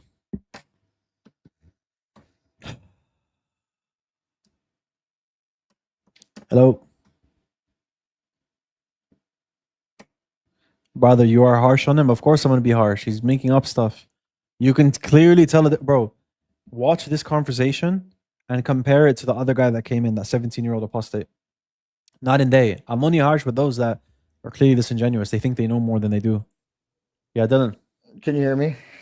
Yeah. What does it say there? Hold on. Did you hear anything that I read? A little bit. So can you share your screen? I don't know if I can. Are you on your phone or on your laptop? Phone. Phone. Okay, you can't do it. Okay. Send the link of what you have in the private chat. I'll pull it up.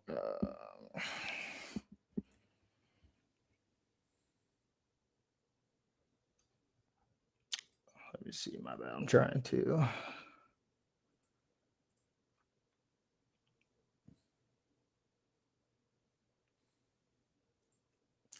My bad. I'm not very tech savvy. No, you're good. You found the private chat? Yeah, I'm trying to figure out how to send this damn thing. Yeah, just tap on the chat. It should say paste. Okay, sweet. I'm trying to see because I just Googled it. No, you're good. Just send the link. Let's see here. Dean, did you see the Beyond His blog? Yeah, I'm going to be publishing stuff on there, inshallah. Anyways, yeah. All right, you got it? I think so. And they let me copy it.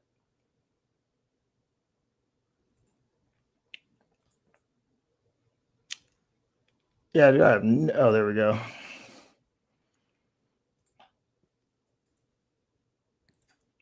I think I did it. Okay, it isn't.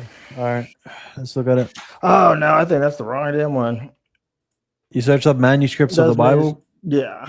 Hold on a second. No, my whole website crashed.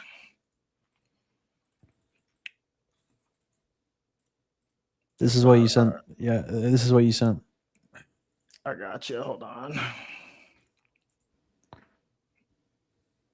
The Beyond His blog is up. Yeah, it's good. Oh, there we go. Alhamdulillah. I'm going to be writing on there soon, inshallah. Holy shit, that's long. Okay, try that out. All right, beautiful. Okay. What did the Council of Nicaea do? Okay, can you read that for us? Council of Nicaea was the first ecumenical council convened by Emperor Constantine to unify Christianity by addressing the Arian heresy. It established that Jesus. Keep going. Yeah. Okay. Or do you want me to just jump down to these? Yeah, so let's just look here. Okay. Did the council here? Did the Council of Nicaea? It has to do with decide the canon. Look, it's the first one because so many people they don't know this. No, the Council of Nicaea did not decide or establish the biblical canon. It was, yeah, so it came after, okay? Had nothing to do with it. It had to do with the Arian heresy. The Council of Nicaea did not publish any decree concerning biblical canon. The myth's origins. They should call it a myth, what you just said. Not biblical canon. The bishops enacted 20 laws, canons, parentheses. So Laws I have did misspeak. no. Yeah, laws have nothing to do with the biblical canon. Okay, no problem. So let's go back. Okay, all right. Your oral tradition is garbage. I want to repeat it again. Were there verses that were added to the Bible centuries later? I don't think. I want to say verses, but there are parts like there's certain ones in the Quran Stories were added centuries later. Well, it's just like when the King James version was written. Since then, they have found more manuscripts. No. They absolutely have. Bro, if you don't know, just say you don't know. Well, I'm telling you that, of course, there's going to be more that come out when you find more of them. No. Oh my God. There are manuscripts. Do you know Codex Sinaiticus? Fairly, yeah. Okay. That's a manuscript it's missing a whole story. Do you know the Codex Vaticanus? No. It's missing. Okay, the Codex Vaticanus is a codex that's around the time of Sinaiticus, 4th century. That also doesn't have the story that I'm about to say. Do you know the Codex Alexandrinus? No. That's another codex in the 4th century that's meant to have the whole Bible, but still missing the story I'm telling you. Do you know the P75? Nope. That's a fragmentary manuscript, not a codex, but it's a fragmentary manuscript that has a lot of the Gospel of John. Then there's another fragmentary manuscript. So there's 3 whole codices that are missing the story I'm about to say. There is a fragmentary manuscript missing it, and there's another fragmentary manuscript missing it. You can check this later. You can rewatch the live and double check me on this. 5 whole manuscripts. 3 of them are codices. They're meant to be the whole Bible, the whole New Testament. Okay? They don't have this story. Do you know what the story is? Go for it. Do you know where Jesus says, "Thou without sin shall cast the first stone"? Yeah. That whole story is a later edition. So when you tell me, "Oh, we have the oral tradition for the original," dude, your oral tradition. There's no oral tradition. It's garbage. Your oral tradition is literally people adding freely whatever story they want. Okay. Well, in terms of, and I'm not trying to sidetrack that. The main thing is that the backbone of the story is there. The backbone of the stories in the Gospels, a lot of it is an Islamic text. It's not a Christian Trinitarian text. A lot of stuff in the Gospels are Islamic. It's not Trinitarian. Okay, before we get to that, let me just show you the receipt. This is the codexsinaiticus.com. Okay, this will show us the manuscript, Codex Sinaiticus, the earliest complete New Testament manuscript. Okay, so it's just codexsinaiticus.com. You can check it later whenever you like. You go here, you look for John. Let's look for John here. It gives you the manuscript. John chapter 8. This is where the story of the adulterous woman comes in. Okay. Okay, so you see in the bottom right, let me just zoom in a bit more. Bottom right, what does it say? Does our law condemn the man unless it first hear it from him and know what he does? They answered and said to him, Are thou also of Galilee? Search and see that out of Galilee a prophet rises not. This is 7:52. John chapter 7, verse 52. Okay, let's see what goes to next. Oh, chapter 8, verse 12. Where's chapter 8 from verse 1 to 11? Look, even here, I try to pick it. Verse 12. There's no verse 1. There's no verse 2. Verse 3, 4, 5, 6, 7, 8, 9, 10, 11. None of it's here. Whole story. Not just verse. You're about to deny verses being added. Bro, it's a whole story that's added. So what does that story take away from the main message of it? You're shifting the goalpost. So you have to concede on your previous point. This is going to show me whether you're honest or not. So you do agree that there are stories added to the Bible, not just verses. You said before the verses weren't added. So stories were added, correct? Either added or taken away from. Okay, beautiful. So stories were added and taken away from. Okay. Do you have in the Quranic manuscripts in the 1st, 2nd, and 3rd centuries stories that are added to the Quran? Well, there was 6 of the Qurats that were burned. so you don't really know. We still, it doesn't matter. Look, first of all, you're talking about the ahruf, not the qira'at. There are 7 different ahruf that the Prophet ﷺ recited. Just one of them being preserved is enough for us.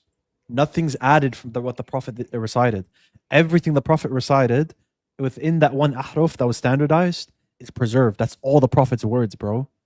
Is this story from John 8 not Prophet's words? Sorry, I wouldn't say they were. That's everything that the Prophet recited. Sorry, I misspoke. Everything that the Prophet ﷺ recited, everything that he recited is there, right? Everything, not one letter is there in the Quran that the Prophet ﷺ didn't recite, and it's all kalam Allah. It's all the words of God. Okay, now they all trace back to the Prophet. Does this story trace back to the author of John if it's added in the 3rd, 4th century?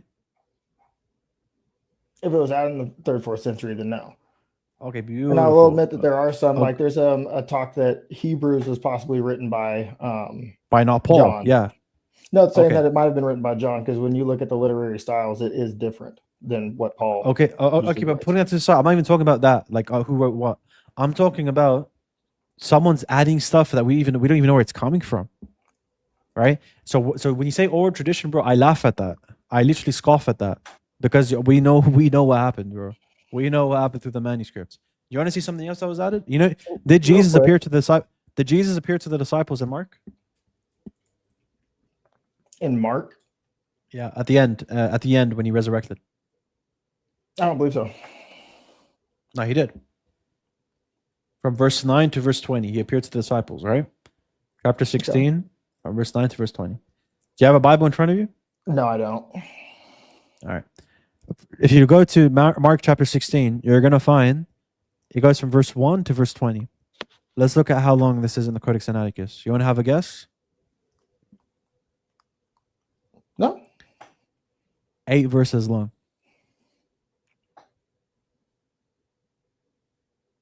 Your Bible is going to say 20 verses. Our earliest Bible says 8 verses. Okay? Where's the original Mark? Where's the original Matthew? Where's the original John? How can we have any certainty with this text now? Maybe someone added something in the 1st century. We have no idea. That's we would expect that concerning people added stuff in the 3rd and 4th century, right? Yeah, well, people were copying those, so there are certain differences in terms of the majority of them are just switching a word around, like Paul saying Christ Jesus. No, dude. I'm not talking about that. I'm talking about stories being added. Stories. If stories were added in the 4th century into Mark and John, we can safely assume it's likely people were adding stuff in the early centuries too. Okay. Now that we don't have this with the Quran. We don't even have this with the hadiths. The manuscripts of the hadiths are like, we don't have people adding stuff into there. Well, do you say that the Quran is perfectly preserved? Yeah, word for word, yeah.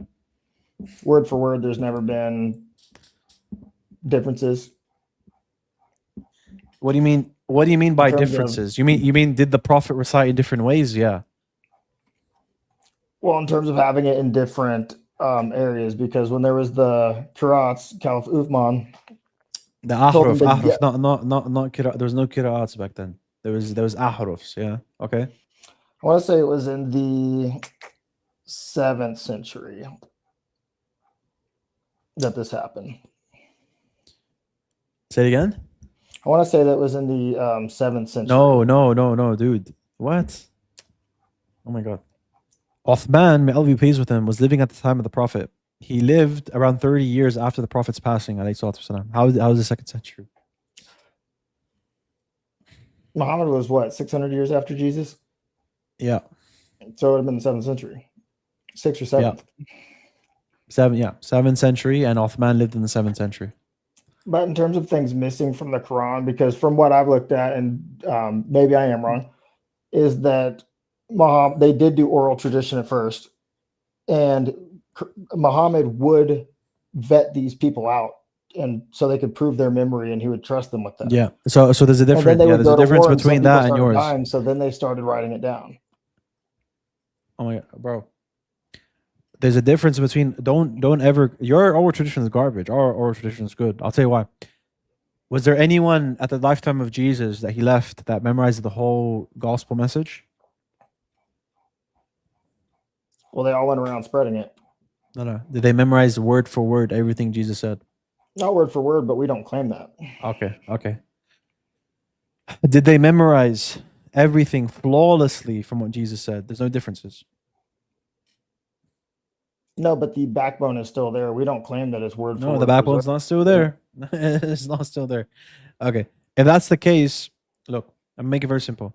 With the Quran, we have people who memorized what the Prophet recited word for word, letter for letter in the hundreds before his passing. In the hundreds. The whole book. You wish you had that. No one had that. They know vaguely, like they know generally what he said. Even Mark and Matthew, they contradict in places. Never do the companions memorize from the Prophet and they recite contradictory stuff from him. Never. You're comparing apples and oranges right now. You're comparing apples and oranges. So look, our oral traditions to be trusted. Your oral traditions not. We have memorizers who memorize word for word, letter for letter what the Prophet ﷺ recited. You don't have any. During Ramadan, we recite the whole Quran in the masjid at the time of Umar ibn Khattab. May Allah be pleased with him. The second caliph. Every Ramadan, reciting the whole Quran. You guys weren't doing that. The manuscripts speak for themselves. We don't have anyone adding stuff in there.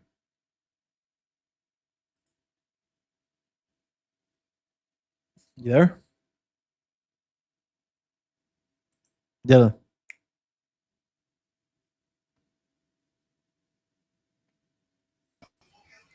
Glow. Hello.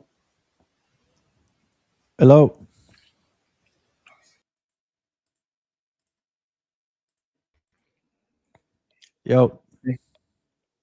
Am I there? Yeah, Dylan. Yeah. So, yeah, go on. Sorry, I don't know what's happening. No, you're good. So the point being, bro, you can't compare our own tradition to yours. They were reciting it during Ramadan. In the month of Ramadan, they were reciting the whole Quran day by day. They recited portion throughout the whole holy month during the time of the Caliph Umar, may Allah be pleased with him, right? So within a decade, people are already like reciting the whole thing, memorizing the whole thing. You know what I mean? And the people that came together when a lot of people were dying, doing war. Do you know when that happened in comparison to the Prophet's passing? Says it in 633. No, and I know that it was very close. Very close within the lifetime 6 months and to shortly after. So 6 months to a year. Yeah. Yeah. No, I'm not denying that you guys have a strong like them recording it. I'm not denying that. What I'm saying is but the point is, at the time of there Uthman, were people that were memorizing certain parts. But the Prophet didn't the Prophet recite the Quran in multiple different ways? I imagine. Yeah, that's the point. So he recited these multiple different ways. That's why there's these differences, and because Islam is colonizing a lot of places, people would get confused by these different dialectical differences. So they standardized one so that people don't get confused. A lot of people didn't know Arabic as their first tongue, right? It wasn't their mother tongue. So that's the point, all right? But anyways, bro, let's bring something up. Let's bring I'm getting a bit tired. Let's bring up Christology. Let's wrap this up. All right. Did Jesus know the hour? He did, but he wasn't sharing that. All right. So he's saying he doesn't know, as in he doesn't declare, yeah? That he's not telling them. Right. So know there means declare, yeah? Yes. Okay. So did you ever read the context that comes after? He said that wasn't for them to know in the context of them saying that he was comparing it to a Jewish wedding tradition. No, bro. Oh my God. You were brainwashed. You know you're brainwashed, right? How so? It doesn't say it doesn't say. Yeah, I know better than you, trust me. It's in Matthew 25. That's not in Matthew 24. You're talking about Matthew 25 from verse 1 to verse 12 or verse 11, sorry. From verse 1 to verse 11 there's this wedding analogy about the day of judgment. While what we're talking about is Matthew 24:36, where Jesus says he doesn't know. He doesn't talk about the wedding, Jewish wedding stuff. What comes after is, it is like when the people of Noah, they didn't know when the flood was going to come. It's like when a master leaves his house and the servants don't know when the master is going to come back. Does that sound like declaring, or does that sound like cognitive knowledge to you? In his humanity, he is not. That is not. Oh, for them shifting the now. goalpost. You shift the goalpost. Stop. How Stop. so? Stop. Stop. You were saying before he knew, but he wasn't declaring. Now you're saying, oh, he doesn't know, but in his humanity. Well, it's like when Paul was talking. No. Listen. He uses the listen, same word. listen. You gave me two distinct responses. You choose now. I want you to choose. Don't shift. Either he knows and he doesn't declare, or he doesn't know in his humanity. Choose. Do you want to pull up the verse real quick? No, we're not pulling up anything. So I know which. Brother, choose your position. You know, in Super Smash, choose your character. Choose your position here. Either Jesus doesn't know in his humanity, or Jesus does know, but he doesn't declare.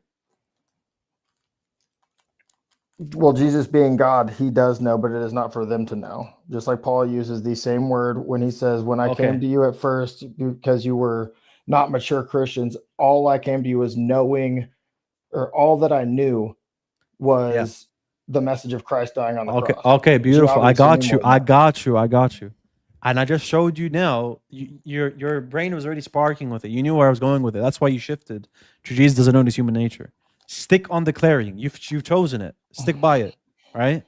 So Jesus doesn't know, meaning Jesus doesn't declare. Okay, that doesn't work, bro. When we say a term, we can mean it in multiple different ways. What determines what we mean it by is by its context primarily. Jesus, in the context, when he says he doesn't know, not talking about declaring. It's talking about not knowing cognitively. I'll read it right now in front of you. Right? You're just being dishonest if you say otherwise.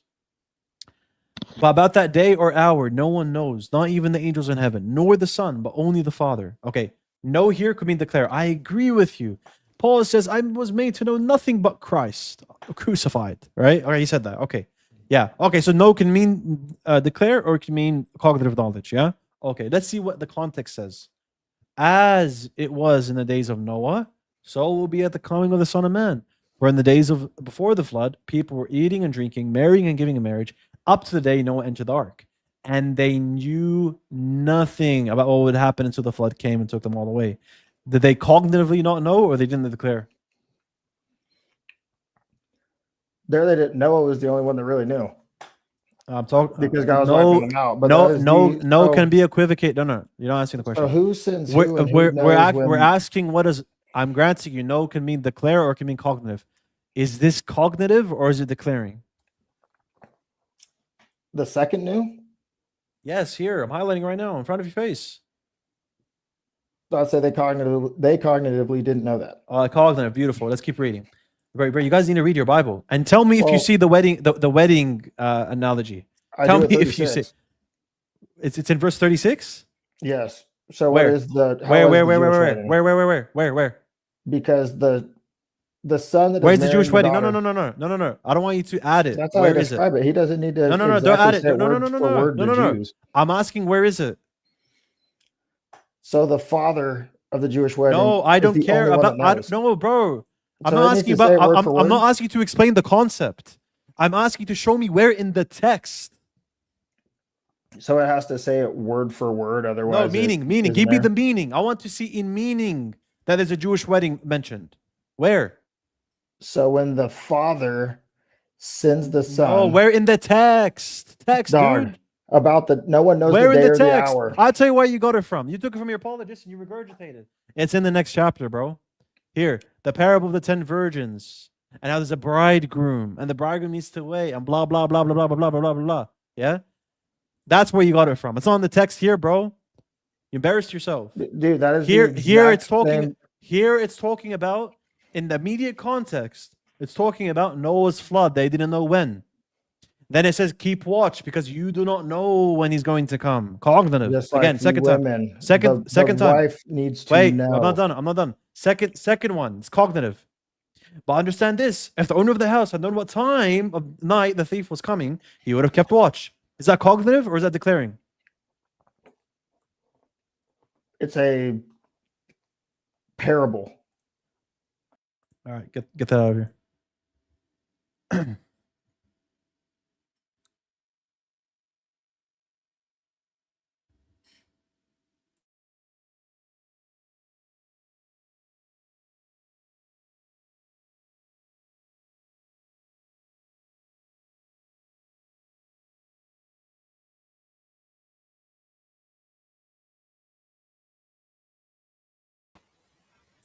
Yeah, Glow. Yeah, hello. What's up? Assalamu alaikum. Alaikum salam. Are you? I have a question completely unrelated to anything you're doing. Yeah. Yeah, are you down to talk about that, or it's a Yeah. really good question? It's kind of personal too. You can ask. You can say no, or it's up to you. You can drop me if you don't want to answer. But in terms of your, assuming everything goes right, do you see your like, where do you see your channel? And or let me just say it this way: where do you see your online presence in 10, 15 years? What way, in terms of reach or in terms of what I'm going to be doing? Reach, specifically reach. Assuming everything goes right. Assuming everything goes right. Yeah, inshallah, like at least in the hundreds of thousands, I would want, Yeah. Okay. subscribers to be to that extent, and at least some level where I've at the bare minimum 5x, 10x what I'm doing today. Okay. And so yeah, I have a follow up question. So, what do you think? And this is I'm just asking. Do you think that the debate style, strictly da'wah focused type content has a cap? Cap in terms of reach. Yeah, I think it does too. So yeah, so the whole reason why I'm asking this is because I think the natural progression for somebody doing what you do, which is great by the way, I personally believe that for you to maximize reach, I do think it has to take some sort of political slant. Yeah. Where you have to like start speaking about the general Muslim populace, issues facing Muslims in a general sense, you know what I mean? Yeah, like a general confirmation. Yeah. And the reason why I'm saying that is because if we're being genuinely honest, right? Yeah. We're Muslims living in the West, right? You live in Australia, right? So I guess that's technically still the West. Yeah. If we're being honest, in terms of like numbers and output, non-Muslims have like a crazy apparatus in terms of their output of like propaganda, right? So for example, of course, but that's why. Look, so let me just give you an example before I. Yeah. Like an example of that would be Turning Point USA, right? Huge right-wing think tank in America. Those guys are funding top Christian apologists and inviting them to give evangelical lessons to them, and you know what I'm saying? So like, and that just might be like a disadvantage we have since we're living in the West, and there's like obviously more of them here, etc. But like, what is your thoughts on that in general? Like, so imagine if we had like billionaires funding, an entire da'wah. That would be crazy, you know what I'm trying to say? Yeah, of course, man. But that's why, like all the people that donate and they support us, they're very important. Yeah, although these guys, they're not millionaires, they're not billionaires, right? I don't. I understand that. Yeah. I'm just saying in terms of reach, like, like they crush us in terms of like. No, of course, the but average person look, doesn't. They're not debating like the Bible's reliability and the Quran's ahruf and stuff like that. They'll just hear like basic things like, oh yeah, the Muslims are, they're poor and they are backwards. That's all they need for them to just write off Islam and stuff like that. Yeah, so there's a bit of convergence between like the political aspect and like the theology, but maybe in the future, like in 10, 15 years. Yeah, that's what I meant. Like in 10, 15 years, you start like you could see yourself doing that, right? When you're like, I don't know. 30, yeah, inshallah. But right now, bro, I'm like, no, bro, we just had like I don't even know, like maybe I won't do that because what I'm doing. I just said the issues that were your eyes there. Yeah. No, 100%. You're gonna have more issues. 10 million%. You're gonna have more targets on your back. You're gonna have more sectarianism. 100%.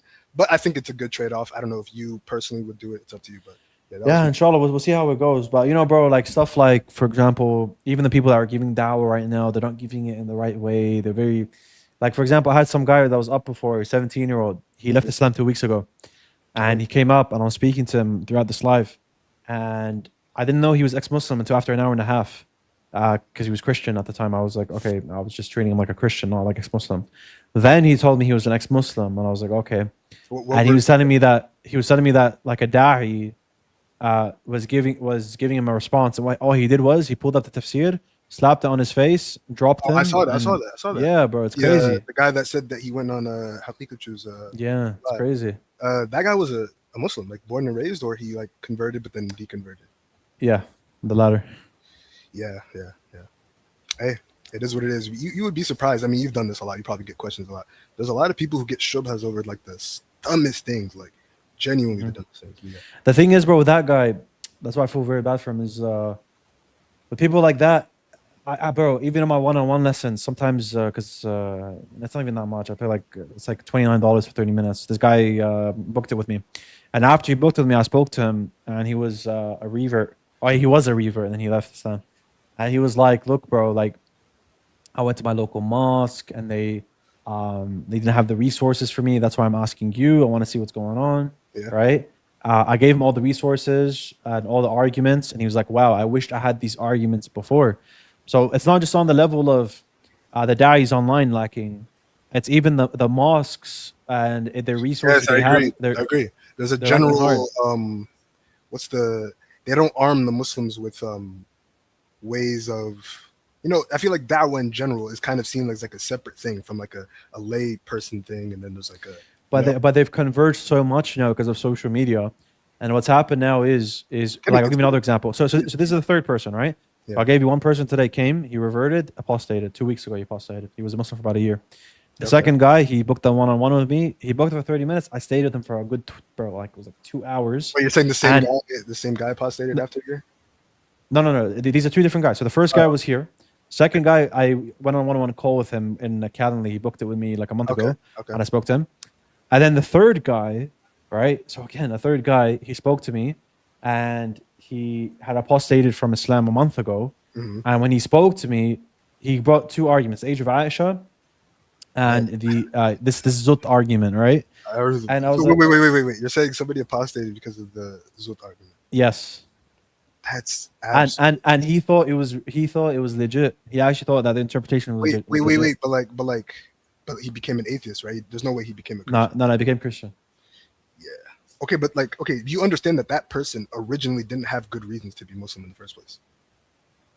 There's no I don't way think so. No. I don't think so, bro. Because look, I'll let me finish my story. You understand? Yeah. Okay. He went to a local mosque. If you don't go to your local mosque, you don't go around asking, then I would say that, yeah. But he actually went to his local mosque, and the mosque said, "I don't know about this hadith." Okay, see, that's an issue. That is an issue, yeah, for sure. But then, like, are you expecting like the average mosque? Because like, if you flip that, obviously what you're trying to say is the average mosque should be aware of dog shit apologetics from random. Yes, you know what I'm saying? They should. Okay, if that is the case, then okay, I see your point. But like, I feel like that they should because really no one comes. Look, what's it gonna be when you have a revert come and ask questions, right? They're gonna come and ask questions. Generally, it used to be ask questions about Islam. What does Islam say, etc. Now it's, what about all this Islamophobic rhetoric that I'm hearing online? 100%. Yeah. He's gonna come with you. They're gonna hit you with Aisha. They're gonna hit you. Exactly. That's why, bro. I would love to organize a thing where we make these like little pamphlets or little things where if someone comes and asks you about the age of Aisha, give them this. They read but it, this comes back to my original point. This literally all links back to my original point where there's like there has to be a concerted effort behind backing different masajid and just giving them. Of course, bro, and I agree with you, but man, like literally, bro, sometimes I feel it's literally in the Dawah scene at times. I feel. Do you think? I feel. Yeah. Go on. I was just gonna say. I was just gonna say that I feel. No, it's all good. I was just gonna feel like I'm just saying that sometimes I feel like there's we seem like we're one ummah, right? Mm-hmm. But really, it's that we're like very divided. It's like you mean like in-groups. individualistic? Exactly.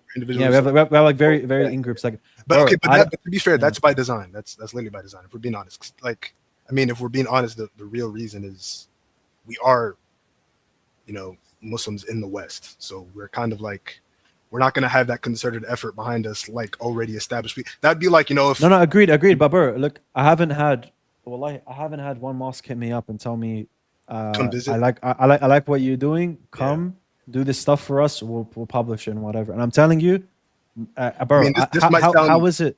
This might sound disrespectful, but I don't know anything about YouTube algorithms or anything. But like, is that is it like reaching them, or do you think like they've 100% seen your stuff?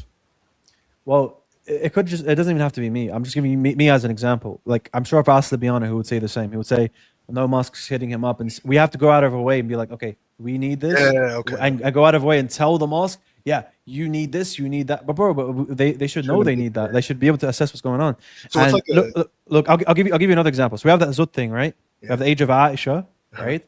And then we have another one. I'll be pleased with her. We have another one, which is he went to this guy went to the mosque, and he was asking about Prophet Muhammad ﷺ in the Injil, right? Mm-hmm. And the mosque told him, like, yeah, he's the Paraclete, like the Paraclete prophecy and whatnot. And he was like, oh, okay, so yeah, Prophet Muhammad ﷺ is in the Injil. So then he went back and he went and checked the Gospels and checked what they said. Mm-hmm. And he said, oh, the Paraclete's called the Holy Spirit, right? So he went back to the mosque and was like, speaking to him and whatnot. They didn't really convince him after that. He was like, hey, bro, like you just sound like you're coping, right? Yeah. And the point is that we have adapted arguments and whatnot that they could use instead of just the Paraclete argument. Maybe the Paraclete won't convince everyone. Okay, we got Matthew 22, we got Matthew 21. We're doing all these things, and that's what we're doing. It's a bit what's the word? Outdated, a bit, dry. Yeah, exactly. We just need to update it. It's fine, but that'll come with the new generation, and I think hopefully Inshallah. That's why we obviously I'm 23. Libiana, I don't know if Libiana is 23 yet. I think it's 22. So there's so many young people. You don't even got to name them.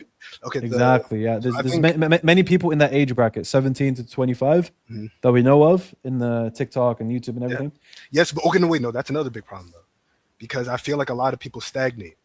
So I've known of you back when you used to be like really on TikTok. You used to have like a bleached profile picture. Remember that? Yeah. And you took the natural progression and you went onto YouTube and you started showing your face and you started putting out refutation content. You started doing streams. I feel like a lot of people, they stay stagnant on TikTok for like, I don't know, 5 years, bro. There's people. I'd say why that is. It goes back to your bro. Do you know how? Bro, look, it took a lot to the transition. I'll tell you why. You think I can upload content consistently with thumbnails, with shorts? No, exactly. That's the whole point. Yeah, exactly. Yeah. Look, let me say this for the audience as well. I can tell you understand, but let me tell for the audience, bro. Me transitioning from TikTok, just 1 minute, 2 minute videos, show my face, or not even show my face, just do like a little video. That is like, bro, I can do that, no problem. Takes me 10, 15 minutes max, right? I could do that. Yeah. But then when it comes to YouTube, you got studies, you got work if you're working part-time or whatever. Then you got making the videos, right? Which takes time. Editing the videos, which takes time. Thumbnail making, which takes time. Making shorts, which takes time. Doing all this stuff, right? And then doing it on a consistent basis, right? With zero funding, you're a goner, bro. Like, you can't do that. It really comes down to funding. That's what brought up my whole point at the beginning, where I was talking about a concerted effort with big money supporting local da'is and local masajid. Because like, let's take for example, and I'm gonna leave after this, but let's take for example the newest hottest argument that they're using, Islamic dilemma, right? Yeah. Where do you think these average, can't even count the Trinity or doesn't know their right hand from their left hand Christians? Where do you think they're getting this information from? They're getting it from their local church. Those local churches are teaching them that the Quran says that they fully affirm the entire Bible. I'll give you an example, bro. I'll give you an example. These Christians, they have meetups. I've seen them in multiple meetups. You got Avery, David Wood, IP, APUS. They're all like, I don't know where they meet up at, like some places in the US. They'll meet up, and I think it would include that organization you mentioned, Turning Point USA. Yeah, You yeah. have that. You have that Shahrik Khan guy, that ex-Muslim doesn't know jack about Islam. They're called So you chapters. got- They're called So how? Because I'm in like I follow politics, right? So how TPUSA works is they have a thing called chapters, and they literally have them in every high school in church all Really? across America. Yeah. So Yeah, like you yeah, said, that's the thing. That's Yeah, crazy. that's the thing, bro. We don't come together. We don't come together and do that. We don't come together for like a dawah meeting or coming together and collabing on stuff, presenting stuff. You don't have that. I mean, obviously, like I said, it's probably harder to do in the West. There's only like what 5 million Muslims, right? We don't have political power. No, like, bro. There's we have is care. bro, the most, there's, no, the most we have there's is enough. care. There's enough. The most we have is care in America, right? And yeah, that's a extremely secular liberal foundation, and all they work on is like Islamophobic and anti-Muslim attacks and stuff like that, and all they do is just do like, I don't know, lawyer stuff and whatever. But no, there's no concerted effort. Like I said, hopefully, there could be some billionaires from, I don't know, Saudi or something. Like, where's all the UAE? I mean, to be fair, the UAE billionaires are all in America's pocket. But yeah, like I said, it all comes down to funding, in my opinion. And I think a natural progression of someone like you, 10 to 15 years, 20 years down the line, would be a political slant, so you can increase your reach. Because, for example, all it takes for somebody to be like, have like hatred in their heart for a Muslim is to somebody tell them, hey, their prophet is and then boom, that's it. Yep, exactly. Look into it. Now look, I'll give you this last story as well before I let you go. I'll bring the next guest on. Before I started, because obviously I told you, like, I had that hurdle where I couldn't really do YouTube that much because I need to get a thumbnail maker, shorts maker, it all costs money. Mm-hmm. And obviously being young and whatever, I was like, it's not easy. I was like 21, 20 or something. Mm-hmm. So to do that, really, it's too hard. So what I did, bro, I had to work my behind off. I didn't go to anyone and say, oh yeah, if you, any millionaire out there, any billionaire out there, come fund me. Or you know what I'm saying? You know what I did, bro? I got off from my behind, right? And I made sure I made a whole Discord server where all my notes I have on the church fathers. Yeah. I wrote all my notes I have, like refuting Islamophobic rhetoric. I went and I made sure I told them, look, I'm gonna have weekly lessons on this server, incentivizing people to come in, building a community, right? Yeah. But how many people are actually gonna do that, right? And how many people like why? Or how many people have like the privilege to do that? For example, like exactly. Would you say your family's like pretty well off, or not? You don't have to like expose your family, but would you say they're not dirt poor, right, or anything like? No, of course not. Yeah. So they can like, let's say if you have financial struggles, they'll help you at the end of the day. There's some people who genuinely don't have the time for that, even though they have the skill to do that. They don't have the privilege to be able to put everything aside and go on a full career with a dawah. Exactly. And the thing is, that to do it like this as well, like what I did at the time, really, like if someone's doing innovative arguments and they're contributing a lot to the dawah, if you believe that, right, you should be supporting da'is, right? If there's someone, look, everyone that's listening in the chat, it doesn't have to be me, whoever you listen to, and they're giving dawah, try your best to support them, be financially, be sharing their content, whatever. Yes. Because they need it, bro. Like, we're living in the West, like this brother saying. Yeah. I mean, take me for example. I don't know if it was the same for you, but the way I even found all this stuff is because I never really had any doubts in Islam, but I just randomly came across, a Speaker's Corner video, and then I just sorry, but before sorry to interrupt you, but I just want to quickly mention this as well. This brother's right, and we didn't mention one thing, bro. Israel's literally funding these guys.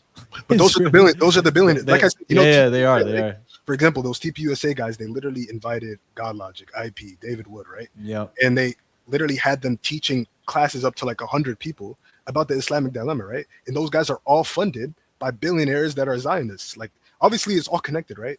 Like I'm saying, hopefully we can, match them in terms of, our ulama or whatever in the Middle East or whatever, Muslim nation or whatever. But yeah, that's all I wanted to mention. Yeah, barakallah feek, akhi. Yeah, it's a lot to think about, stuff I do think about. Yeah. Barakallah feek. Assalamu alaikum. Right.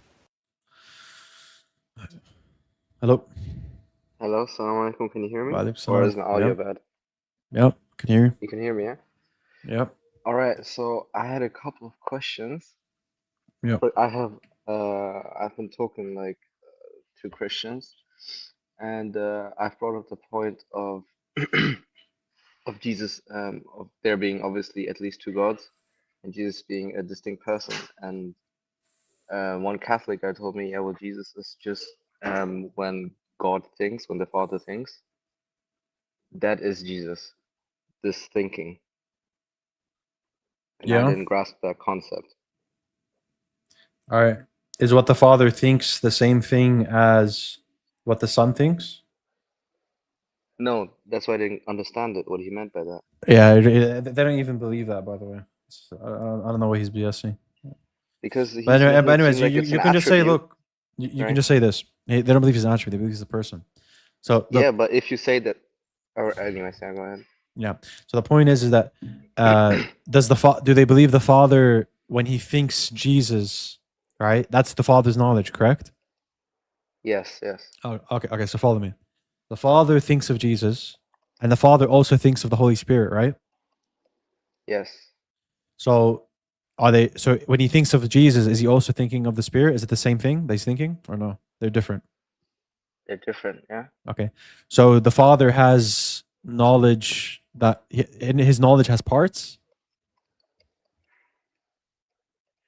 I guess it, yeah. Catholics don't believe God has parts. Yeah, but how do they reconcile that then? That's the point. He gave you a BS explanation. It doesn't make any sense in his theology. And what makes the Son a son if it's not ontological or something like that? Like, why isn't the Holy Spirit also a son? Yeah, there's no way to explain. Bro, he didn't even give you Catholic theology. But anyways, yeah. So what's your next question? Yeah.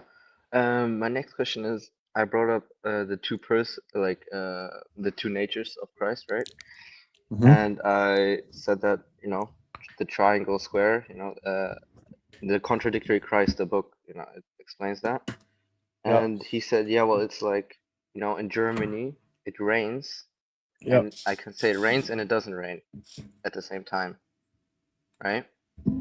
No, you can't. If it's either raining or it's not raining.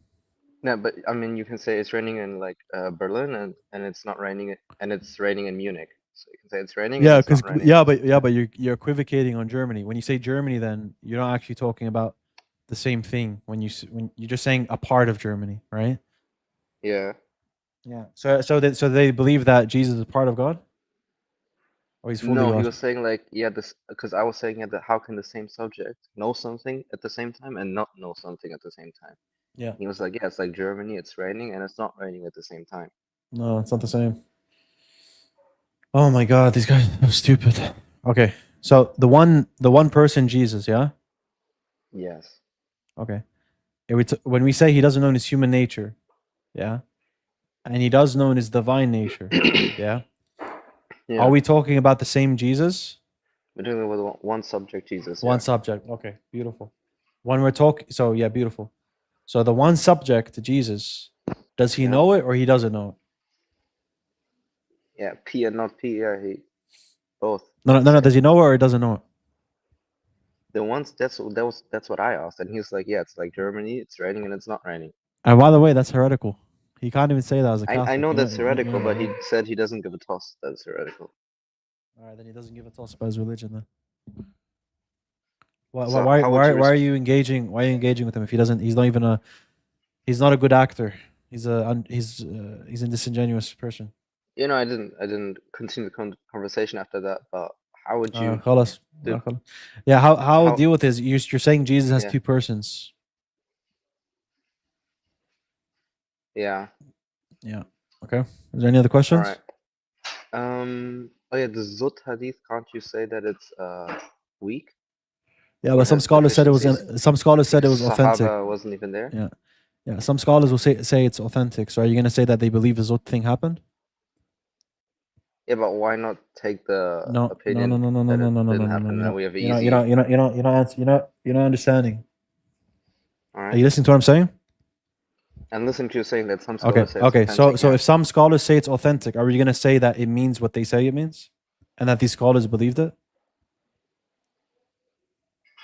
Yeah, then you'd have to say they believe it, but I can take the opinion No, bro.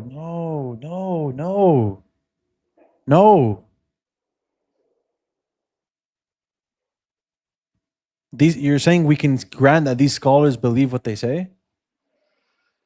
they believe that Zut incident No, happened, bro. yeah. No.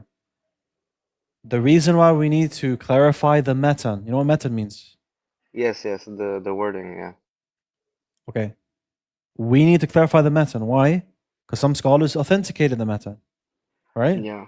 No, I understand that. Yeah. Okay, so if you don't defend it, you just say, oh, it's inauthentic. We're going to let them say that these scholars believe this disgusting act that they say? No, obviously not, because then you have Okay, that's the commentary on point. the hadith What's the that point? explains So it. what's the point of saying it's inauthentic? Because that's easier. It's not easier. You're making it worse for yourself. You're saying it oh my god. Is Libiano here? Is that Libiano? Assalamu alaikum. So, bro, why every time I come check in on your live, you're talking about a Always Zut, talking bro? about Zot. Always. What's going on? I don't know Because what's they wrong always with talk about it. It was in my mind, man, because you always talk about it. Bro, what the heck? What's going on, man? Well, I don't know. What are y'all talking about? Just bro, he's saying, oh, for the Zot argument, just say it's inauthentic. I'm telling him you can't do that because then that doesn't cover the fact that some scholars did authenticate it. You're just gonna let them talk crap about the scholars. Wait, but why would you say it's inauthentic, Noel? Well, because I read that some scholars say that the Sahaba couldn't even be there at the time. Okay, but what motivates you to say it's inauthentic? Well, due to the fact that if the Sahaba couldn't be there at that incident, then how could it taken place in I the know, place but that... what makes you want to go to the route where you say it's inauthentic? Oh, yeah, I just thought it would be easier as an easier response, and it's a valid response. It's called being lazy, bro. It's called being lazy. That's what it's called. I guess. Yeah. Okay. And So that's what makes people take the alternative Torah position. Alright, so why rather would you... explain the mutun and through the tafsir that it means. There's nothing to. Oh my God! It's like I can't believe this is a real thing. There's nothing to explain, bro. There's literally nothing to explain. The hadith, authentic or inauthentic, is fine. There's nothing sexual. There's nothing sexual about the hadith. The hadith is perfectly pure, holy. There's nothing wrong with it, bro. Yeah, nothing. You could say crowding around, right? Yeah. That's what the hadith itself says, not what I say. Yeah, but in Germany here, we have like the anti-Muslim TikTokers are like way stronger than the Muslim TikTokers, and this argument has been flying around like crazy. That's couple of that's months. how you know you have some IQ maybe missing somewhere in Germany, man. Brother, I can't believe this is a real thing, bro. It's the stupidest thing I've ever heard in my life. Like it's so stupid. Like it is actually the most low tier stuff I've ever heard in my life. I can't even believe that Muslims take it seriously. Like wallah. Yeah, no, listen. I have a video on my channel talking about the Zut argument. Just search up Dean response, Zut argument, David Wood. I saw it. Okay, you go there. What you know what you need to do? Get subtitles. Go to my video, get subtitles, take my video. Put subtitles on it, post it, and give it to the German guys that are getting I need to, yeah. Germany is a bad dawah situation right now. Oh, and general question: why don't you use like the scientific miracles as There's no scientific miracles in the Quran. All right. Assalamu alaikum. You don't think that when the moon has reflected light, it's not? No. No. All right. No, I wouldn't say there are no scientific miracles. I think that's far. No, I think there are scientific miracles, but the way that it's argued by Muslims is very bad. It's very I know bad. that a lot are fake, but I thought some had precedence. Look, the reason why I say that. Look, wait. Some of them are just stretched. Just let me explain this quickly.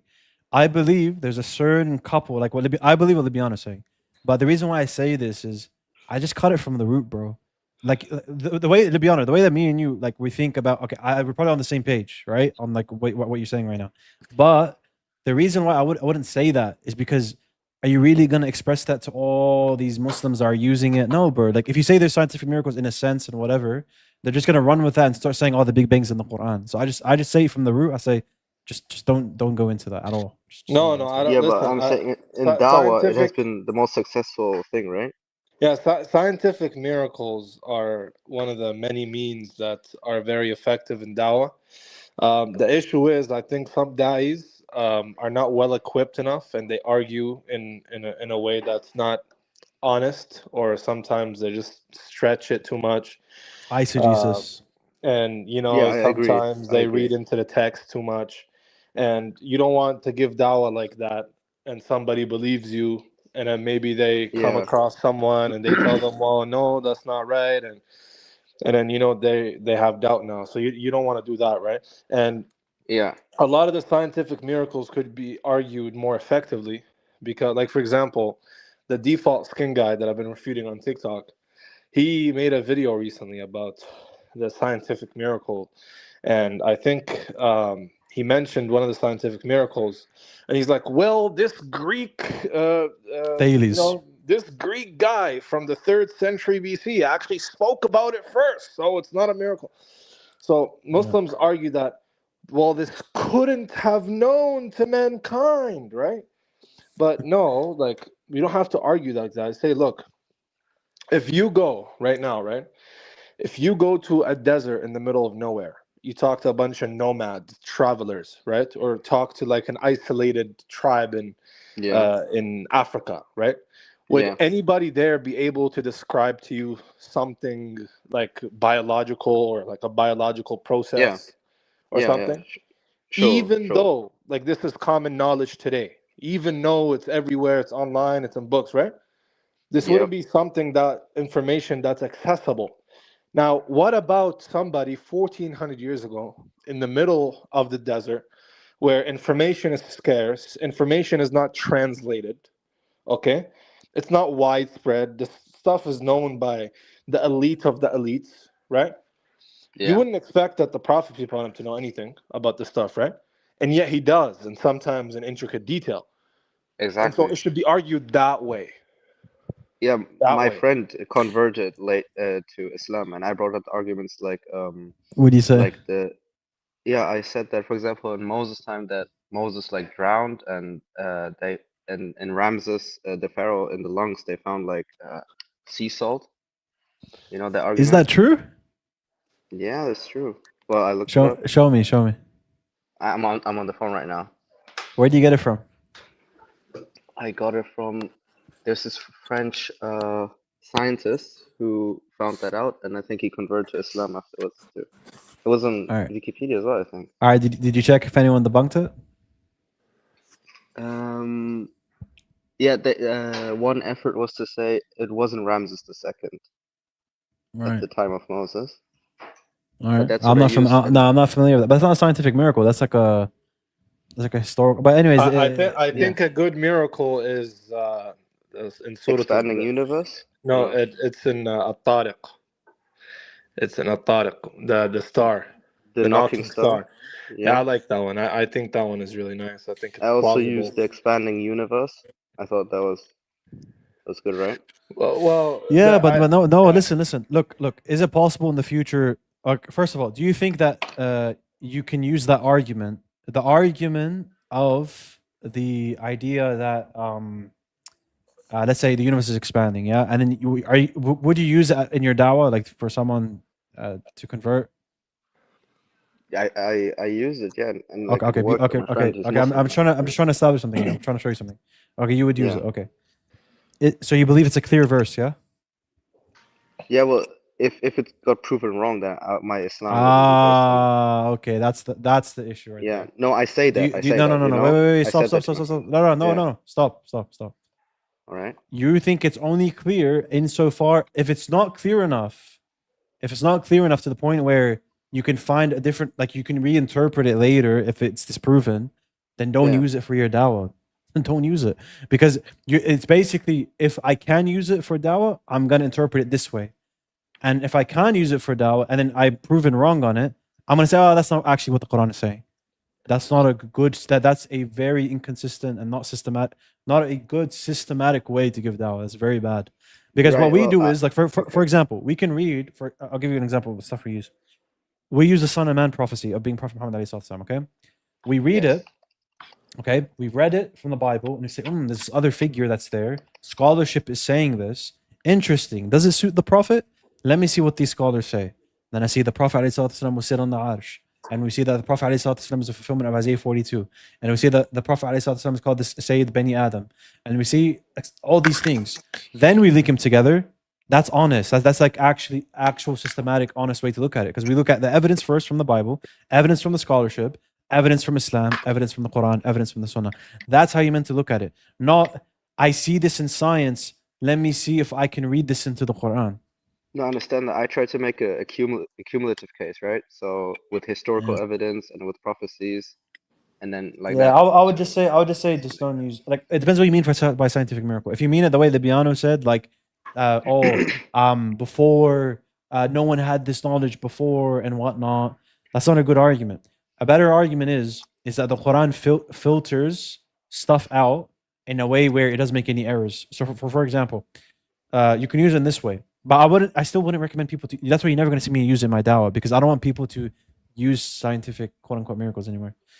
You can if you want. That's not the way I do it. So the way that you could do it potentially is the Quran says every living thing was made out of water, right?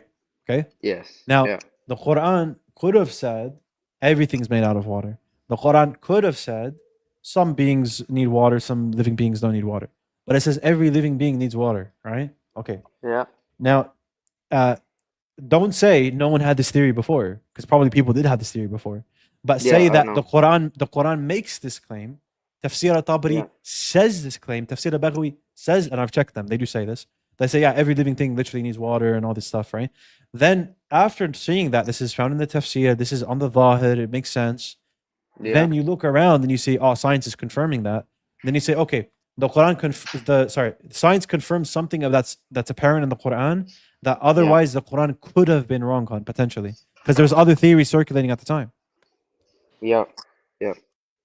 Anyways, I also use the Zechariah argument, like the Hebrew knowledge of the Quran, the wordplace it does on that, stuff like that. That's good. Yeah, that's what I wanted to ask. No, did you send me an email? Yes, I sent you an email. I wanted to talk. Yeah, that's where I recognize your profile picture. Yeah. Okay, I'll respond to you, inshallah, if I didn't already. Barakallahu feek. Yeah, you didn't. Yeah. All right. No, thank you. Assalamu alaikum. Alaikum salam. All right, Dan, you can turn off your camera. Yo, Dan. Assalamu alaikum wa rahmatullahi wa barakatuh. Yeah. Alaikum salam. Alaikum salam. Yeah. Cut out. All right, Hassan, you can come on. He's cutting out. Hello. Hassan, you there? Heck. Yo, don't bring it. Why are you bringing people like that up, bro? He's got a Muslim name and. Yo, I can't hear you for some reason. Can you talk? You can't hear me?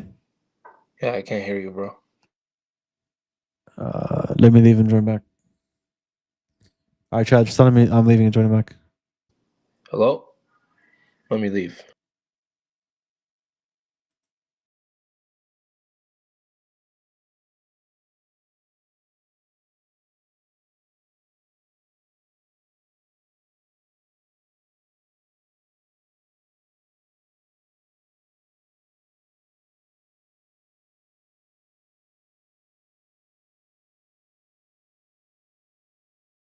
All right, until Libiano joins back, let's see what's happening here.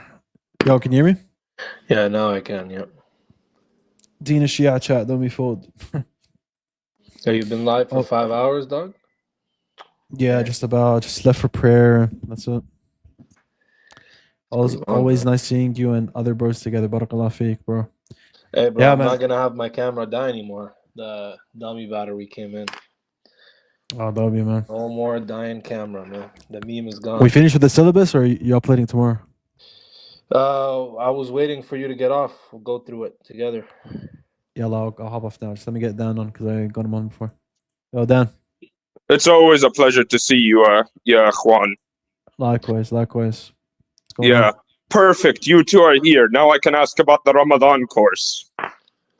Yep, go on. Yeah, so I already asked you on the Discord server most of the questions I was going to ask, but when does the sponsorship end? Does it end like the day before Ramadan or 2 days before? Just thereabouts, yeah. Okay, so just like the last second. Thereabouts, yeah. Yeah, okay. And can I pitch in? Like, what if I give you like $10 because I set up a PayPal account and someone's gonna pay me in a few days? What if I just pitch in and give you like $10? Yeah. So, anyone that, if you can pay some, obviously we're going to prioritize that. The more that someone pays, like as their obviously like deposit thing, then we're going to prioritize them. You can also pay in installments as well. If anyone wants to join through installments, pay a bit here, pay a bit there, we can do that as well. So just if you want to do that, you just email Libiano, theorthodoxmuslim@gmail.com, and he'll set that up. Okay. Assalamu alaikum. Okay, no problem. But I don't have that much money. Yeah, I No only problem. have like $10. We'll see what we can do. Just email Libiano, inshallah. Assalamu alaikum. Okay, no problem. Yeah, Juan. But I want to know what Libiano thinks about, the lying, sinning forelock. Yeah, that's a good one. Yeah. I thought that was a good one too. That the lying comes from the forelock of the brain. Yeah. That's Yeah. a good one. The thing is with those ones, you have to check if an idiom exists before the Quran about that. You have to check. Yeah, I understand. I don't like using I don't like using the scientific miracles argument either, but I don't think they're non-existent. I think they're just exaggerated. Yep. Okay. Barakallah feek. Assalamu alaikum. Wa barakallah feekum. Jazakallah khair for answering my questions about the Ramadan course. No problem. Salam. All right, let's go quickly with these guys. Hello, 1Q. Assalamu alaikum. I just want to know what do you guys think about the mathematical miracles of the Quran? A lot of them is trash. Like it's not good. The what? Yeah, the but numerical? some of them are true. Mathematical like, miracles, are yeah. actually true. Yeah, Brother, you really put your faith in mathematical miracles, bro? No, there's much more substance in the Quran to be appreciated. Libiana, what do you think about Libiana? Wait, what do you think about cats not walking on the Quran? Oh no, that's horrible. Like it's embarrassing. The videos of the cats not walking on the Quran. Oh my god. Yeah, I've tried that myself. It didn't work. It didn't really work, man. I guess it only works on videos. All right, 1Q, is that it? I just want to have you guys ever see any of like the arguments like about the math miracles except the code? Yeah, I have. A lot of them are forced. They'll cherry pick. If it says shaitan. Also, a lot of the mathematical miracles are just wrong. Like I think I've read somewhere that man is mentioned the same amount of times as woman. That's not true. Oh, this one's like, do you know the verse that like the Muslims sometimes says that it's about Big Bang? Like, أَوَلَمْ يَرَى الَّذِينَ كَفَرُوا أَنَّ الْأَرْضَ. So the word there, كَانَتَا رَتْقًا فَفَتَقْنَاهُمَا, the gematria value of it, it's 1929. Why? And in 1929, wait, stop.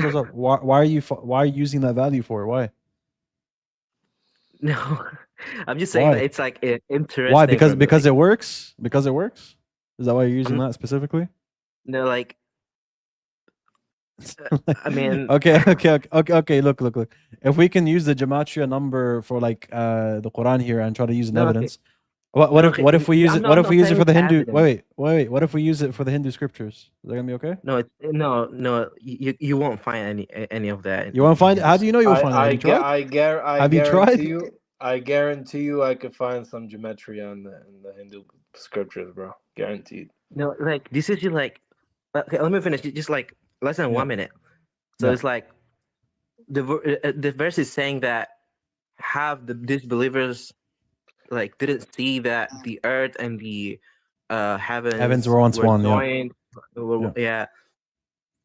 And the gematria value is like 1929, which is like a 1929 telescope Hubble found like the first The first Bro, advent, what are the you Big doing, Bang. dude? Bro, no, stop, Bro, stop, no, stop, no, stop, no, stop, stop, no, no, stop, no, stop. no, no, no, no, I'm not using it as argument. Like really, I will brother. never.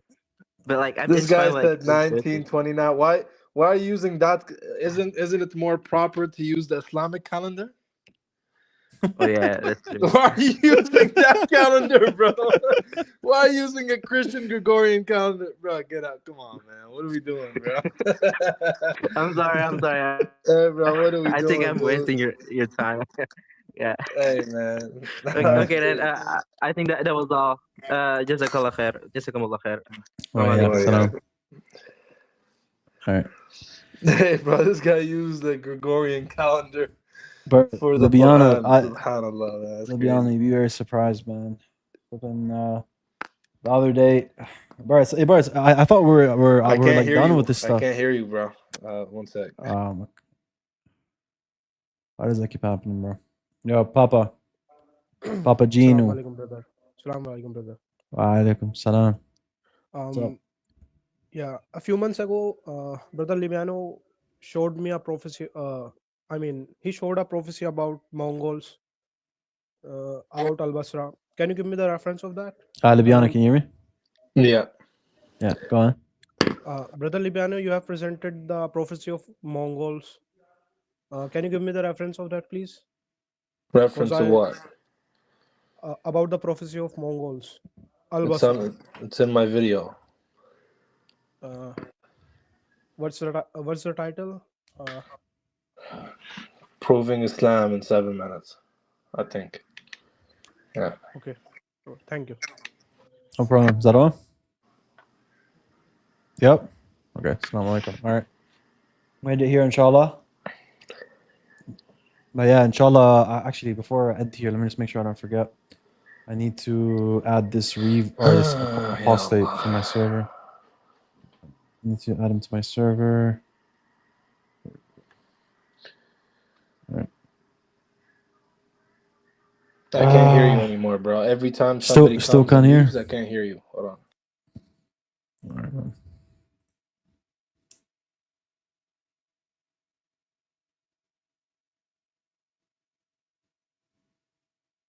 Yo, Zachary. Salam. Alaikum salam. What's going on? No, I can't hear you. I was oh, sorry. Double. There you Can you hear me? Mm-hmm. Yes. Yeah, I was wondering if you guys could watch a live reaction to the Testify video. It's I think it's 5 minutes or something, or 9 minutes. About? Daniel too. Daniel, yeah. Testify's channel is low-key dead. How many views does it have?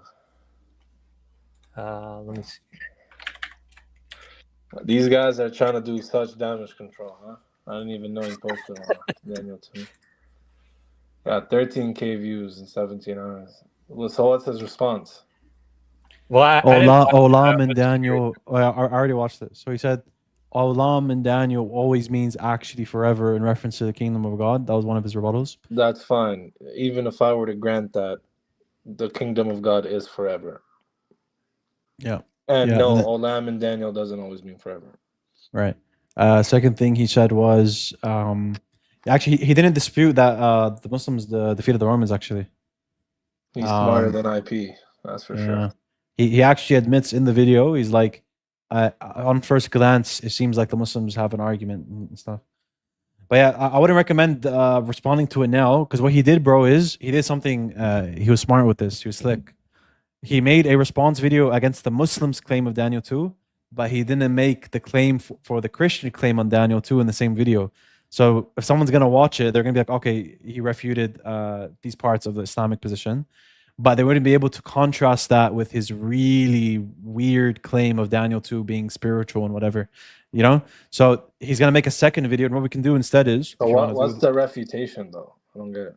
It was the Olam one, and it was so he tries to say Olam. But how does that refute the prophecy? Because he says the Islamic kingdom wasn't forever. The Islamic kingdom is forever. Right. And the second thing he says is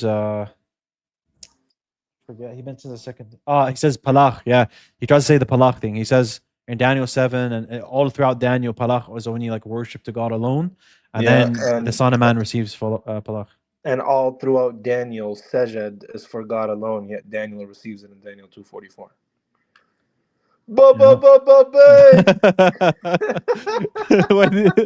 When did you come up with that, bro? Bro, I'm telling you, bro. Bro, I'm unstoppable, bro. Testify is a cookie for me, bro. Bake. So I don't waste my time with these guys, man. Anyways, Is yeah, that Zach. it? Is that all? Is that all, Zach? Oh, yeah, that's all for the video. Thank you. Assalamu alaikum. No problem. Salam. Omar Hanbali. Hello. Yo, hello. Yo. Wait, I can't hear you guys. Can you hear me? Can you hear me, Libiana? Yeah. All right. Omar, chat, just say for him to leave and join back. Wait. Yo, guess I'm gonna get you on. Yo, assalamu alaikum. Assalamu alaikum wa rahmatullahi wa barakatuh. Wa alaikum assalam wa rahmatullah. Hey, no, So I have a question. What the heck? Do you hear me? Is it Yeah, good? we can hear you. Yep. Yeah, I can hear you. Yeah. I can't So, hear him. Dean. Can you hear me? Brother Dean, I remember you were. Akhi, No, I Ibrahim, think it's me. Yeah. Let me leave and come back. All right, no, Akhi, just 1 second. Let Libiana join back, okay? Yeah, okay, no problem. No problem. How you been, Akhi? Been good? Alhamdulillah, bro. Thank you. Good. Appreciate that. Camriano.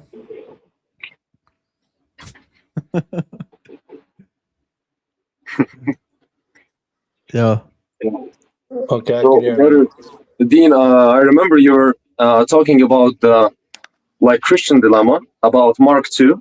So you quoted Mark 2, verse 23, I think, to 28, where the Pharisees approached Jesus, you remember? So yeah. I've looked into it, and then I'm looking at Samuel. I've kind of understood it, but when I looked into Joel's commentary, I couldn't find it. Can you? Joe Marcus? No, it's definitely there. Yeah, exactly. It's not there? It's definitely there. I couldn't find it, bro. The verbatim things that you stated, they were not there. Like, I looked into it. He didn't say, like, the same thing. Or maybe I'm saying, can you give me the source of it? Yeah, so you have the commentary on you right now? I have the PDF file. Wait. Yep. Just tell me when you're ready. I'll give you the reference. Yeah, let me just open it. Hey, yo, Dean, when you gonna wrap this up, bro? Last guess next, inshallah, because this guy's been waiting. All right.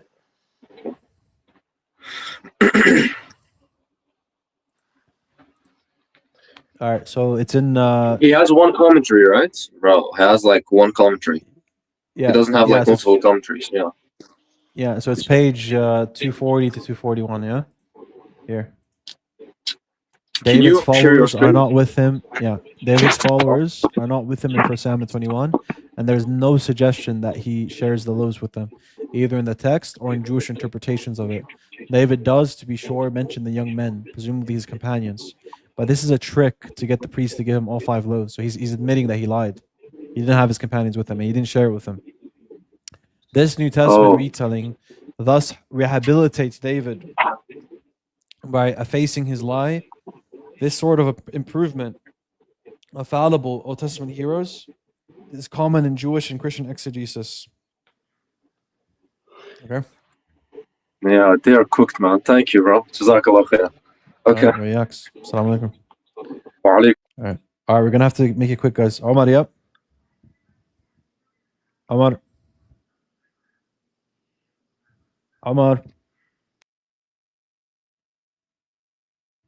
Omar, you there? All right, left. Okay. Last guest, Abdul Hakim. Assalamu alaikum. Sorry, I can't hear you, by the way. All right, guys, we're just gonna end the live, man. All right, guys. Assalamu alaikum wa rahmatullahi wa barakatuh. I'll see you guys. If not tomorrow, then after tomorrow, inshallah. I'll be live around the same time. Take care. Assalamu alaikum.